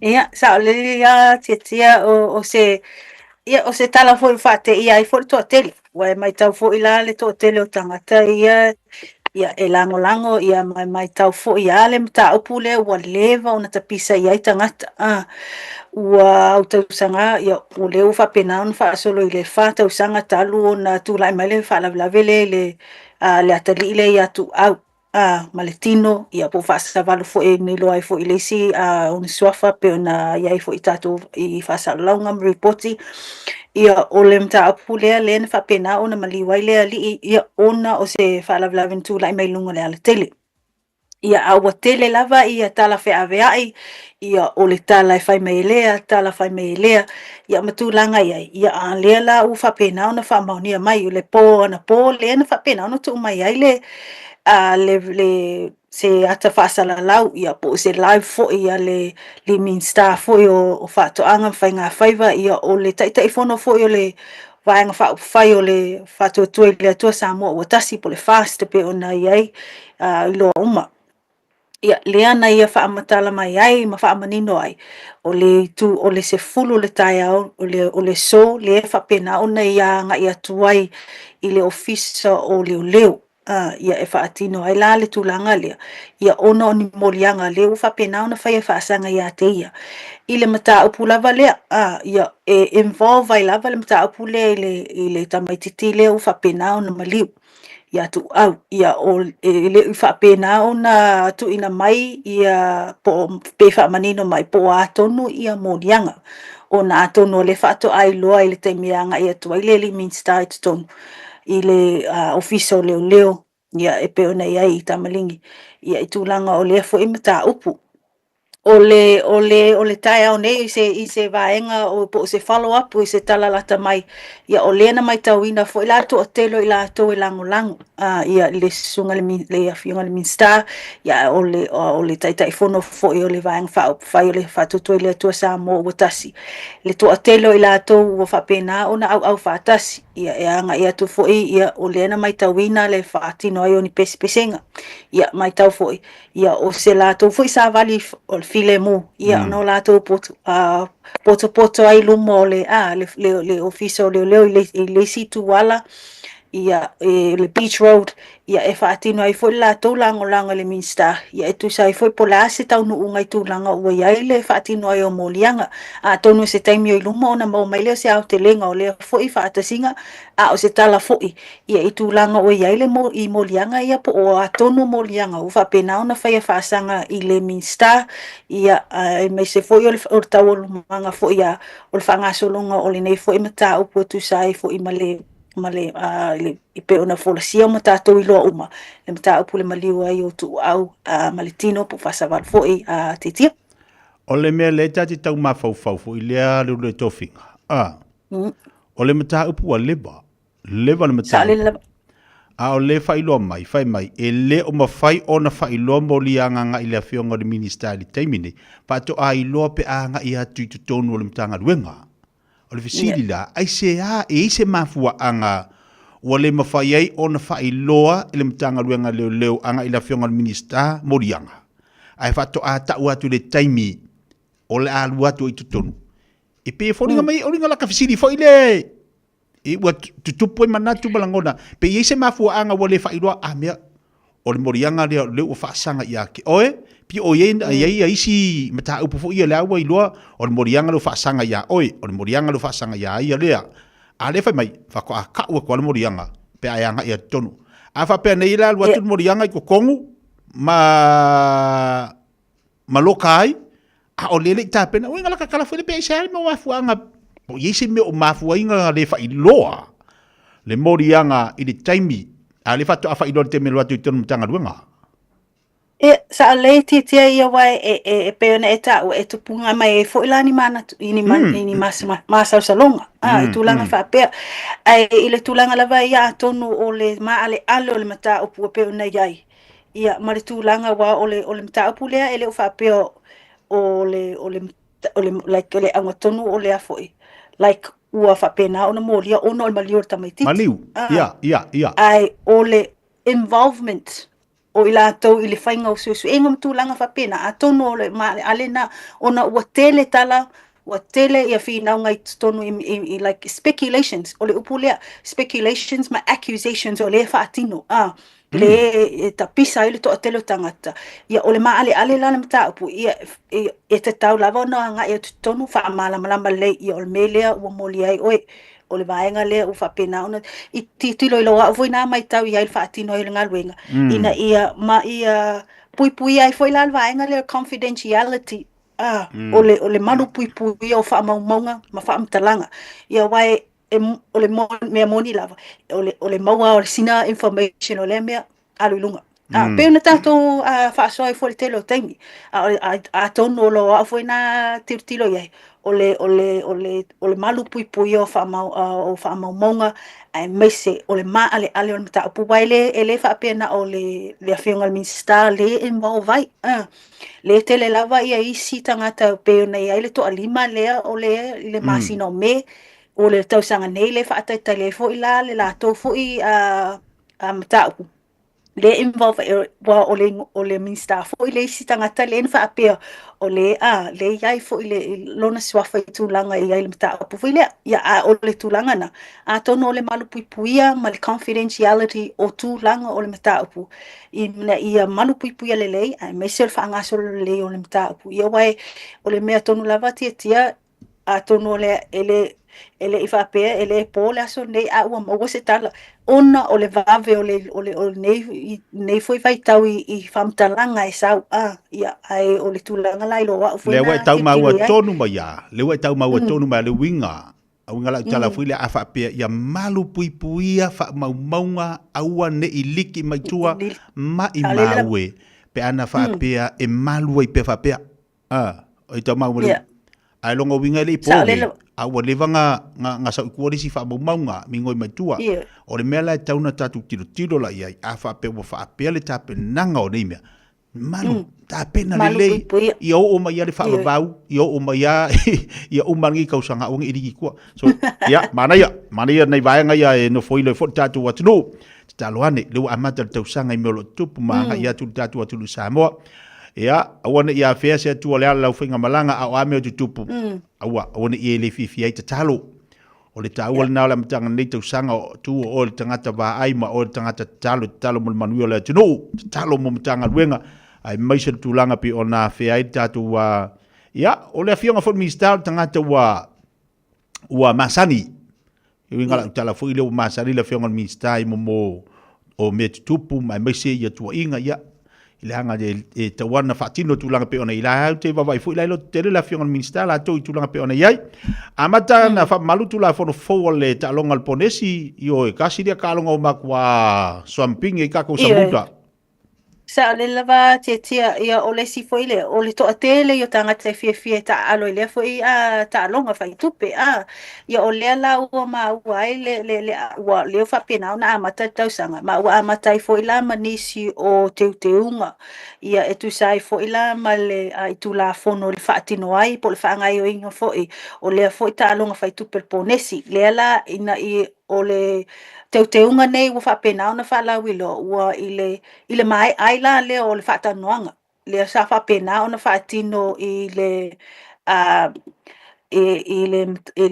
tono upolu whapena fo isa vai. Ia e tawalatu la i le pūlenga ia o le la tawolo o whaatinoina ia po ia i le pito la au o le whangai o ingo au ta'alonga whaitupe po le vaenga lea le Gambling Control Authority.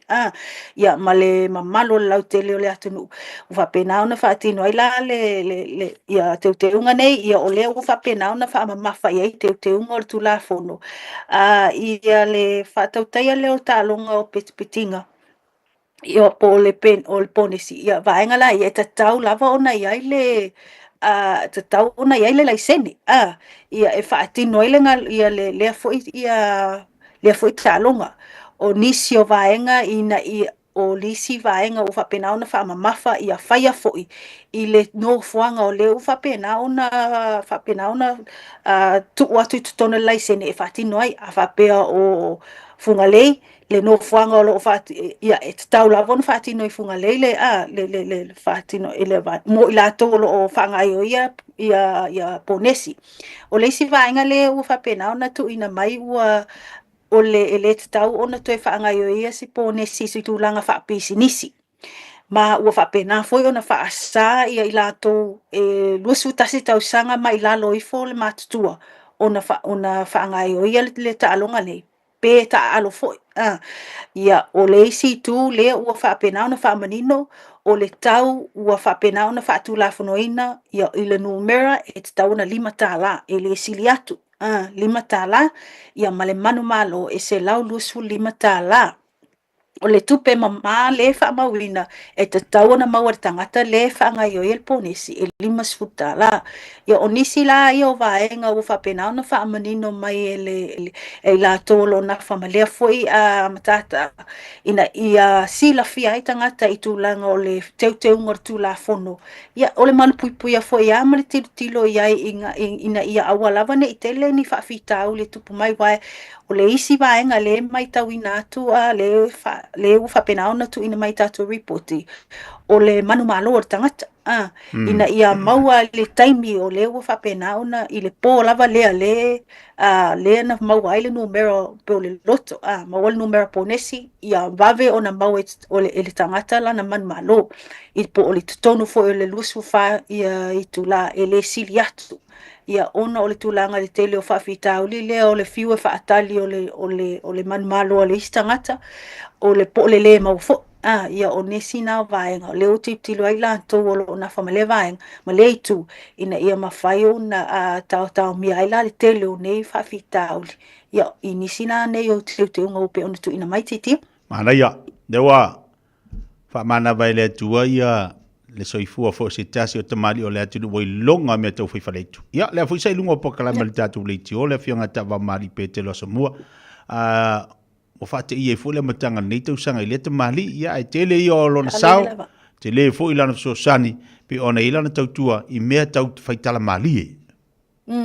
Sa le te ia wa e sila fia ai lau fia talainga tu sai foi malua foi por kalame ia malia foi tamali ia ta va mali i petelo asomua ia i le tele foi o tausanga o aso foi ia i tulanga ia le lua foi por kalame ia ai peoneta ua longa o se tanga tai ua loa mai to tele se tatu watu no ele isesi le sila fia pena te la tele lua foi le foi tamali ia na tala mali ia o ana foi whaungo ia i te leo taimi ia whaatino ai ia o lea la na whapena o na pena i tāua na whaate ia to te le ina ua a mea foi ia lewe tamali ia talo mai le tele o tausanga ia o ia whai a pele tau tua mō le tātou atu nuu ia o le whai tala mali le mai tau ina i tātou reporti ua tele ia whaamoemoenga o whaatasinga o whapena o na anga ia tuai foi lea tamali. Ma o tele foi lana sao i tono Samoa tu sai foi manisi pe o nei ai ia nisi o au lotu ia po e kalesia fo e pena mauaila vono anga ia tu so sonia tu nisi fo o sa ilinga manisi o vaenga ia ua lela ua whapena ona whamana vaina ele tuala na ia foi au nanga malana tautua ia isi tatu watu nu ia watu ai foi whamai senga ia isi ainga ia mese foi lato ai mese le atu nu ia u lato wa lato si la fia mai lo foi lea foi tamali i mo na winga ia mana tala mali e foi masa ni tatou whaalongolongo ia. Mana ia. Pamani ia tau sanga sit seni ni usile fasa maleiva. Ai ta sit tatou tau sanga lo wawa ia tua te e nape ai sea. Iwe, fasulu iwa tala sanga le pe ona e taua le uwa pena ona uatalia. Iwa mai ai loiloina ia tūlanga uma mai ai inga uma le uwa amaunia mai le eternal Affairs ia po ila to fo lo o nafa malea fo itu i le whaatino ai o Citizen ia o fasuri wa tausanga o mai o na ilo ina ma ua talia ina ua whaamalia ina o mai inga nei i le tue anga wa aere tangata mo le tausanga le tangata no o New Zealand po le Citizen i tūlanga i reporti o lea whamawina e se lau limas fufa tausanga lea na o atu le Internal Affairs mo lea lava mata upu o le toi whaafo i mai o Citizen ia tangata Samoa pe ona whina wina ia e tu sai fo e male ngaluenga ia le sui fai pule fo e le party le Green Party ia te nau ia o tulanga lai ia e se lau fast limas fufa tasi lima fa tal sanga no o atu ia e au fia ila mar fitus tasi o tal sanga nei e mai Samoa lava ia e peona e ta o tasi lava le talo sanga ele i whapena o Natalia. Ona ele i whapena o na familia ina i tūlanga iai. Ia inga pe o na tato po criterias uma. Mai tau foi o ese o uma foi o na whaatūlanga mai criterias e sauna ngai umai tangata sila tuto ai ma whai tau manino. Tūlanga poe pe whapena o na o iai pe tau iai le foi le i lea fo i tūlanga tarsanga pele ai. Ia e tu atasi lai le i whapena o na whaamaliaina. Ia e tūlanga iai i lea fo i tū. Ia a lea ua lo whaanga solo pea le to atele. Ia a tonu e se taimi o iluma o na toi mo waila i o se si whaupoponga. Waile mai tau ina i tu salama le he tolu afe lima se lau tangata anu o Samoa. O lo soifua mai pea i le taimi nei o lo anga baa. Tu sai fo i male mai ainga o le mawai Citizen ia New Zealand tia. Mana ia, tō lunga tāpa kalama nei taimi o le tai au i le amata o le tausanga. Ia ai si ia ilo lunga tau le sua umat pensini. Ia leo o iei tātou whai titia ilo mar whewai, mar so o na o solo e amale mai mau pensini. Ia, sa le ia tūlanga lava ia a tonu ua walu foi le uru. O le si tangata avita avale nei taimi tono Samoa, ona o tūlanga ia ili si pe o le tau o le pensini mar so au. I le masina o te sema le wha mawina o le tausanga sema atu nei, sa lua tā la walu sene i le lita. Le lita tau le lita le pensini. Ia a leo ua whapenauna o mai le masino Januari, lua olo lima, lua tā la iwa lua sene i le lita. Tau fau o le swa ur kiso, ua toru tā la walu sene i le lita. Ia o le tau sa iai le masina se mai atu nei, ia lua tā la iwa sene i le lita. O le karasini e nei ai, i le tau sangan se mai atu nei le masino te sema, lua tā la ono tasi sene i le lita. Ia o le tau fau leo whapenauna iai le masino le nei ia e lua tā la fitu tasi sene i le lita. Ia o tūlanga ia leo whapena o na whaamanino mai. Ia tu sai fo i male silafia male a ilo se tātou atunu. Ia e pena i tāua. Ia a ilo ai fo i lai tangata whaititi o le aluatu. Almai. Aluatu marto e sau. Ia tu sai fo i male wheo inga lungo ala tele titia. Lo whaafutai. Nisi rao tātou tala o le whaafonga mai le tātou atunu le whaingon leiva iaso pe anta pena mai ai ia le tau sala le pokalame fifia mai. Whaitau wa ilongo penga te whailangi na manino. Masida fia le tātou atunu umelo tupu i tino le tātou atunu i Samoa. Tau mole whawaponga le tātou pokalame le vasa whaua le tofinga. Ai whaafutai mo le nei iaso ia male whaingon leiva iaso. Ia, whaafutai lava te tia mo loa wanoa. Ia manui te leina whai wale nei aso, ia me se foi se tātou atunu ui o lo mai mo mai, mo nei, se fua mai manuia. Tā lofa, o a ua mele, le tinao ana ma John. O se vai aso pisi le nei vai aso. O lo o a fia John i le fulu, ai o lo o maua ana i le tino mangeso. O lea whatoa o fo i mai le whale talavai. Ma sa maua i le fsoso ani mo nei whaafita auli. O whaamatalanga tā ua. E pei o manu anga i titi, e iai ma o sia o le tino. Ma fesili e winga i vaila au. E iai fo ile no fuanga mo tala noanga taito atasi. Pe amana o mia. O le whale tala vai foi. E ma whai una la tautu uina mai vaila au. Mo isi ngase ngase. Ma whaatino e matui pui pui. O lunga o le healthpoint.co.nz e te maua i whamtalanga o le whale tala vai. I le tau pitonu. Tala whalawa Samoa o whainei o eni ma le tato whale tā wale la wiloa o le Car for You. A whailava ta sa ilisa ta vale, le aise lai sene pe mawale lai sene a o e whaingaluenga tu mau, ma le leilo suafa, whaingo fia lava le kafo iona fsoswani mo oe, mawale tato cashback pe a mana miele fsoswani. Ta lofa lava Samoa o awhile nei o lofa, awa nei ngalo le tato Facebook page le Car For You, pe te su mai le matoto atu si tolose lao Kreisau Frodman Rewa, pe faso tai mai le mato telefoni, over te lau lolo a fitu whaiva na walu, pa fisili mo en po alofa. So fase fua. A whaialo sa ili sea o ngā a mata molo walu. Aua loe te toi popole o le Galaxy Childcare e tele o na la lai au kilani i saute. E toa tele whaia o ngā ngawaa o le a o ina le whanau e iaia inga whapitoa pe a le sitala lo walu. Tolus fulu i tū la, free. A vanoa le vēna le a onga mo whemalanga inga le whanau, free. Maua mea aia le whanau, free. E iaia inga whapitoa. Mo nisi whamatalanga, whafsotai le o lua tasi, o valu tolu, lua fitu, lua iwa fitu. Radio Samoa. Tasi mai batolu amo Radio Samoa. Tasi mai batolu amo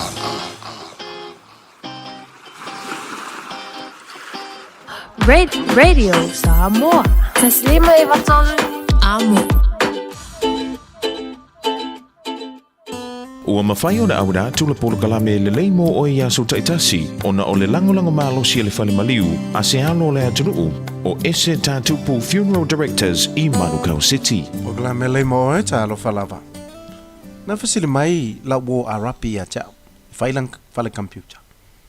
O ia le malama i le to tele o tangata Pasifika. O lo maulalo i le whaatulanga ina.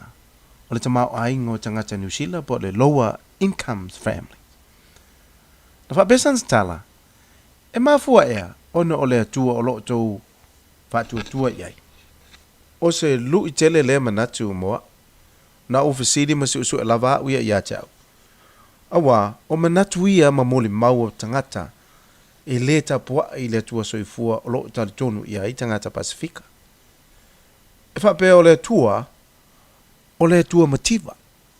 Ma le lea lofa e ala ai o na tele ina le tamau a inga tangata lo lotu mai le Pasifika.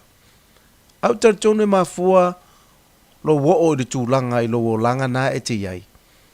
I le taimi nei, ona o lau lava filifilinga.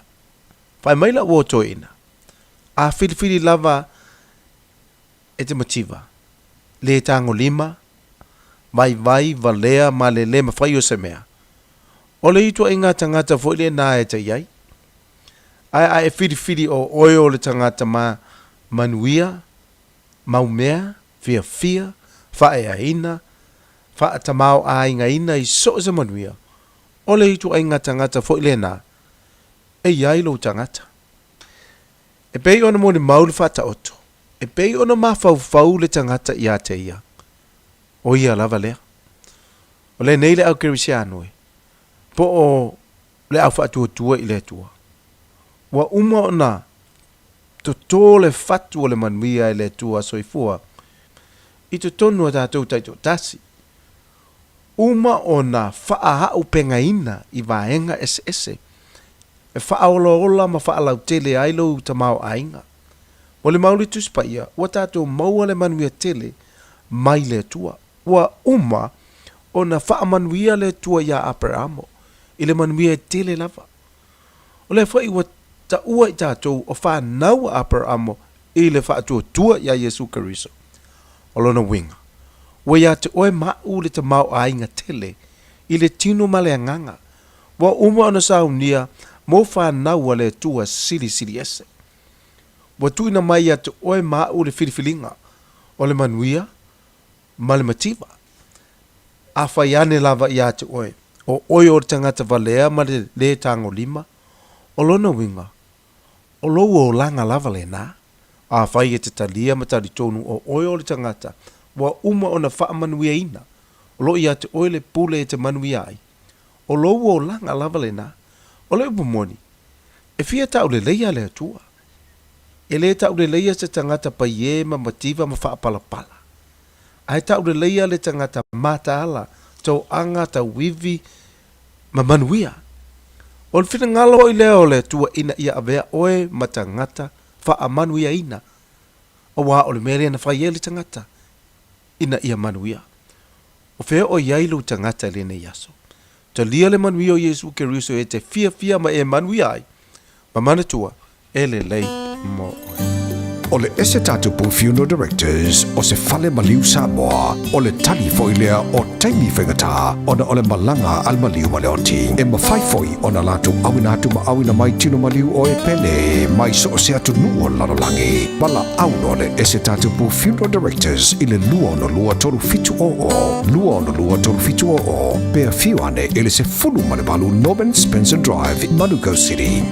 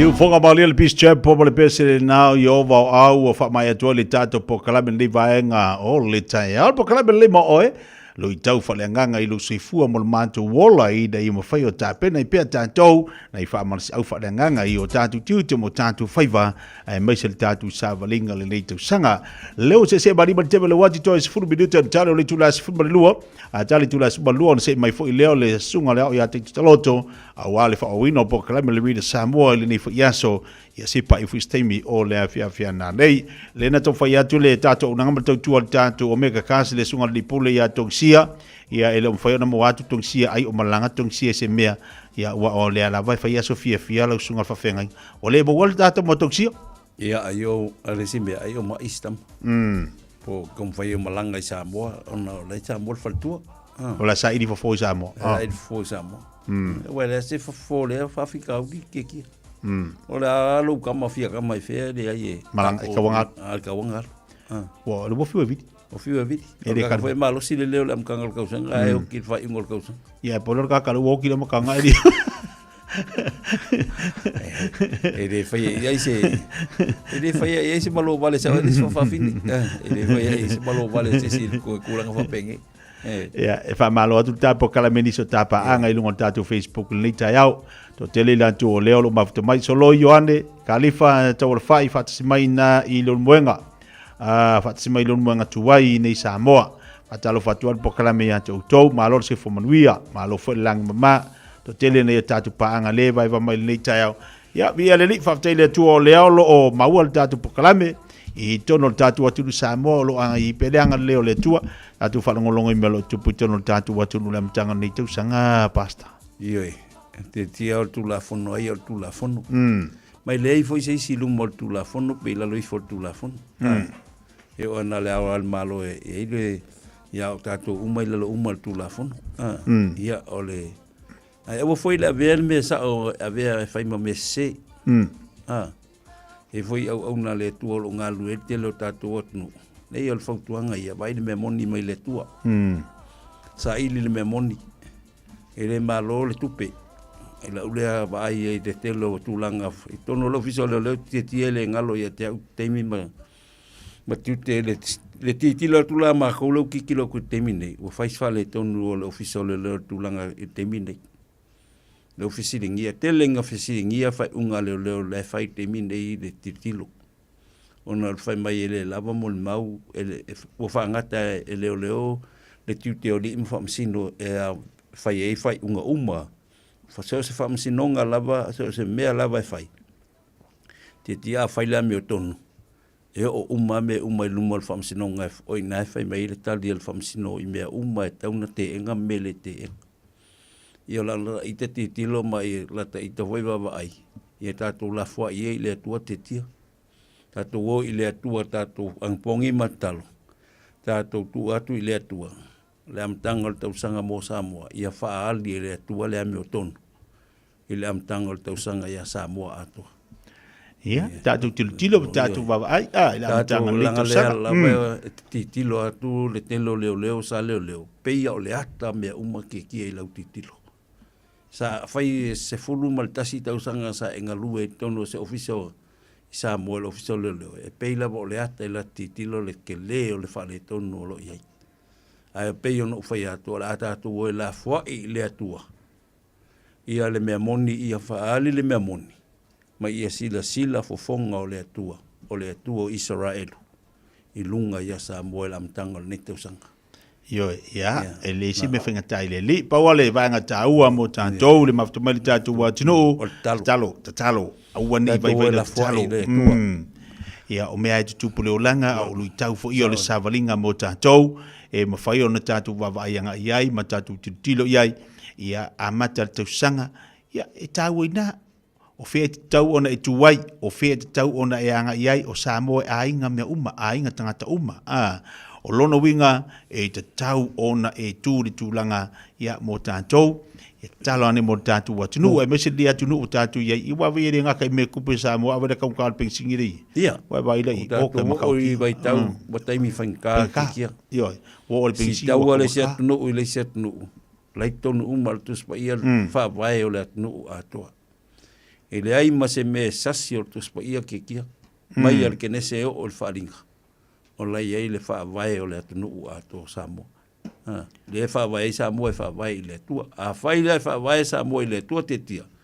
O teimi o la mtanga o tausanga le angpongi maltalo. La fua i ai. Ia whaali le tua le ami o tonu. Ma le vevesi o le atunu.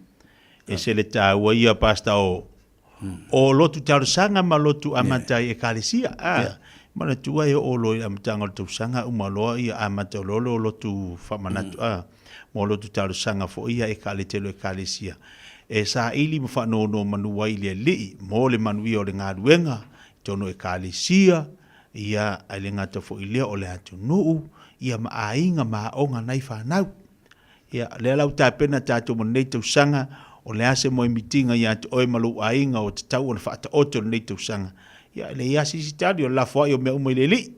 Ia ma whaisa unga aruenga. Isa o le te tu. Ai leo le la fwa i o mea i le li. Ai moe ka hau. Le te tia o le sa o le amtanga o tausanga lena. Wa fonga mai e parmi e whai eile ang pong tau alwai aso ang pongi matalo ia Samoa. Lena wha fonga eile atnu le lauloa le atnu. Ia la tai te foi na titilo le tausanga mai al sunga le laudi al mani atoa. Ia tue la fua i atu i le atua mea umon nei tausanga. Tu sai ma fuafuanga ma whaataunga umo wa eisa amon nei vai tau. Ia ai le lei o na tātou toi oe atina e le pāo Jerusalema. Pe o selu papetu. Lena whetalai ei le atua e leo le malosi e leo le fitfita e leo le poto e leo le atamai. Le anganga o le atua. Atetia. Maanga ia la wa le su marisunga le ia teito.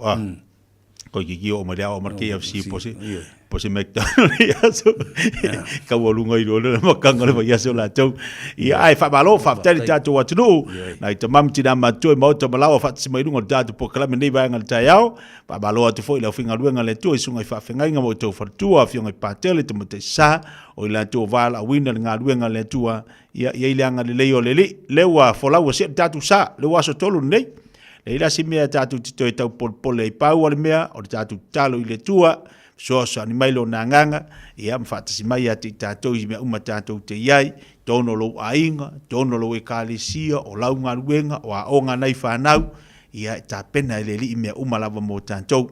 Ia al tātou pokalamena, ne vanga tai au pe o na masa e lua toi marisunga whawhenga pasta. Ia, tā mola tunu pele, ia ngā leile tua i whai ungon nei vai aso.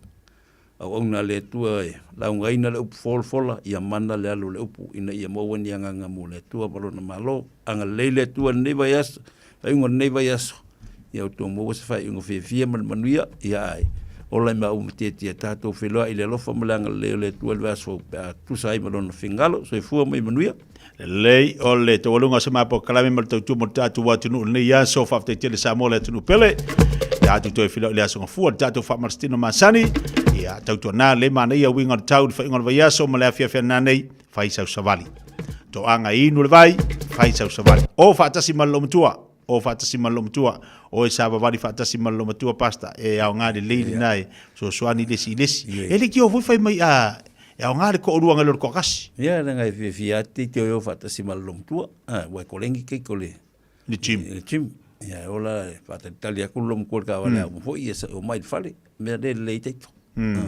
Ia ola savali. Ia savali fia. Ia ulima. Wale kawai misa. Yo. Wiki fai lom ko va velang savali pe fai kwai le savali lom ko. Wale ka ma pe fa pe vai ko va vel savali ki ai kwai le savali.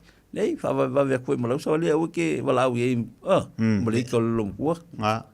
Ke ai o Ava pe ngese le savali lom tua fa ngese mo koi. Le se me quiere va ve forza varia luciro ma quale mo. Ke waka el lom ko. Saya orang dia sampai merkan ko ingan lom ko. Kako sa merkan lom ko ngai ke fia ke sa vario va. Ya le vali le me voile le pacing. Le per miwa le kasi.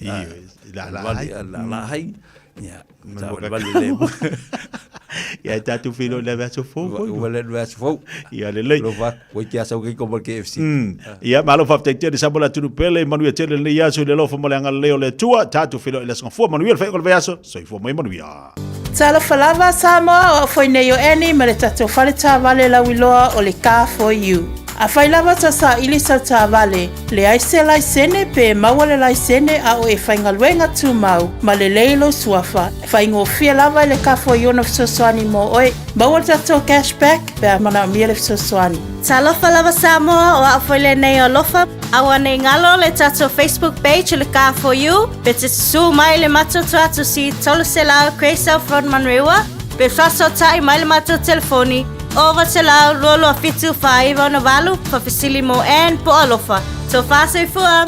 O e mo mia singa luenga le customer service, hospitality, po le avea fo ima leo leo. E te leo mautinoa, po o whea a matai. I le MSL training, mātou te whesoa soani atu. Mātou te malama lama, o le amataina po le toi fo i atu i aonga. E mawhai ona whaafai ngata. Ai olo o iai le mātou au whesosoani wha maoni. E taita ia malangolango ina oe i lau malanga. O le MSL training, o se ainga. O se nofuanga i langolango ina oe, e wha malo si au, ma wha manatu atu lau sini wha atu. Asi i le msltraining.co.nz. Pevala au loa, le o valu se lau, lua, fa, tolu valu. O lolu manai, e a mata atu, I inei.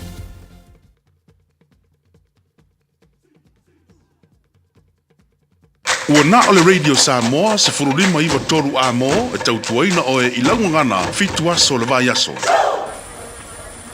Whātalofa ro tātou o tinu I le whae unga o le vai aso mua le tausanga whaurua o lua lima.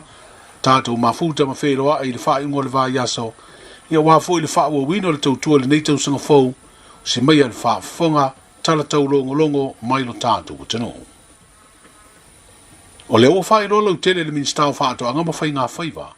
Le sunga la auli le watea polata I Vafosi Smith, I lunga o wala o fesota inga te le vavave le api o folinga. Le whai aia leo ni mori anga whaasanga I Aoteia. Ma o le asfarei le mua le nei o Januari lua o lua lima, wanga I atuai le minstai le ofisa au tua leo I pia, mo le whaia o ia molianga. I le saunanga whalawa I tele le sunga la auli I lunga o wala o fesota inga te le vavave, na ia whaai loai o le mata upu le whaai lewe tau ta vale, na fia I le soi fua o tu au maletino, o le mafu anga leo morianga leo na tele o si la fia, po a tonu ia morianga ai pe fia. Samoa, ele ai se me lilo I lalo le mata o le la. Ele ai fo I se po ele au. Pel tonu e iai le tai au malama. Pasino mai ele atua na te whaatau I nai, lana mi o tonu I le mata upu le nei. I tai ele malo lo le li o le lalolangi. Kau mawhai pēa no so whainga ina ia vea le mea sao, e vea ma mea se, ai a vea le mea se, e whai ma mea sao. O manatuai ina ia longo puia li, e pa ia ma le mamalu o le tātou atunu, I le tūlanga ua o iai le matau pule nei. Pasi sila alo ia tuai ina ia toa pēa le tai, ma ia malu le vai lau whaafafonga I le nei tūlao le fiafi. Le aso atai au I le tau le se fulu, le au o atuai ni tanga aluenga leo, e whaatino morianga e whaasanga I atiao. Ona o le matau pule nei, I le maliu ai o le alo I atu au martino. O ni upu manitala sa whela vasai, I lunga o penga o whaamtalanga ma televisia whaasalalau, e ala I le tau mawhai le sue ina, ma le tau mawhai pēa ina ia manino le mato le vai, e maua ai le aunga ma le wha moe o le matau pulu nei. Ka maua malau whaafonga mai, e le tau ngofia I tu waso whape nei. Aisea, e tā liu ai popo e lango le mai tau le tunu. I lo wala wina o au nei o le sui fai pule, o le tu malo ngā ngai whamaunga numero tolu. O au, o le sui taitai o le vaenga whau whai whātua I le tua sa mauatasi. O au foi o le taitai whono, o le ainga o le whātua I le tua sa mauatasi. Ma o au foi o le minista o le kapeneta o whātuanga o whainga whaipa. Tau tala ma le ava ma le whaaloalo e asua tuai vai malu I puenga I lau whaafonga mai I lo ua fianga I le nei matau. Moria ia o leo ina ia saili le ami o tonu a wā le mataupu le maliu ai o tu au.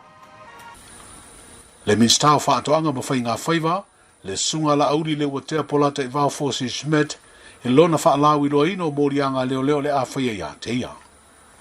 O le masino mea le tausanga nei wa whaatulanga, e sue ai morianga o isi tangata e toa lima, e au fiai le whai pule o salinga tasi o lo tua ia foi, I ni morianga so li tūla whono e wheso tai, I le whaatawelewe tau ta vale na maliwai tu au ma le tino. Wa amata le tausanga fau le wha maruai o tau fau o tūla whono, e wha ngai o iai le ta alonga o le ponesi, le e fia le to tele ta aloai. O ni tau o wha iloa le pūlenga o ta alonga o petinga Samoa, na mawhai o na fausia le mai o ni wha tele noanga, na whaia lea le motu o polu masawai, I le aso se furu ma le aso se furu lua o te sema, o le tausanga le te nei. Wa wha mawhai lea tūla whono le matua te tau, o na taro sanga se lai sene mo le whaia o le ponesi, ma ia wha ngai o ia mai fo I le no fuanga, o I to tonu o le lai sene. Wa tapu ai ma wha sao na toi whaia ni to tongi o ni tangata e ngā lulue, I le whaia o le ponesi. Se tasi foi o ai inga o le te tau, o na toi wha ngai o ia se ponesi se tūlanga wha pisi nisi. Wa wha sai foi o na toi ta aru ni tangata e luas futasi te usanga ma lalo ifo le mātutua. Ma ua sa foi o na toi wha o ngani tangata, e luas futasi te usanga malalo ifo, e fesoa swani le wha ngai o ia o le tālonga.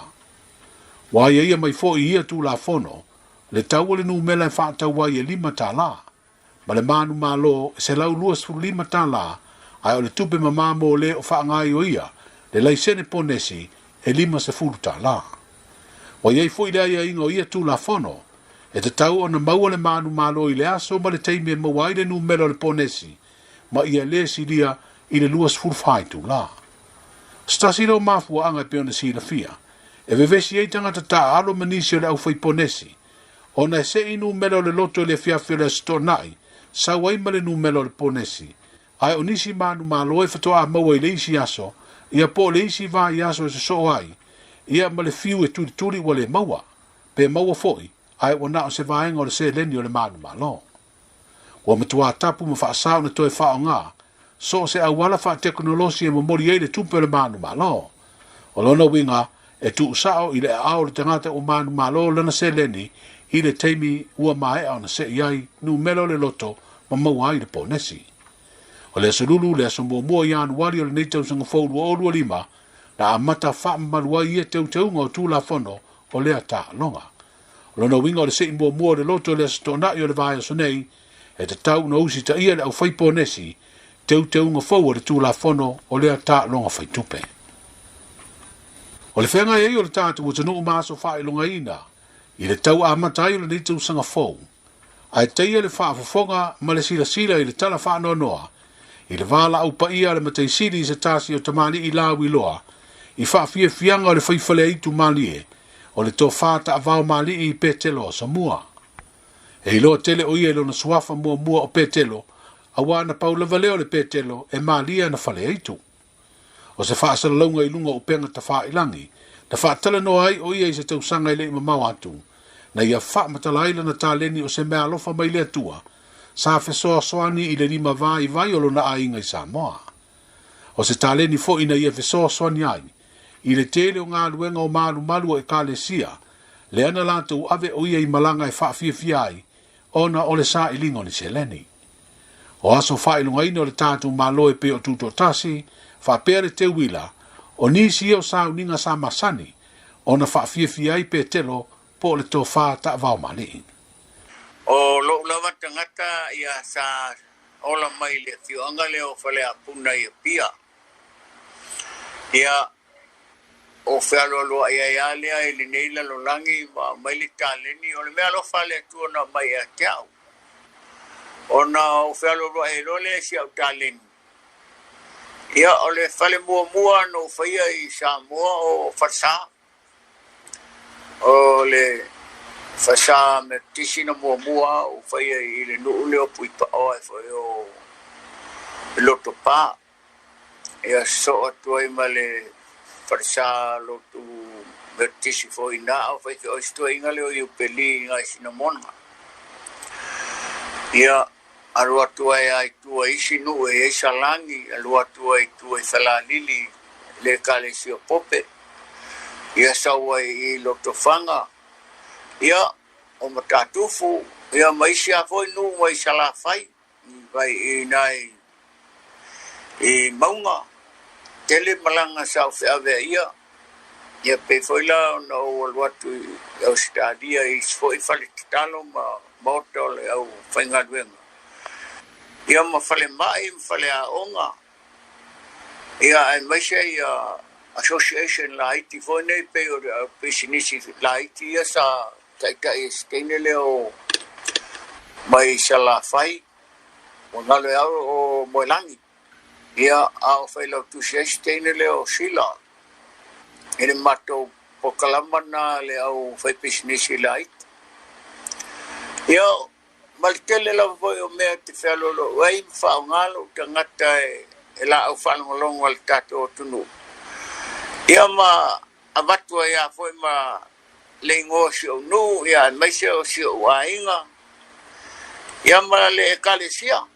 Ia wapea si au taleni nei o lo fe avea ia o le mamalu le tunu e o a foi le Botafono yaso lo soifua na to ina wa fai langi di soifua. Ia wa pe o de tangata e to e lo le vanga na ia mai le vatua. Ole taleni. E tauna e silsila to. Ile fa au nga ina lo taleni. Awa taleni le sa familia ina ia ole tua. O te doa o ia ele se pelo yang salai wa le fai pupula tua tangata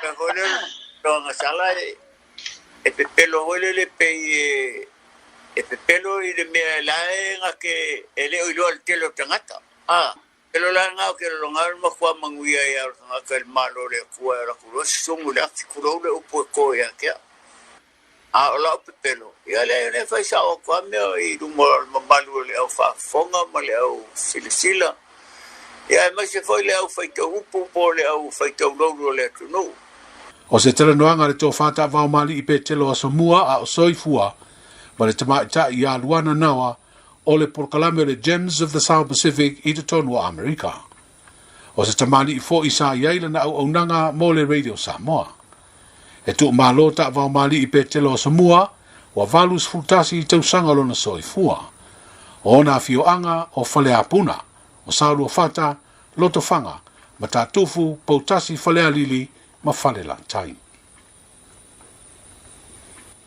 o fa maunga mele masina o te semo le tausanga lua o lua fa I le fa ngai o talo sanga o le siti seni New Zealand o tangata nu Samoa e anga waa wa fa ilo ai le mtanga luenga matau butau loto I fale le malo New Zealand le Internal Affairs Department e fast fulu iwa talo sanga ua mai na ilo ina ma ua talia ina ua wha maria ina umai ia inga yanga vai tu langa o le tangata nu o New Zealand o wha ilo le sui officer city o pulenga o lem tanga luenga I se li poti le litio New Zealand e se lau limas fulu wha talo sanga na o atu talo na amata wha ngā ioi le siti seni New Zealand o tangata Samoa yanga vaa ina ua pasia le tu la fono tau wha ofi o le siti seni Samoa le tau sanga ya fiu se lau varurua o le se lau limas fulfa leo talo sanga, wa o fiai le fitus fultasi o talo sanga mai Samoa.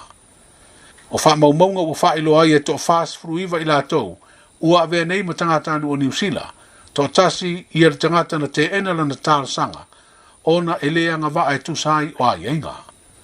O wha ilo le sui officer sido na tanga luenga le loto I fale New Zealand, te maita ia Maria Robertson I lea lipoti, e sidia le lima se lau tangata na o atu I le officer komisina mawalunga o lea malo I Samoa ina ua tatala le aso luas furuono o novemba le tausanga wadu tunei le whauluino talo sanga o le siti seni New Zealand mo tangata Samoa e anga waa e tu sa ma le tolu afe lima se lau tangata anu o le tatu utanu I la tau o lo soi fua mai pēr le teimi nei e anga waa mai le ise teimi whaatapula e tu ina atuai a latu talo sanga o lona winga e toi whaawau pe ato ea e ngā ruenga o le nei tausanga fau.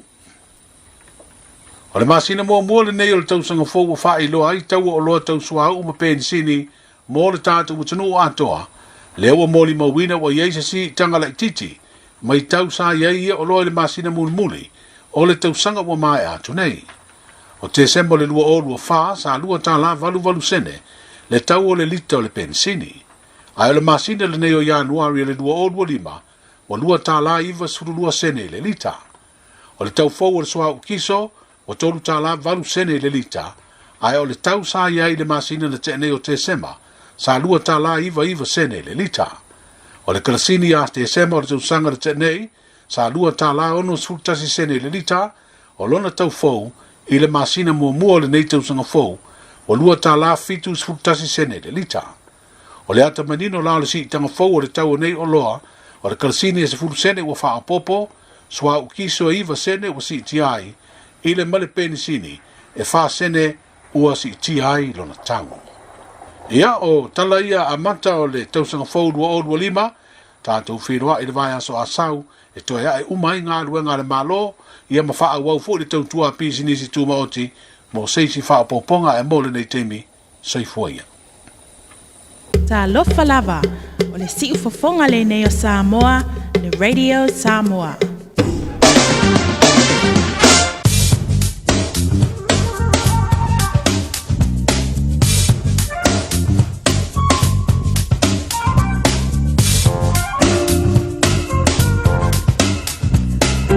Te whaponga maro le atunu o le awina tō tātou tala e pe o na whaponga i le sōr tau tō mai o te ngā mai a tipi au te ngā mai a. Ia pēna misiri tae au misiri sulua. O wina tu muli pe a tāne tō lai fitu le fiapia sto vainga tala tau. Ia walawa u por klame whanga sono po le nei asto.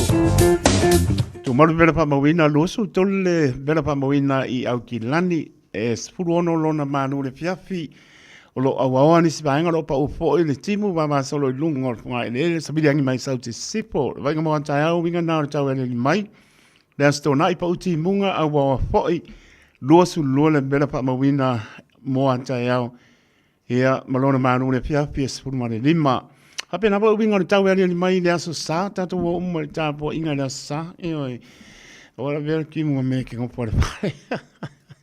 Lua le bela pa mawina le sa, malona manu le fiapi e spuru ma le pa, ia me pa uti munga awa po le sa, su ia mare tau le asanga fua, sulu mata ngo fia le la, ia malona bela pa mawina le asanga fua, lu su tolu le maulunga no wama eti ai, ia malona manu le fiapi e spuru ma lima.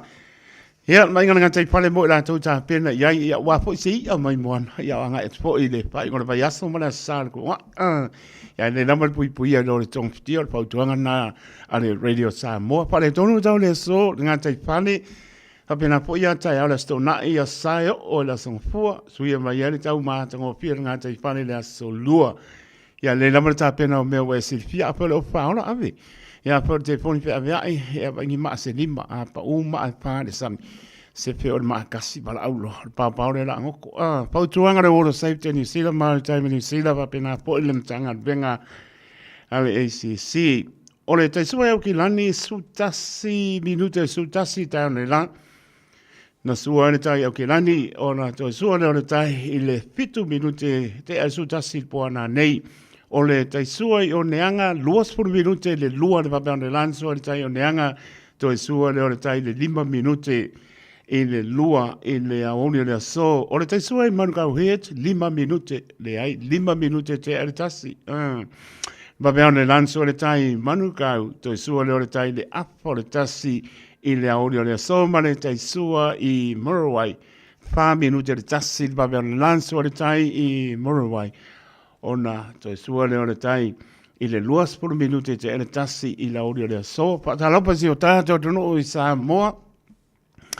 Ia, ne po i vaenga le tausanga pou, le ua toru wasa o le tausanga pou i a pēle li patalo pātu, le maru si o tātou tunu i Samoa, i tā tonu lang sia pe i tātou i le lofo le li, mana pa amnianga le ua so po i a mai le tausa i fura tātou wola i au la bea, ma au ma panpana o le tātou tua i le po i tausanga pou lua o lua lima.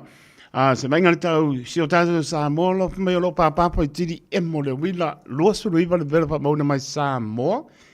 Ia malona manu le fiapi lua se polo lima manatua e lau talo. Ia tātou piroa i pe tāle sanga o apo i me tupu mai.